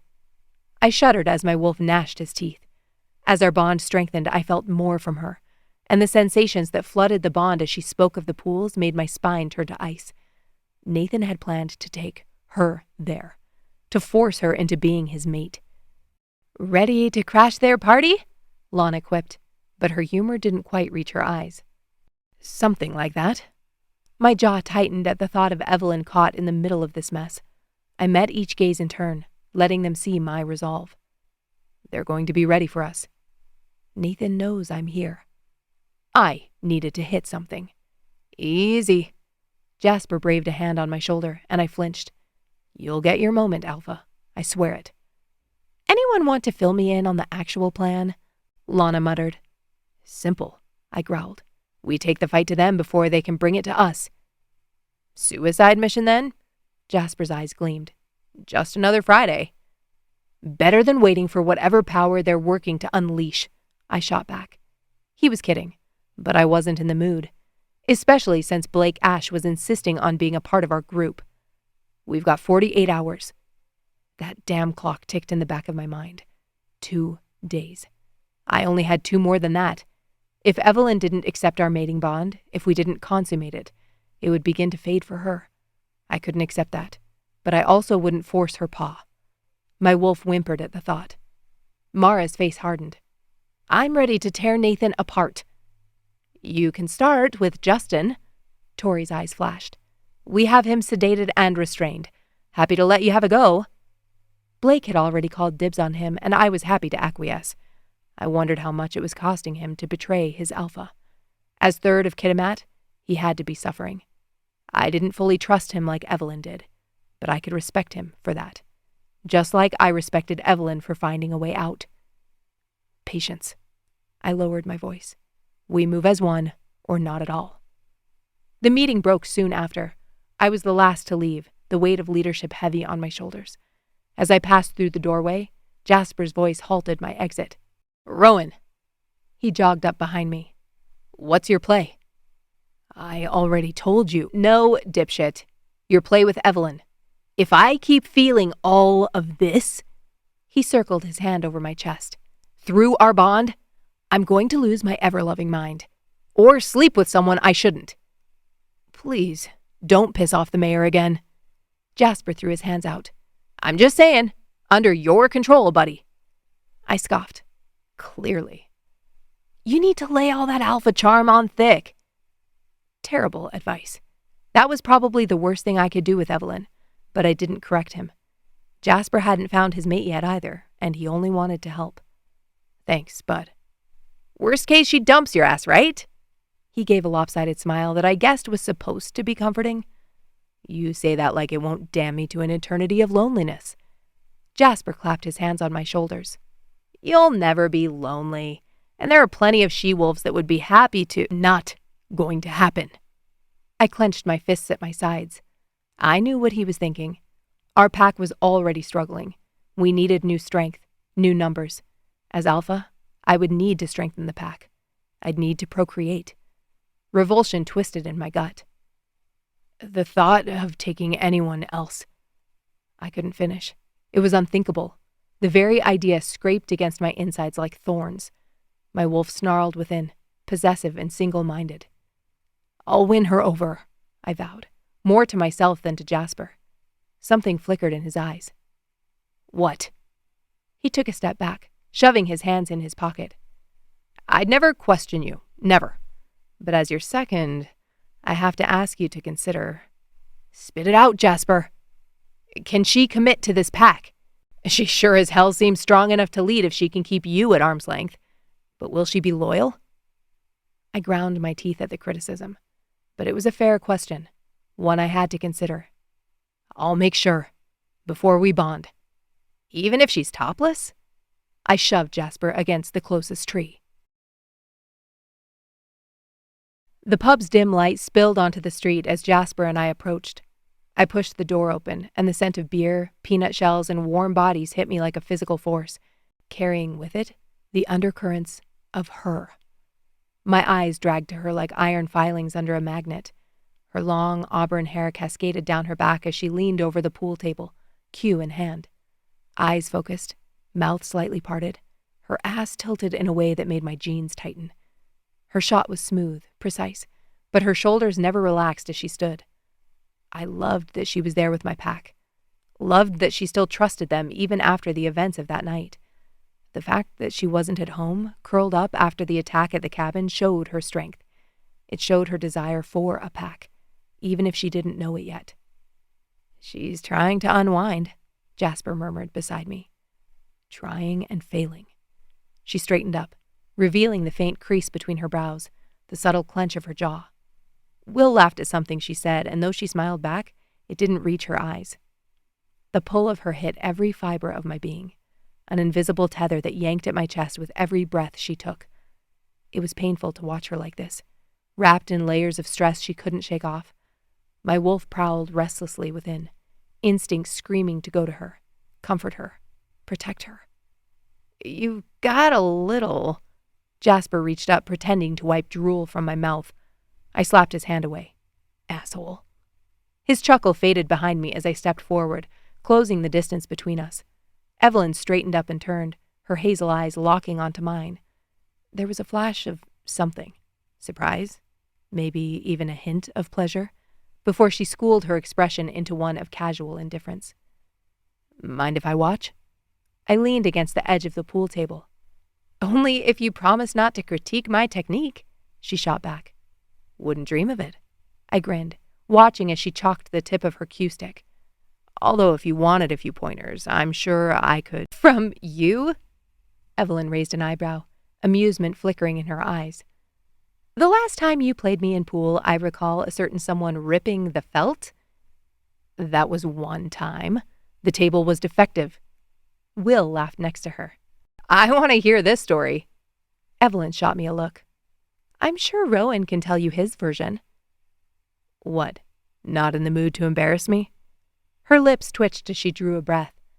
Not in the mood for much of anything, to be honest. I ached to wrap her in my arms. She was putting on a strong face, but I sensed the grief and fear hovering just below the surface. I took a step closer. Right now, we're safe. I swear, Rowan, if you tell me to live, laugh, love, or be present, I'm going to stab you with this pool stick. I knew what she was doing, what she'd always done. She was collecting evidence for why this life, this place, was worth running from. but I wasn't going to let her slip through my fingers. I glanced around at the small group of my wolves, their eyes trained on me, waiting for my response. I walked behind Evelyn and picked up a pool cue. I spent a long time waiting for things to settle after the pack split. If Kitimat stopped trying to spread their lies, then I could breathe. When my pack saw me as their rightful alpha, I could sleep at night. The truth is, we're shifters. Our world is never going to be settled. There will always be another threat. But it doesn't mean we can't enjoy every damn moment in between. Evelyn's eyes were fixed on me as I chalked the end of my cue. Want to play? I asked. I was running out of time. I could feel her pulling back, explaining away the moments we had in the cabin, the connection she felt at the picnic. I didn't blame her, but I had to change the story in her head. Not all packs were toxic. Not all alphas would take advantage of her or anyone else. She looked at me through her lashes. What do you think a game of pool is going to contribute to this situation? I leaned in, my lips brushing the shell of her ear. Not just pool, Strawberry. I'm challenging you to a game of strip pool. Her eyebrows arched. When she spoke, she kept her voice low. After what just happened, you want to play strip pool? Here? She motioned to my pack and the rest of the pub, full to the brim with folks from town. Scared you'll lose? My wolves hooted and hollered around us. It wasn't often that the Evelyn Berry I knew backed down from a challenge, and I was counting on that streak of defiance to work in my favor. Her lips pressed into a thin line, the barest hint of a smile tugging at the corners. I could see the war behind her eyes, the desire to throw caution to the wind. Scared I'll embarrass you in front of your loyal followers, more like, she muttered, though her gaze lingered on the pool table, weighing the offer. But fine, have it your way. Will pulled up a stool for Marissa, and Liam grabbed a few extra for him and his friends. Call the ball. Call the pocket, I said, moving behind her and pretending I didn't have much space, so I had an excuse to drag my hand over her hip and press up against her tight jeans. There was that damn flush on her skin that was going to undo me. Don't think I'll make this easy for you.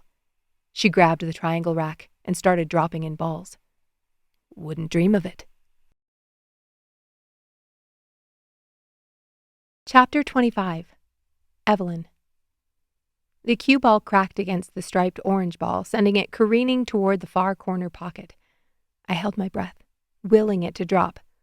At the last second, it caught the edge and bounced out. Damn. Rowan's low chuckle sent a shiver down my spine. Tough luck there, Strawberry. His blue eyes sparkled with mischief. I winked at him. Don't get too comfy. Rowan shook his head as he circled the pool table, sizing up his shot. The dim lighting of the pub cast shadows across his chiseled features. Something in the way he carried himself made my insides liquefy. It couldn't be summed up as mere confidence. It was more than that. It was raw power barely contained, like a shaken-up Coke. I wondered what would happen if I popped that tab. I tossed my hair over my shoulder, hoping nobody would notice my blush. Are you wearing jewelry, Rowan? He grunted. Don't distract me. Oh, I'm not trying to distract you.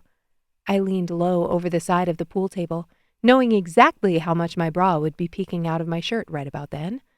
Rowan's eyes flicked up. His hand tightened on his pool cue. Without breaking eye contact, he said, 7. Side pocket. He took the shot and sank the ball. My mouth went dry. My stomach swooped and adrenaline pumped through my veins, making me heady. The air between us practically crackled. As a lone wolf, I was used to keeping others at a distance, but Rowan drew me in like a moth to a flame. I knew it was mostly the bond to blame. Mostly. I also knew if I held out long enough, that would start to fade. I'd intended to do just that. Stay away from him. Focus on finding Callista. Get back to Seattle. But now... Rowan straightened up and flashed me a devastating grin, his eyes burning into mine. I exhaled and reached up to my right ear. His smile faltered. Earrings don't count. They sure as hell do count, Mia called out. Rowan shot her a look. Whose side are you on? Mia pointed at me, and I laughed, setting my earring on the closest table. Keep that safe for me. Both. Rowan tapped his cue on the floor. I frowned. What do you— If earrings count, it has to be both. I reached up and took off my second earring. Fine. Rowan nodded, satisfied, then took his next shot. It was ambitious, and he missed. I swallowed hard and picked up my cue, determined to wipe that sexy smirk off his face. Game on. I stepped up to the pool table, my focus narrowing to the colored balls scattered across the green felt. The cue stick felt solid and smooth beneath my fingers. I leaned down, took aim, called my shot, and struck the cue ball. It connected with a sharp crack, sending the 3-ball rolling toward the corner pocket. For a breathless moment, I thought it wouldn't drop, but at the last second it toppled over the edge. Whoops and cheers erupted from the pack members clustered around the pool table as I bent to line up my next shot. Their raucous encouragement only stoked the flames. I wanted to beat him. "Take it off, Rowan!" Jace hollered, his grin wolfish. Heat flooded my cheeks. Don't get me wrong, I wanted to see him. All of him. Which caught me off guard. After Nathan, the idea of being intimate with anyone shut me down like pressing a power button on a computer. But after Rowan had spent time discovering nearly every inch of me in the cabin, my screen was suddenly back on. I felt safe with him. That in and of itself was a miracle. He'd had every opportunity to force me to submit to him, and he'd never taken advantage.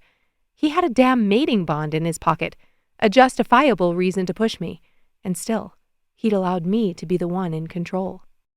Ironically, that only made me want to move over and let him sit in the driver's seat. As Rowan reached over his back and pulled his shirt over his head in one smooth motion, my breath caught in my throat. Sweet moon above. I'd imagined Rowan shirtless countless times over the past few days, but the reality put every fantasy to shame. Golden skin stretched taut over chiseled muscle, his abs so defined they deserved their own zip code, and those tattooed sleeves hugging his bulging biceps. I wanted to trace every swirl and whirl with my tongue. And the way he undressed, that was stupid hot. I suddenly didn't want to be in this packed pub. I wanted him to do that again. Just for me. Rowan looked up, and by his devilish grin, he knew exactly what effect he was having on me. My wolf was panting, and he could feel it. I kept my eyes fixed firmly on the cue ball, trying to ignore the heat between my thighs. Hard to do when I had to walk up to the table. Rowan chuckled, low and dark, as he braced his hands on the polished wood. Two can play at that game. I don't know what you're talking about. I forced my eyes to stay put and then sucked in a breath as a wave of heat pulsed through me, flooding from my head to my toes. Holy shit. My eyes snapped up. What the hell? I hissed. Rowan smiled innocently. I don't know what you're talking about. I swallowed hard, trying to clear my blurring vision. Never in my life had I been this turned on before. I could feel him, sense his longing through our solidifying bond, and I was not equipped to handle it. Images of him throwing me onto the pool table and claiming me right there in front of everyone flashed in my head, and I couldn't make them leave. Didn't want to make them leave. I was going to combust. That, or throw my cue down on the floor and jump him like a wolf in heat. I jolted as something ice cold hit my neck. My eyes closed involuntarily as Rowan's hand ran an ice cube up and down the ridges of my spine, slipping his fingers beneath the fabric of my tank top. It's a bit hot in here, don't you think? I could barely make my voice work.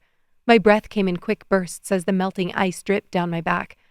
Rowan pulled it from my skin, then waited until I looked up to place the half-melted ice cube on his tongue. He stood there in front of me and sucked on it. It's still your shot. Dead. I was dead. Don't you dare let him win, Evelyn! A young wolf standing next to Mia called out. I looked up to see we'd attracted not only the rest of the pack, but plenty of mundanes as well. They clinked their glasses and egged me on. I turned back to Rowan. He was shirtless, and I was only missing my earrings. I stood straight, reached into the glass of whatever the hell he was drinking, and stole an ice cube, popping it in my mouth. I leaned in close and whispered, "Thanks for the reminder," then flicked my ice-cold tongue against his neck. Rowan reached for my waist, but I slipped out of his grip and lined up my next shot. I gritted my teeth, calling into play every crisis skill I'd ever utilized on an emergency call. With a sharp crack, I sent the cue ball careening into the 6-ball. It dropped neatly into the corner pocket. I straightened and shot Rowan a triumphant look. I believe you owe me an article of clothing, Alpha. His eyes never left mine as he flicked the button open on his jeans. The women started catcalling and my wolf growled. Mine. I shook myself. Not mine, I shot back. Not yet, at least. I was still planning to go back to Seattle. No matter how much I wanted Rowan Steele, I couldn't stay here. Not with Nathan less than 20 minutes away, and not when being with him could mean an all-out pack war. I wouldn't do that to him or his wolves. But then his jeans were puddled on the ground, and that time I couldn't keep my eyes on the pool balls. I scanned his body, taking in his tight black boxer briefs and everything they were barely containing. Like what you see? Rowan asked with a self-assured smirk that made me want to smack him or jump his bones. You know, options. One more shot, Evelyn, Jasper hooted. He was right. One more and I would win, and Rowan would have to drop his boxers. I started to sweat. I lined up the shot, but my hands were shaking so hard I could barely hold the stick steady. I drew a deep breath and struck, but the cue ball missed my intended target. Rowan brushed against me as he strutted over to set his glass down and pick up his cue. My turn. He didn't waste a breath before knocking the 10-ball into the far pocket. He stood, his eyes darkening as he nodded to my shirt. No more jewelry? No more jewelry, damn it. I crossed my arms and tugged my tank top over my head. Cool air kissed my overheated skin as I tossed it aside, leaving me in just my black lace bra. Rowan had already seen my body, but it felt different here. His eyes darkened to cobalt as his gaze drifted down my body, all the men in the pub cheering him on. He won't make the next one, Mia jeered. But Rowan wasn't messing around now. He lowered himself over the table. 12. Back right. Crack. He sent it off the side wall, spinning right where he'd called it. Heat bloomed beneath my skin as Rowan stalked toward me, his movements fluid and predatory.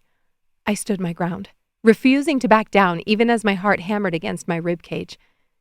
He stopped mere inches away, close enough that I could feel the warmth radiating off his bare chest. Pants. I undid the button on my jeans and pulled them over my hips, but Rowan stopped my hands. I'll take it from here. He dragged the fabric down my thighs, over my knees and calves, then waited for me to step out. Once I did, he threw my jeans next to his. My heart pounded in my chest. I stood in my lace boy shorts in front of an entire pub, and Rowan wasn't missing. Rowan. He stalked away from me and called another shot, then lined up his stick and missed. My pulse fluttered in my throat. Rowan straightened, locking his eyes on mine. Looks like it's your shot. Had he done that on purpose? He'd just proven that he could make whatever shot he wanted, and then, take him, Evelyn. You only need one shot to win this. I didn't know who was yelling through the din, but I grabbed my stick and assessed the table. When I saw where the cue ball ended up, my eyes found Rowan's. Did you set this up? I didn't realize I'd pushed my voice into his head until his eyes widened and his lips parted. How had I done that? When I'd tried before, it felt like I was hitting a brick wall, but now it felt like blowing water through a straw. Why would I do that? I'm only in my boxers, Rowan sent back. I glanced back at the table. He'd done this on purpose. I was sure of it. There was no better place for that cue ball for my next shot. But why? Take the shot! Bury him! Blood rushed in my ears as I bent over and called the shot, then struck. The ball sank, and before I could stand up, Rowan's hands slid around my waist, his touch scorching. Wolf whistles and cheers erupted around us. Why did you do that? I whispered. Rowan's voice was low. You'll never have to wonder if I'll take the fall for you. He stepped back and dropped his boxers. The cheers were deafening and my brain short-circuited. Rowan Steele, naked as the day he was born in front of his entire pack, in front of the entire pub. For me. It was the ultimate display of vulnerability from an alpha, of trust. My tough shell of a heart cracked wide open, every protective instinct surging to the surface. I wanted to cherish him, Worship him, claim him as mine. Right this second. When our gazes locked again, the rest of the world fell away. Nothing existed except the two of us and the electric current flowing between us. I took a shuddering breath, struggling for control. Can you give me a ride home? Rowan's mouth quirked. Do you want... Now, please? His grin widened. He quickly pulled up his boxers and grabbed the rest of our clothes, then grabbed my hand and pulled me to the door. Chapter 26. Rowan. My heart pounded against my ribs as we ran out the door, hoots and hollers following us out into the night. Hell of a game, Rowan, Liam called after me, grinning. You're welcome. I threw them a sly smile over my shoulder as I guided Evelyn to my truck with a possessive hand at the small of her back. She was still in her underwear, and I was more than okay with that. Opening the passenger door, I helped her inside with a hand cupping her upper thigh. The instant I slid behind the wheel and started the engine, Evelyn transformed before my eyes. Gone was the cautious, reserved she-wolf. A wild, feral creature sat in her place, eyes blazing with untamed desire. Her hand crept up my thigh, sending sparks through my body. I sucked in a sharp breath as I backed up and pulled out of the parking lot. Evelyn. But she was already crawling into my lap, straddling me, pinning me back against the seat, her mouth claiming mine in a searing kiss that obliterated every thought. Blindly, I yanked the wheel to the side, bringing the truck to a screeching halt on the shoulder a block from the pub. I was panting as I wrenched my lips from hers. I won't take you for the first time in my damn truck. She attacked my mouth again, hands fisting in my hair. I don't care where, she growled against my lips. I just need you, now. With a groan, I surrendered to the inferno raging between us. Our tongues battled for dominance as I gripped her hips, grinding her against me. This was madness. The lust, the need. I'd never experienced anything like it. Every fiber of my being screamed to make her mine. But I can't. Not yet. My wolf howled inside me, a primal need to claim our mate thundering through my veins. But a tiny rational part of me resisted. I gentled my touch, stroking her back as I slowed our frenzied kisses. Evelyn, look at me, I rasped. When her eyes opened, the blend of green and gold was nearly swallowed by black. The same desire, need, and desperation. I saw it all reflected there and felt it radiating through our bond. I pushed a stray tendril of hair from her face. I want you more than my next breath, but not like this, not something quick and rough. When we bond, I'm going to take my time. I'm going to worship every inch of you. She shivered, her voice husky. Then take me home, Rowan. I nearly came undone right there on the side of the road. The urge to give in, to lose myself in her was overwhelming, but her safety came first, always. I need to know this is truly what you want. My voice was hoarse. That you're ready to belong to me, body and soul.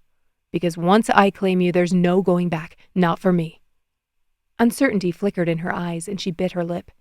She tried to mask it, but didn't recover fast enough.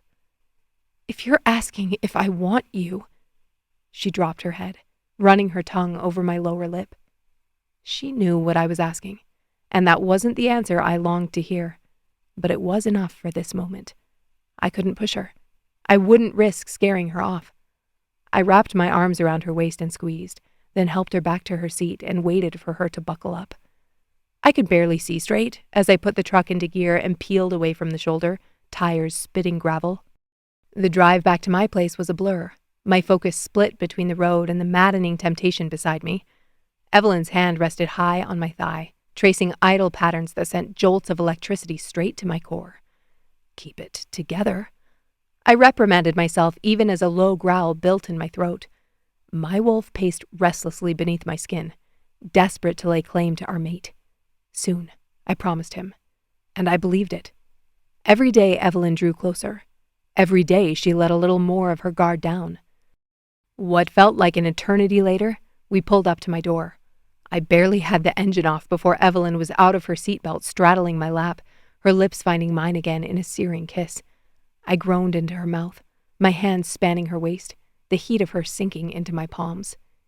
Inside, I rumbled between kisses, grasping for some semblance of control.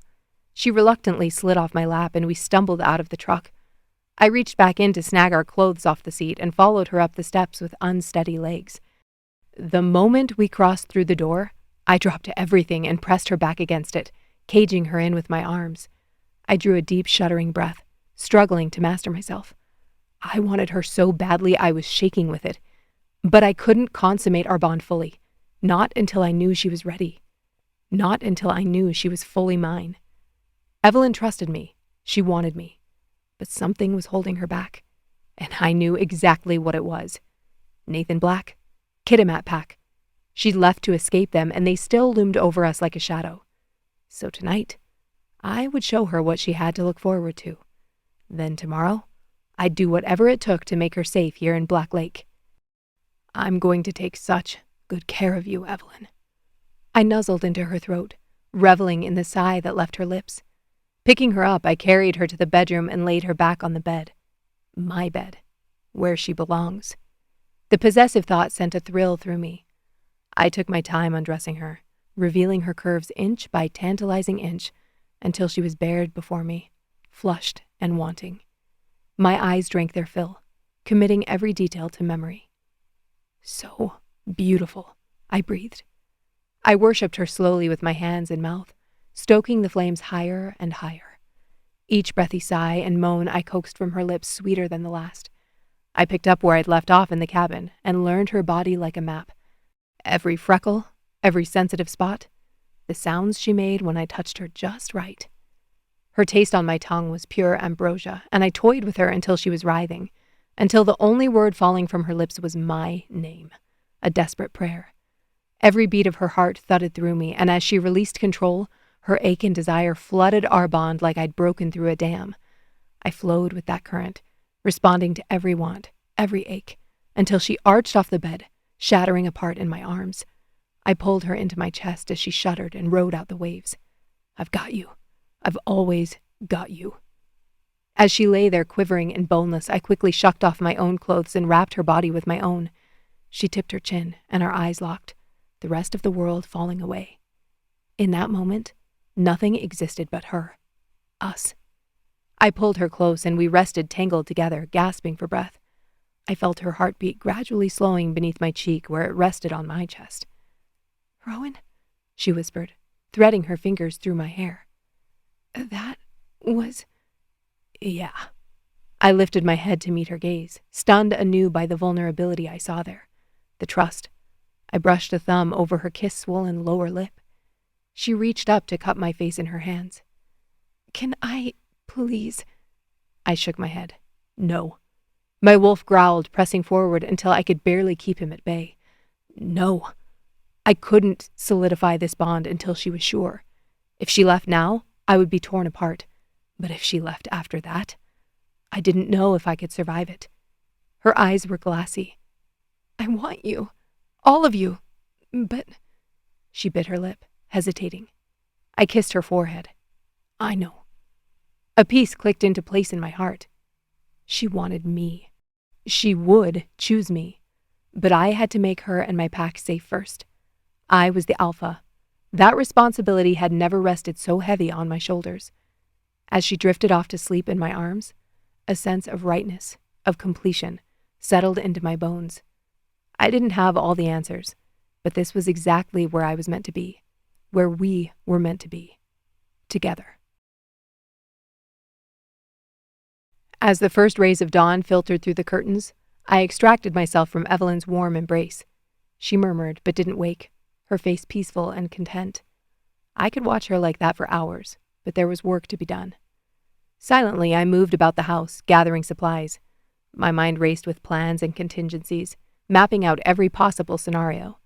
We were heading into the unknown, and I'd be damned if I let anything happen to Evelyn or our pack. There was a soft knock at the door at 10, and I jogged as soundlessly as possible over my hardwood floors, opening it for Finn. I stepped out on the porch. "What do you think?" I glanced down at the metal canister in his hands. "I've never seen anything like it." Finn handed me the jar Lyra had given me, the liquid now at a lower level. "Rowan, you have to be careful. I haven't had enough time to test this." I nodded. taking the canister from him. It works? Yeah, it's aerosolized, but got it. I pulled him into a quick hug. It wasn't that I was hiding this work from Evelyn or my pack, but Lyra had given the jar to me. I'd felt something when our fingers had brushed. Not strong enough to be a message, more like an impression. This was for me, and me alone. As soon as Finn left, my thoughts drifted to the night before, to the feel of Evelyn's skin against mine, the taste of her on my tongue. I shook my head, trying to focus. But even as I strategized and planned, part of me was still back in that bed, holding the woman I loved. The woman I'd die to protect. My mate, in every sense of the word.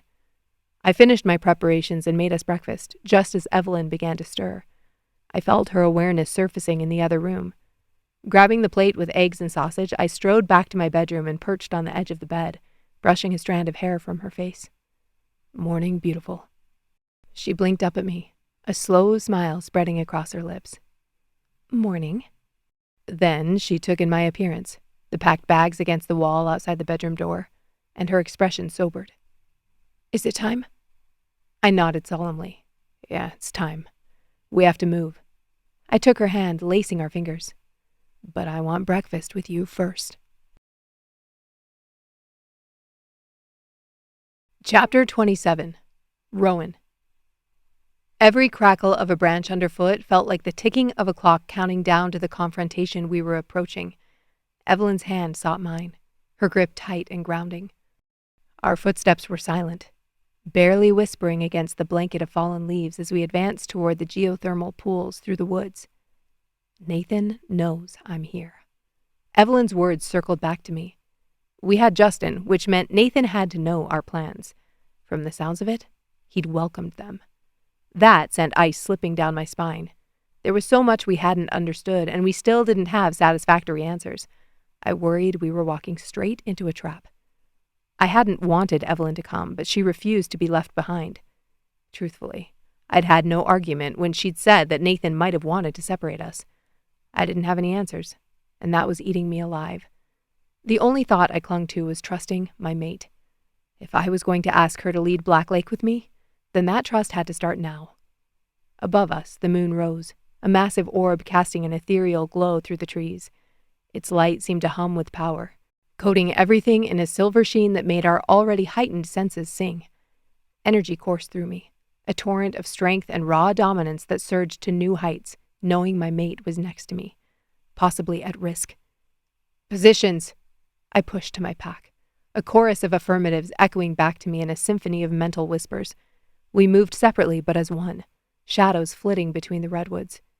Each member knew their role. Tori and Mara rounded north, Jasper moved west, and Lana east with their handful of wolves. I was with Evelyn on the south side. Everyone was on the lookout for scouts and Nathan's enforcers.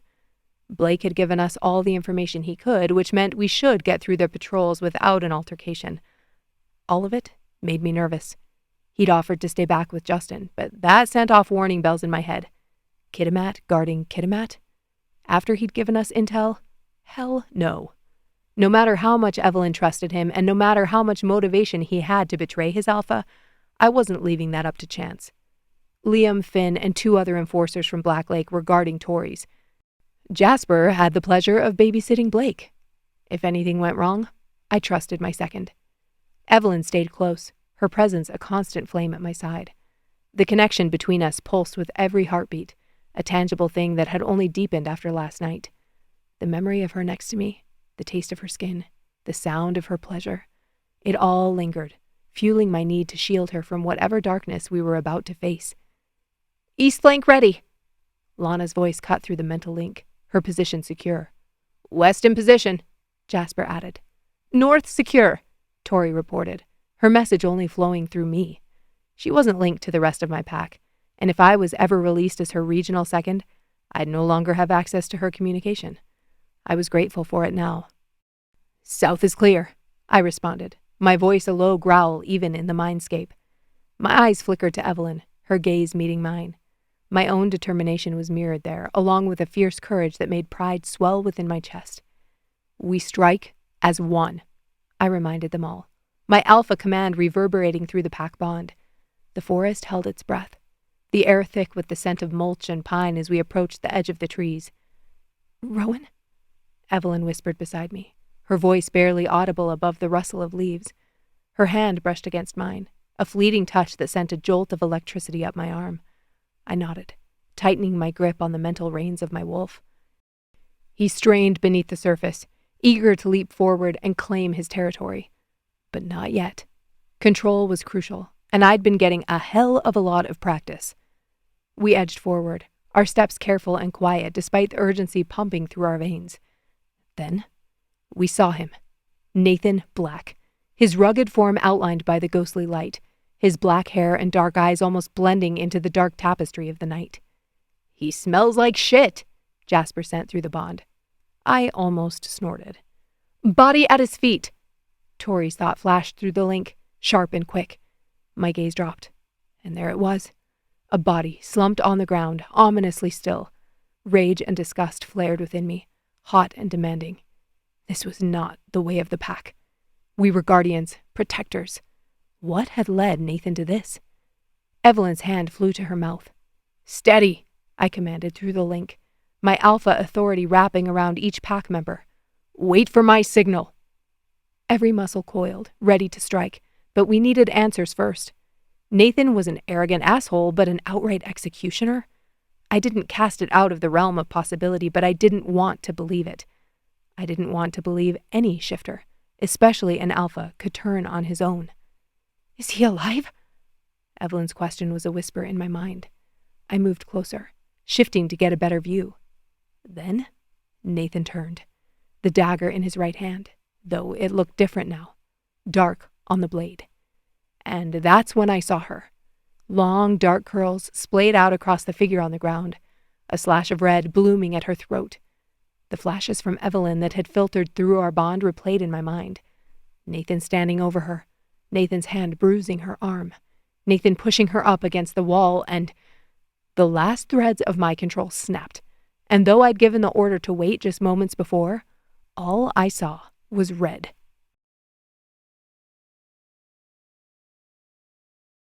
Chapter 28. Evelyn. Rowan charged forward, abandoning all pretense of following the plan. Without thinking, I raced after him, my heart in my throat. Nathan pivoted to face us, not a hint of surprise on his cruel features, as if he'd been expecting us all along. I stumbled as a wave of alpha energy crashed over me like a tsunami. I'd felt alphas before. Nathan had used his power to command, and while Rowan had never forced me into compliance, I sensed his energy the moment I passed him at that Tim Hortons. It was like standing out in the cool night air and then moving under a heat lamp. This was nothing like that. My knees buckled at the weight of it. Nathan's dominance was overwhelming, oppressive, threatening to crush me under its weight. "What the hell?" I gasped. Rowan staggered slightly before regaining his footing. His eyes widened when he saw me, and he sidestepped to stand between me and Nathan. He shook his head, jaw clenched. My gaze fell on the body sprawled before Nathan's feet. "No," I silently pleaded. "Please don't let it be her." I squinted, trying to make out any identifying features in the dim moonlight filtering through the trees, desperate to prove it wasn't Callie lying there broken and lifeless. My wolf knew before I did. The smell was off. Hair color, too. Then I spotted her, Callista, bound to a tree several yards away, her head lolling to the side. Relief flooded me, followed swiftly by fresh panic. "Callie!" I lunged forward, but Rowan's arm shot out, holding me back. Nathan's cruel chuckle sliced through the tense silence. "Well, well, the prodigal daughter returns." His hazel eyes glinted with malice as they fixed on me. "Did you miss me, Evelyn?" I could barely hear him over the frantic pounding of my own heart, the sickening dread knotting in my stomach. All I knew was that I had to get to her. I had to save my friend from this monster wearing a man's skin.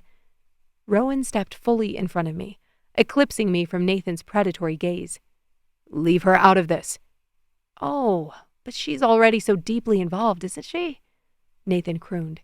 He began to circle us slowly, each deliberate step sending my pulse racing. "In fact, I'd say she's the guest of honor at tonight's little celebration." "What the hell are you talking about?" Rowan snarled. Nathan's thin lips curled into a spine-chilling smile. "While you two were busy playing house, I've been rather productive." He nudged the prone figure with his boot. My blood turned to ice in my veins. "You're a sick bastard if you call that an accomplishment," Rowan bit out, every word trembling with barely leashed fury. Nathan's eyes flicked between the two of us, and his expression darkened. "One more accomplishment than you've had, it seems." His eyes bore into me. "But she-wolves always love alphas to prove their strength. Right, Evelyn?" Rowan's fists clenched so tight his knuckles turned white. I grabbed onto his arm to steady myself. No, this couldn't be happening. The world seemed to tilt and spin around me. I thought I might be sick, because I knew with brutal, terrifying clarity what Nathan had done. Lyra told us how the dagger worked. Bonds. Blood. "You forced a mating bond?" I hadn't meant to say the words out loud, but they feathered past my lips. Nathan's mouth curled into a cruel smile, and my stomach lurched. The memories I'd tried so hard to log away came crashing back, playing out in vivid flashes. Nathan looming over me, his expression twisted with lust and rage, his hands brutal and punishing on my skin. The overwhelming pain and helplessness as he took what he wanted over and over again. The sheer terror when I'd tried to leave the first time, and he'd caught me with my bag at the back door. A wounded sound worked its way out of my throat. My knees buckled, and I sank to the ground, fighting to breathe past the panic clawing at my chest. Why did he still have a hold on me? Dimly, I registered Rowan's answering roar of anguish and outrage. I'd never heard anything so primal, so agonized. In my peripheral vision, I saw his body shaking violently, saw the wolf within him begging to be unleashed. But he didn't shift. With what looked like gargantuan effort, Rowan held his beast back and launched himself at Nathan in his human form. The two alphas collided with a sickening crunch. Why wasn't he shifting? Rowan had felt Nathan's power just as I had, and he'd be stronger, faster as a wolf. Then again, so would Nathan. "Rowan!" Finally, I forced his name out, but it was too late. Fabric ripped, bones cracked, and feral snarls rent the air.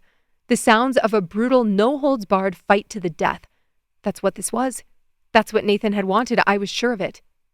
"You'll stay there like a good little bitch," Nathan growled, and his authority clammed my hands and knees to the ground. I couldn't move, couldn't force my head up from the ground. All I could do was stare at Callista's limp form, my heart fracturing into countless razor-sharp shards. I'd failed her. Now I'd failed Rowan and his pack. How many more people would become casualties of Nathan's obsession with me? I gasped as Rowan managed to slam his fist into Nathan's face with a sickening crunch. Blood spurted from the other alpha's nose as his head snapped back, but he recovered with preternatural speed, lips curling in a taunting smile even as crimson streamed down his face. "Feisty. I don't know if she's worth all this." Nathan laughed, the sound as cold and sharp as the damned dagger. "Trust me, I speak from experience." Nathan's retaliating blow shattered Rowan's kneecap. My heart seized as Rowan's leg buckled, and he barely caught himself before crumpling. A ragged cry tore from his throat, agony etched into every line of his face. Still, he didn't shift. Why the hell wasn't he shifting? Desperation pumped through my veins as I watched the man I loved absorbing hit after devastating hit. I loved him. The realization hit as powerfully as the fear and disgust had slammed into me seconds before. He was nothing like Nathan Black, nothing like the alpha I thought him to be. He carried his strength and authority, never using it for his own gain. He was loyal, kind, and he was fighting for me. But Nathan held the dagger. He'd perverted the ways of the pack to gain the dark power that oozed from him like rot. Now Nathan was toying with him, a predator playing with its prey, enjoying Rowan's pain and despair. Each carefully targeted strike left Rowan more broken, more debilitated. I screamed for Rowan's pack, my voice snapping against the trees. Why weren't they stepping in? Tears streamed down my cheeks as I clawed my fingers into the dirt. "Stop! Nathan, stop!" Even with our healing abilities, I'd never seen anyone withstand such catastrophic damage and remain standing. Rowan's body was a map of brutality, skin shredded, bones snapped, blood flowing in scarlet rivers. But his eyes, Those piercing blue eyes that had first captivated me remained locked on Nathan, blazing with unbreakable determination even as the light in them dimmed with each passing second. I wrapped my arms around myself, trying to hold the broken pieces together, but it was too much. Too much. I wanted to shift, to fight, but Nathan's power held me rooted to the spot. "Rowan!" I whispered brokenly, my wolf howling in anguish deep inside me. I couldn't lose him. Not like this. Not when we'd only just found each other. As if he'd heard my silent plea, Rowan met my gaze across the blood-soaked ground. In that infinite moment, 1,000 unspoken words passed between us. "I always loved it when you begged, Evs." Nathan watched my face as he wrapped a hand around Rowan's throat and squeezed. Chapter 29. Rowan. The world around me blurred as I fought to stay upright. Pain radiated from my shattered knee, every step, agony. Wolves healed fast, but not that fast. I immediately searched for Evelyn, her face twisted and streaked with tears as Jasper held her with Blake standing close by. Good. I hated that I couldn't be the one to comfort her, but was grateful that he'd heard my call to go to her. Nathan's power wouldn't let her rise, and if she tried, she'd only tear herself apart. I needed to focus, which was damn near impossible with Evelyn breaking and my body right there along with her. I hadn't meant to wait as long as I did, but Nathan's power was staggering. It hurt my pride to admit it, but it was true. I'd realized the drawbacks of my plan the second I'd rushed into the clearing. I needed hands to hold that canister, which meant I couldn't shift. It was a risk, and I wasn't sure yet if it had paid off. I finally had him where I wanted. My shoulders strained as I reached into the waistband of my jeans, pulling the canister free. Finn had said it wouldn't take much to activate, and I was counting on it. With a guttural yell, I swung my arm up, slamming the metal into Nathan's jaw. A low hiss sounded, and I forced my arm to stay put. I had no proof that whatever Lyra had given me wouldn't affect me too, but I had faith. She was a witch, and she'd given it to me for a reason. Nathan's hand flinched, giving me enough space to tear myself away from him and drag in a much-needed breath. Nathan staggered back. I had to take advantage. I hadn't been able to shift before, but there was nothing holding me back now. I finally let my wolf forward, gritting my teeth against the pain as I shifted through my broken bones. Nathan was in front of me, gasping for air, but it only took him a split second to follow suit. If he'd been smart, he would have shifted a long time ago. I would have had to Hail Mary the concoction from Lyra and Finn. But I'd counted on his arrogance, his desire to prove he was stronger when we had equal footing. Or maybe he just wanted to hold that damn dagger. I stumbled and caught my body with my forearms just as Nathan leaped. Evelyn's voice broke through my haze. "He's dying, Jasper! He's my mate!"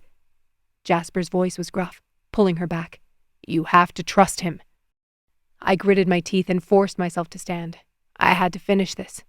It wouldn't be enough to incapacitate Nathan, not with as far as he'd gone and the power he'd acquired through the dagger. He had to die. And it had to be me who took his last breath. Nathan's dominance wavered, his movements faltering. It was now or never. I pushed off the ground, muscles coiled and ready. Despite the searing pain, I forced myself to move, to fight. Nathan lashed out with teeth bared, but I ducked and countered with a swift kick to his ribs. He swung again, slower, and I seized the opportunity to drive my shoulder into his jaw. Nathan staggered, but he wasn't done. He lunged at me, claws extended, and I barely dodged in time, his claws grazing my side. Then he was on me, his wolf tearing into the flesh of my shoulder. I whirled, trying to shake him free, but he was rabid, feral. I stumbled at the pain, the loss of blood. Nathan dragged me to my side, my fur matted and bloodied. I dug for anything, scraping for any last scrap of energy to fight. "Don't you dare leave me!" Evelyn screamed, and suddenly the bond between us yawned wide open. The vision of Nathan's wolf above me transformed back into the man, his face red and twisted with rage. "You act like you have any better options? Who wouldn't want to be claimed by the alpha of Kitimat? What I'm giving you right now is a gift, Evelyn. You should try and be more grateful." The image was so crisp, so realistic. I knew exactly where it had come from. Evelyn. He'd said that to Evelyn. He'd put his hands on my mate. A rage so deep and hot bubbled in my core until it expanded and exploded outward. I ripped myself free, leaving flesh and fur in his jaws, then charged his back legs, feeling the satisfying crunch of bone against my skull. Nathan roared, swinging wildly, but his strikes lost their precision. For the first time, fear flickered in his eyes. Good, asshole. You should be afraid. I ducked under another swipe and slammed my paw into his stomach. As he tried to recover, I drove for his jugular. Pain shot through my leg with every move, but I wouldn't stop. He would pay for what he'd done to Evelyn, and the she-wolf lying on the grass ahead of us. No other woman would have to fear because of his power, because of his abuse. Nathan wriggled free and reeled on me, his golden eyes wild and desperate. I used his momentum against him, flipping him over my shoulder and slamming him into the ground. He groaned, working to get up, but I was already on him, my teeth sinking deep into his throat. Blood sprayed, and my own strength began to wane. My knee screamed in protest, but I had to finish this. Nathan struggled, and I locked my jaw, crushing his windpipe. He choked, but I didn't let up. I shook my head fiercely, tearing into his flesh, showing no mercy. It was justice. It was the way of the pack. "Rowan?" Mara's voice sounded behind me, and I realized Nathan's body had gone limp, the light in his eyes extinguished. I released him, panting heavily, and looked up at the moon. My wolf howled, long and slow. The grief, exhaustion, and victory blurring into one emotion that humans didn't have words for. Evelyn's howl joined mine, a haunting sound of triumph and mourning. I turned to her, my chest heaving, and saw relief in the eyes of her trembling wolf. Strawberry. After hearing Nathan call her Evs, I would never, ever let that syllable leave my lips again. I tried to stand, to limp over to her, but could barely summon the strength to whine. She dropped to the ground, nuzzling against me as the rest of my pack rushed to release the wolves still in duress. "Report?" I pushed through the pack bond. "Clear," Tori responded immediately. I turned my head. Where the hell was Jasper? "Releasing the last she-wolf now," Lana cut in. "Jasper?" I growled. Panic edged up my throat. He'd been with Blake. What if... "You're not going to like this," Jasper pushed through finally, his communication rough and winded. "That scent Evelyn found? Ash and I caught a whiff of it, right after I noticed the dagger was gone." Chapter 30. Rowan. The remnants of my wolf's fury simmered beneath my skin, a primal surge of alpha power coursing through my veins. I drew a deep breath, inhaling the crisp night air, allowing the earth beneath my paws and the breeze through my fur to ground me. Evelyn was safe. My pack was safe. That fact whispered through my mind like a balm, soothing the raw edges of my instincts. I wasn't ignoring the fact that we'd lost the dagger, but that problem would have to wait for another day. Beneath the sharp scent of pine was the tang of blood. My blood. I dropped to my knees and my wolf fell back, leaving me shivering and naked in the clover. "Rowan?" Evelyn's voice, laced with urgency and relief, cut through the haze in my head. I felt her before I saw her. She was a human again, wearing loose pants and a t-shirt. Evelyn dropped to the ground next to me, her arms wrapping around my neck, her lips finding mine in a series of frantic kisses. I groaned, and she pulled away just enough to look into my eyes. The moonlight illuminated the gold flecks in her irises, shimmering with unshed tears. "Stay still." Her hands were gentle as they roamed over me, assessing the damage. The rest of the pack circled around us, their faces etched with concern and awe. A woman was slumped between Lana and Tori. "She's unharmed?" I worked to keep my eyes open. "Shh." Evelyn ran a hand over my cheek. My pack had seen me fight, seen me protect what was ours. But now, they watched as my mate took charge of my care. "Get me some water, bandages, and clean cloths," Evelyn snapped, her med kit already open and her skilled hands working methodically. The pack moved to obey, their swift actions a testament to their respect for her. "I'm fine," I murmured, trying to ease the worry creasing her brow. "I heal fast." "Fast isn't good enough," she retorted, her fingers deft as she cleaned a gash on my shoulder. "What the hell were you thinking? You could have told me what you were planning. I could have—" I shook my head. "It had to be me." She shot me a look. Her rebuke warmed me more than it chided. Evelyn's fierceness, Her strength and independence were some of the many qualities I loved about her, even if the combination annoyed the hell out of me. With each careful touch, I felt the bond between us pulse. She was safe. She had no reason to run from Kitimat or Black Lake. Whispers from my pack rustled like leaves, but I couldn't make them out. My senses were dull, my head foggy. I grimaced as Evelyn forced my leg into a new, straighter position. A sudden hush fell over the clearing as two figures emerged from the shadows. Tori and Jasper approached, their expressions grim, and I could sense the shift in the mood of my pack. Tori stepped forward, her eyes locked onto mine. "There's a trail leading away from here, but it's nearly impossible to track." Jasper looked grim. "I sensed it," Evelyn murmured, her hand pausing on my skin. "I still don't know what it means." Questions swirled in my head, a tempest threatening to roar to life. Nathan's defeat should have been the end of it, but the missing dagger suggested otherwise. Who was behind his actions? What was the true nature of the threat we faced? Gathering my strength, I pushed myself to sit, nodding at Evelyn as she reluctantly moved back. I wished I had a plan, some wise advice. The truth was, my pack was on edge. I could sense it through the bond, and I was barely able to stay upright. I looked up at the moon, wondering if the rest of our pack had followed the elders and done a full moon run without me. I doubted it. I wanted to know what the truth was about the ritual we'd witnessed and the missing relic, but we needed to bond together, not split up again on patrols. "We all want answers," I started. "We will get them. But right now, we need rest. Go home to your families. Check on your packmates. We'll reconvene in—" "Rowan?" Tori interjected. "You can't ignore the fact that the Kitimat are without a leader now." She took a step forward, her eyes holding mine. "You defeated their alpha. You need to take charge. Unite both packs under your leadership. It's the only way to ensure stability and safety for all." Her words sank into me like water on soil. She was right. I knew it. But would Kitimat accept it? Would they unite under the pack they'd been taught to despise since birth? Would Black Lake accept them? We had Nathan's second restrained back at Tori's. The last thing I wanted to do was talk to that asshole. But if I couldn't force his loyalty, what hope did I have for the rest of the pack? Unity. It was a hope. One I had to keep alive. But if I'd learned anything as Alpha over the past few years, it was that respect and trust had to be earned. If Blake, Nathan's third, had defected, how much proof would Kitimat need to believe their Alpha wasn't worth following? Strength didn't equal an iron paw. It was up to me to show them something different. Chapter 31. Evelyn. The door to Rowan's house swung open with a whisper of sound, and I stepped through the threshold. My legs felt like they were encased in concrete.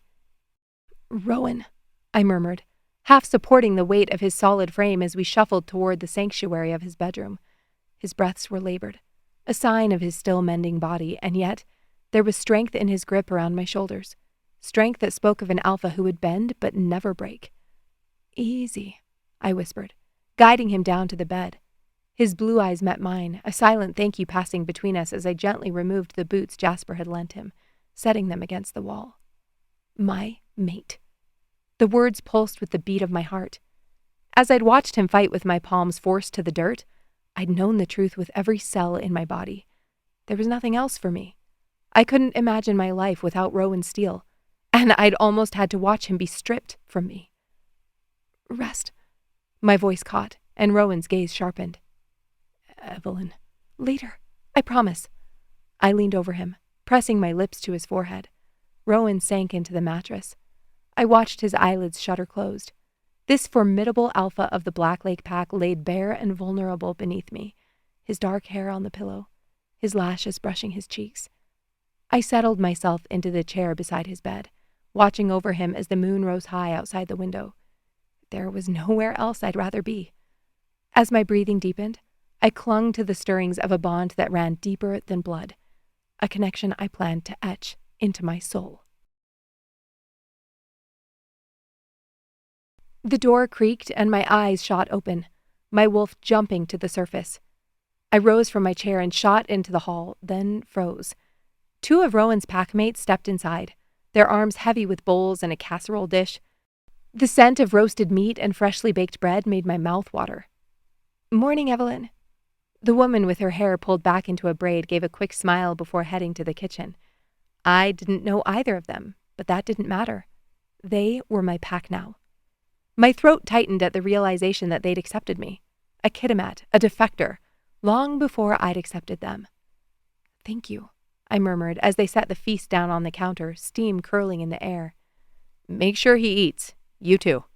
The man put his hand on my shoulder. "Get your damn hands off my mate, Andrew," Rowan barked from the bedroom. A smile split Andrew's face. "There he is." He made his way back to the door, and I could barely wait for them to walk out before rushing back to the bedroom. "You're up? Can I get you?" "I want you." Rowan held out his hand. I took it but didn't allow him to pull me to the bed. "You need to eat something." "That was my plan." He gave a wicked grin, and my cheeks heated. "Nice try." I raised an eyebrow. "You might not be willing to admit weakness, but I'm not going to let you ignore your body's needs." "Not all needs are created equal." I laughed as he yanked on my wrist, and I dropped onto the bed next to him. Rowan's hands were instantly on my skin, slipping up the back of my shirt. I dropped my head and pressed my lips to his. "How about we go in order?" I whispered. "Your way or my way?" I grinned against his mouth. "Mine." "Which is?" "Food, then a shower." With a slow nod, he pushed himself up into a sitting position, leaning back against the headboard. "Only if you join me." "Deal." It was the simplest agreement I'd made in weeks. I made up our plates and we sat together, sighing with the pleasure of filling our bellies with roast beef, glazed carrots, and fresh rolls. After a few mouthfuls, I dipped a cloth into the bowl of cool water I'd fetched earlier, wringing it out before placing it gently on his forehead. His eyes closed at the touch, a sigh escaping his lips. "Thank you," he murmured, his hand reaching up to cover mine where it rested on the cloth, his grip firm but tender. "For everything." Sunlight played across Rowan's features, softening the hard angles of his jaw and igniting the streaks of pale blue in his eyes. His dark hair was tousled, and I ran a hand through it. "Did you sleep at all?" Concern knitted his brow. "Enough," I lied, brushing off the question with a small smile. My gaze lingered on his face, on the faint shadow of stubble and the fullness of his lips. Rowan wrapped a hand around my neck, his touch sending a jolt of electricity through me. I hastily stacked our plates and set them on the nightstand. The intensity of his gaze held me captive, and I couldn't resist leaning in, drawn by a force stronger than my own will. Our lips met, and his scent, the taste of him, wild and familiar, ignited a spark that flared into a flame. Rowan's hand cradled my cheek, angling my head as the kiss deepened.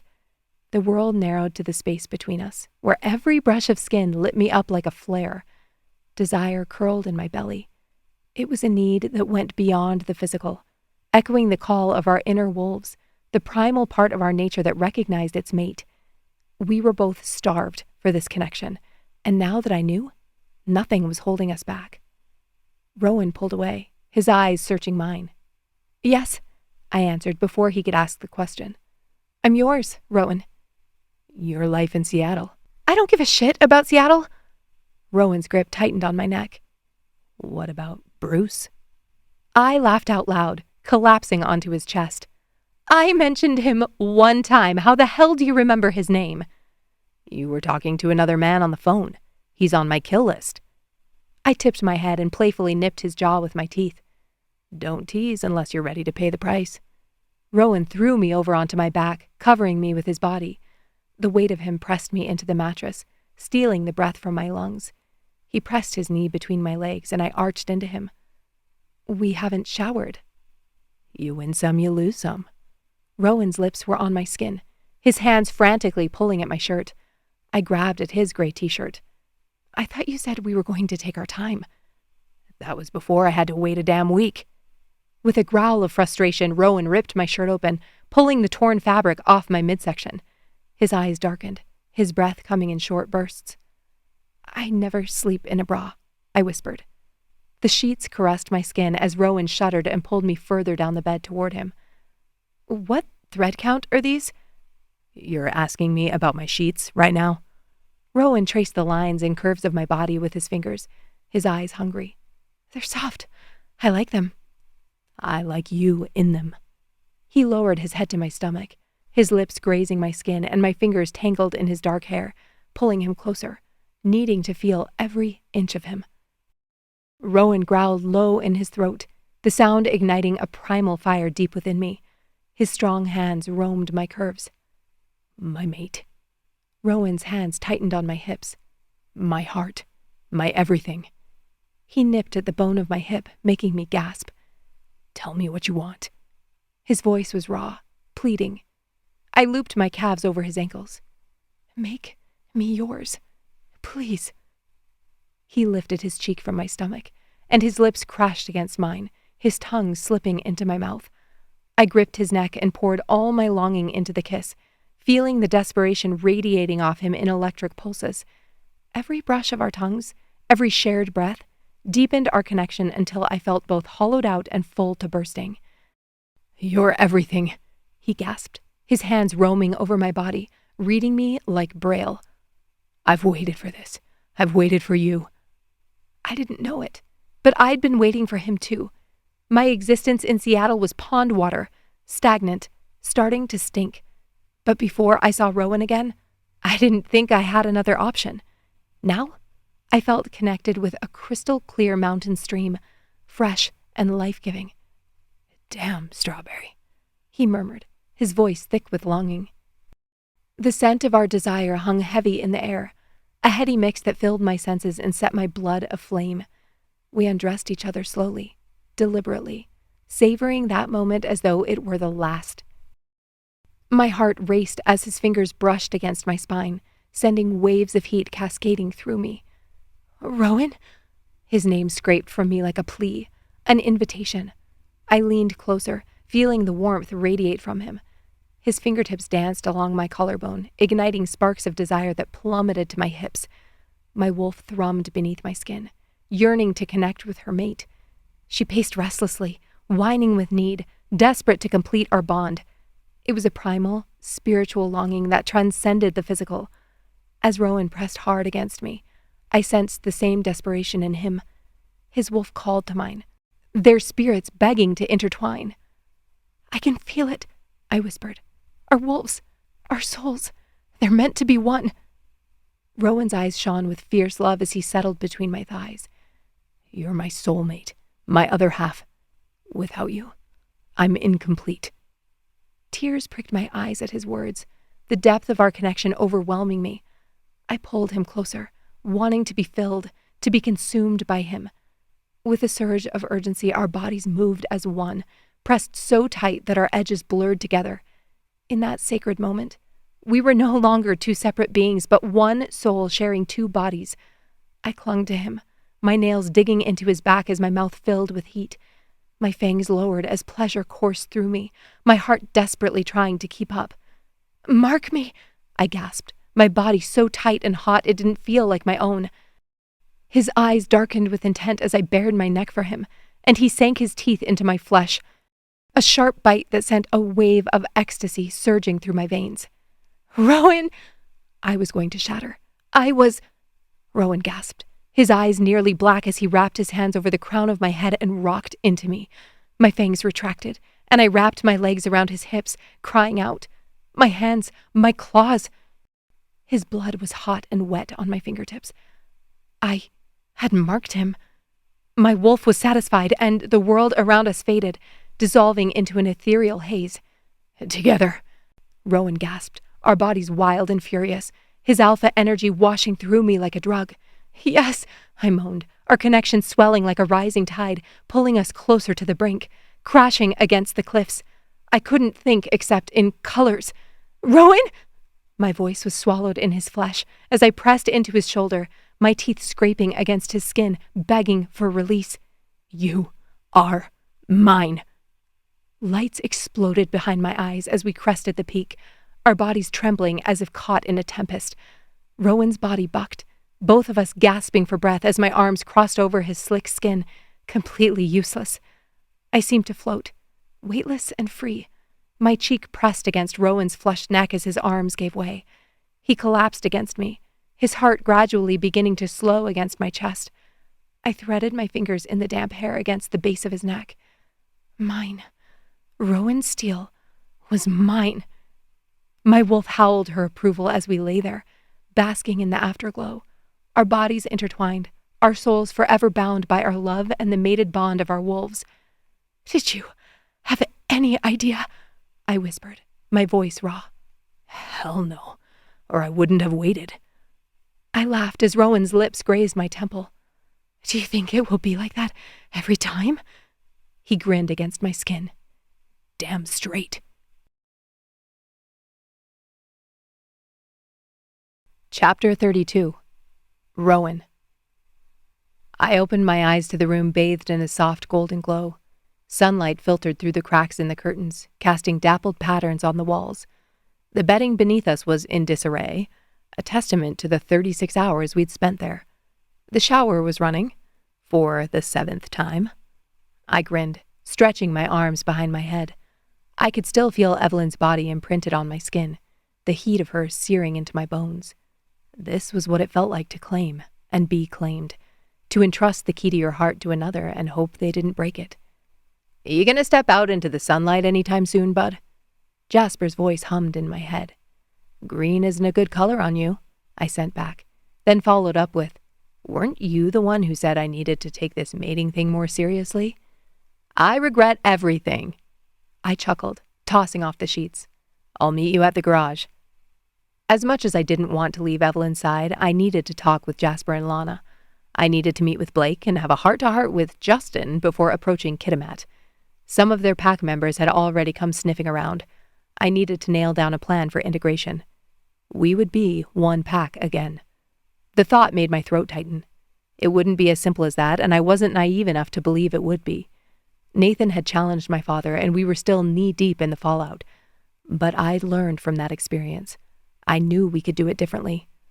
I entered the bathroom and opened the glass door, stepping in beside Evelyn. Eyes heavy with contentment, she turned to face me as my hand skimmed along the soft curve of her hips. "Morning." I breathed her in, and a shiver ran through me when I caught my scent still on her skin. I wanted her to get out of the damn shower so every wolf in my pack would know I'd left my mark. "Morning." Her cheeks flushed under my scrutiny. I couldn't help but smile. The memory of the night before flooding back to me in vivid detail. The hunger in her eyes, the way she'd let me devour her and begged for more. I pulled her into my arms, the water cascading over our skin. "I have to go to work." "You mean we can't hole up here together forever?" She tipped her head, grinning up at me. I ran my fingers over the mark I'd left on her neck, already healed into a dark whorl that looked curiously like a berry on the end of a stem. "Have you seen yours yet?" she asked, turning me around and running her fingers over my skin. "Describe it." "Them?" Her touch sent prickles over my skin. "There are 3, over your shoulder blade. They look almost like cedars." That was perfect. The trees were my refuge, and that's what I wanted to be for my mate, my pack. I turned back to face her. "You drew blood." Evelyn rolled her eyes. "And you didn't?" I grinned, dropping my head until my lips met hers. "I love you." She pulled against my hips. "I love you too." Without warning, she smacked her hand against my bare ass. "Now stop stealing all my water." Chapter 33. Evelyn. The house was too still. I paced the length of our living room, my feet sinking into the plush carpet, the silence punctuated by the rhythmic tap of my nails against my jeans. Each tick of the clock heightened my nerves. "Come on, Lana." I raked a hand through my auburn hair. Rowan had said she'd be back by dusk, and the sun was already dipping behind the trees. Nothing could have gone wrong, right? She was only clearing out my things, and it wasn't like I had much. I both hated and loved that Rowan wouldn't let me go with her. I understood him wanting to keep me safe, but to make Lana do my apartment cleaning and checkout? That didn't seem fair. I paused by the window and pressed my forehead against the cool glass. Finally, a gravelly rumble broke the silence as an SUV pulling a U-Haul trailer rolled up the drive, dust swirling in its wake.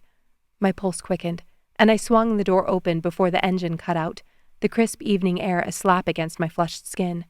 "Hey!" Lana dropped from the vehicle, her dark hair cascading around her shoulders, looking every bit the badass third-in-command she was. My anxiety melted away as she wrapped her strong arms around me. "Did you miss me that much?" Lana teased, pulling back to look at me with a smirk. Her gaze was assessing, but the edge of concern there told me she understood the gravity of what today meant for both of us. "Don't flatter yourself." I grinned, and it felt good to smile, to let Lana's easy confidence buffer the storm of emotions inside me. "Good answer, Beta." Lana nudged me with her shoulder, her eyes sparkling. "You ready for the pack meeting tomorrow?" Ready as I'll ever be. Which was not ready at all. The weight of the upcoming gathering settled over me. It wasn't just any meeting, it was my first step into this new life, the moment I took my place in Black Lake as Rowan's other half. "Let's get your stuff inside." Lana gestured to the bags and boxes in the back of the SUV. "The boys will be over in a sec to unload the trailer. Then we can plot how to survive the pack's curiosity about their alpha's new mate." Interest was a mild way to put it. Rowan Steele had staked his claim, and while his friends were quick to accept me, I wasn't so sure about the elders, or the members of what used to be Kitimat. "Don't think about it too hard." Lana pulled the door open. "You haven't talked to your parents in years, right? So no difference if they don't accept you now." How had she known what I was thinking? "I feel like there is a difference." Lana nudged my elbow as she walked by with a box. "We're your family now, Evelyn. You're not getting rid of us." 20 minutes later, boxes and bags littered the living room floor, a tangible mosaic of my fractured life. My fingers traced over a leather-bound album peeking out from a box, its corners worn. Callie walked through the door, and I leaped up from the floor. "What are you doing here?" "I heard it was moving day." I ran to her and wrapped her in a hug. "You look good." "Slightly better than last week?" I laughed, though it was hardly a funny statement. We still had so much to talk about. I hoped she'd open up to me, but there were things I needed to tell her first. Though I'd let her keep my number when I left, I'd never opened up about what had happened behind Nathan's closed door. My stomach ached at the thought that now, when I told her, she'd understand fully. I pulled back, and the soft buzz of my phone against the table cut through our greeting. I walked back and picked it up. "Bruce, training newbies is a nightmare. Where'd you stash the bandage scissors?" I couldn't suppress the smirk that danced on my lips. "Probably the same place you left your manscaper." "Bruce, so your sister's room?" I snorted, then turned the screen to Callista. "Aw, he misses you." I'd told Callista about my coworkers months ago. I never imagined I'd be standing next to her in person, texting one of them back in Seattle. "Bruce, probably good you went back to Canada. This election's going to be a shit show." "Take care, Jack." I turned off the screen and set it back on the table. Callista sighed. "You'll miss this chaos." "Maybe just a little," I admitted to myself, a pang of fondness for the controlled pandemonium of the ER piercing through me. It was where I thrived, where every day was high stakes, though being here wasn't much different. "When do you start with the EMTs here in Black Lake?" Lana asked, directing Liam to the kitchen with a box of my pots and pans. "Next week." "Good. They could use someone like you." Her approval warmed me more than I expected. "Thanks, Lana." I smiled, genuinely touched by her endorsement. But then, my attention snagged on someone else entirely. Rowan. He strode through the threshold, his arms laden with the last of my belongings, muscles flexing under the strain. There was a primal satisfaction in watching him, an alpha claiming space for his mate within his own territory. My heart raced at the sight, my wolf stirring at the scent of him. Lana smirked. "Looks like the alpha has everything under control." "Always does," I murmured, unable to tear my eyes away. The rest of the pack cleared out, inviting Callista along to the pub. For a split second, I considered going with them, grabbing onto Rowan and pulling him out for a drink, possibly another game of pool with lower stakes. But I knew we had things to discuss for the meeting. Lana grabbed her leather jacket off the back of a chair and made for the door. "See you at the gathering." "See you there," I called, watching as the door closed behind her. No sooner had Lana left than Rowan emerged from the bedroom, a misplaced box of my belongings in his arms. He set it in the living room by the others, his back muscles shifting beneath his shirt as he straightened up. Satisfied? I grinned as he strode toward me. Very. He circled his arms around me and pulled me close. Are you upset you didn't get to go back? Get closure? I shook my head. Lana's the one who had to clean my stove. He kissed the bridge of my nose. I hope it was a disaster. I laughed, pushing away to start unpacking. Leave it, he murmured against my ear, his breath sending shivers down my spine. But I started to protest, though the heat of his body was quickly melting any resolve I had. Later. His hands were gentle yet insistent as they guided me away from the mess. Right now, you're where you need to be. Before I could respond, he scooped me up effortlessly, my world narrowing to the blue of his eyes and the strength of his embrace. There was no space for words as he carried me into the bedroom, the door closing behind us. Epilogue. Callista. My smile faded as I stepped out into the crisp afternoon air, my boots crunching against the gravel. I made my way to where my Jeep waited patiently, and as I reached the door and inserted the key, a sudden wave of exhaustion crashed over me. It was as if every ounce of energy had been siphoned from my body in an instant. The joy from moments before evaporated, replaced by a bone-deep fatigue that made my shoulders slump forward involuntarily. Keep it together, I muttered to myself, fighting against the invisible weight pressing down on me. The sunlight seemed dimmer now, the shadows stretching long and ominous across the empty street. My movements grew sluggish, each action requiring monumental effort as though I were wading through mud. I rolled up my sleeve and inspected the cut along my forearm. It still hadn't healed. Why the hell hadn't it healed? I dropped my head on the steering wheel, memories of Nathan binding my wrists, of forcing the dagger against my skin. That was why I'd stolen it. After that night when he'd coerced me into his home, I knew I couldn't leave it in his possession. But now? I wondered if that was what he'd wanted all along. Not him, I reminded myself. The darkness. That was what I called him. The being I'd sensed in the shadows. The one I knew had been watching in the woods when Rowan defeated Nathan. The one who still had the precious relic. I could feel its dark whispers at the edge of my consciousness, a haunting melody that promised power, but threatened to consume me whole. I gripped the wheel, taking in slow, measured breaths, then forced myself to confront the mundane reality of my Jeep's interior. I didn't want to leave, but the conflicting desires churned like a tempest inside me. The dagger's dark allure was intoxicating. You know where it is? My wolf whined, curling up and burying her head. The scent hit me then, sudden and intrusive. It wound its way through the slightly ajar window, bypassing the mundane odors of pine and asphalt. My nostrils flared involuntarily, the wolf within roused by the unfamiliar trace lingering on the breeze. It was subtle, but distinct. I shouldn't follow. I should start the Jeep and drive away from this place, from the siren call that beckoned me into the wilds. But the fragrance stirred something primal within me, a yearning that was not entirely my own. The cut on my arm burned. I pressed the start button, and the engine roared to life beneath me. The road ahead blurred as I drove. I was going home to Blake and Celeste. I was going to the PAC meeting tomorrow. I was going to work with Blake, Rowan, and Evelyn to blend Black Lake with Kitimat. I blinked, the road suddenly looking less familiar. Had I turned? I glanced back but couldn't see a road that I'd missed. An ominous chill crept over my skin as dusk cloaked the world in shades of gray. My grip on the steering wheel tightened, knuckles straining against the leather. Come to me, Callista. I'm waiting. We hope you enjoyed this production of Moon Faded, written by Luna M. Rose and read for you by Cynthia Gunderson.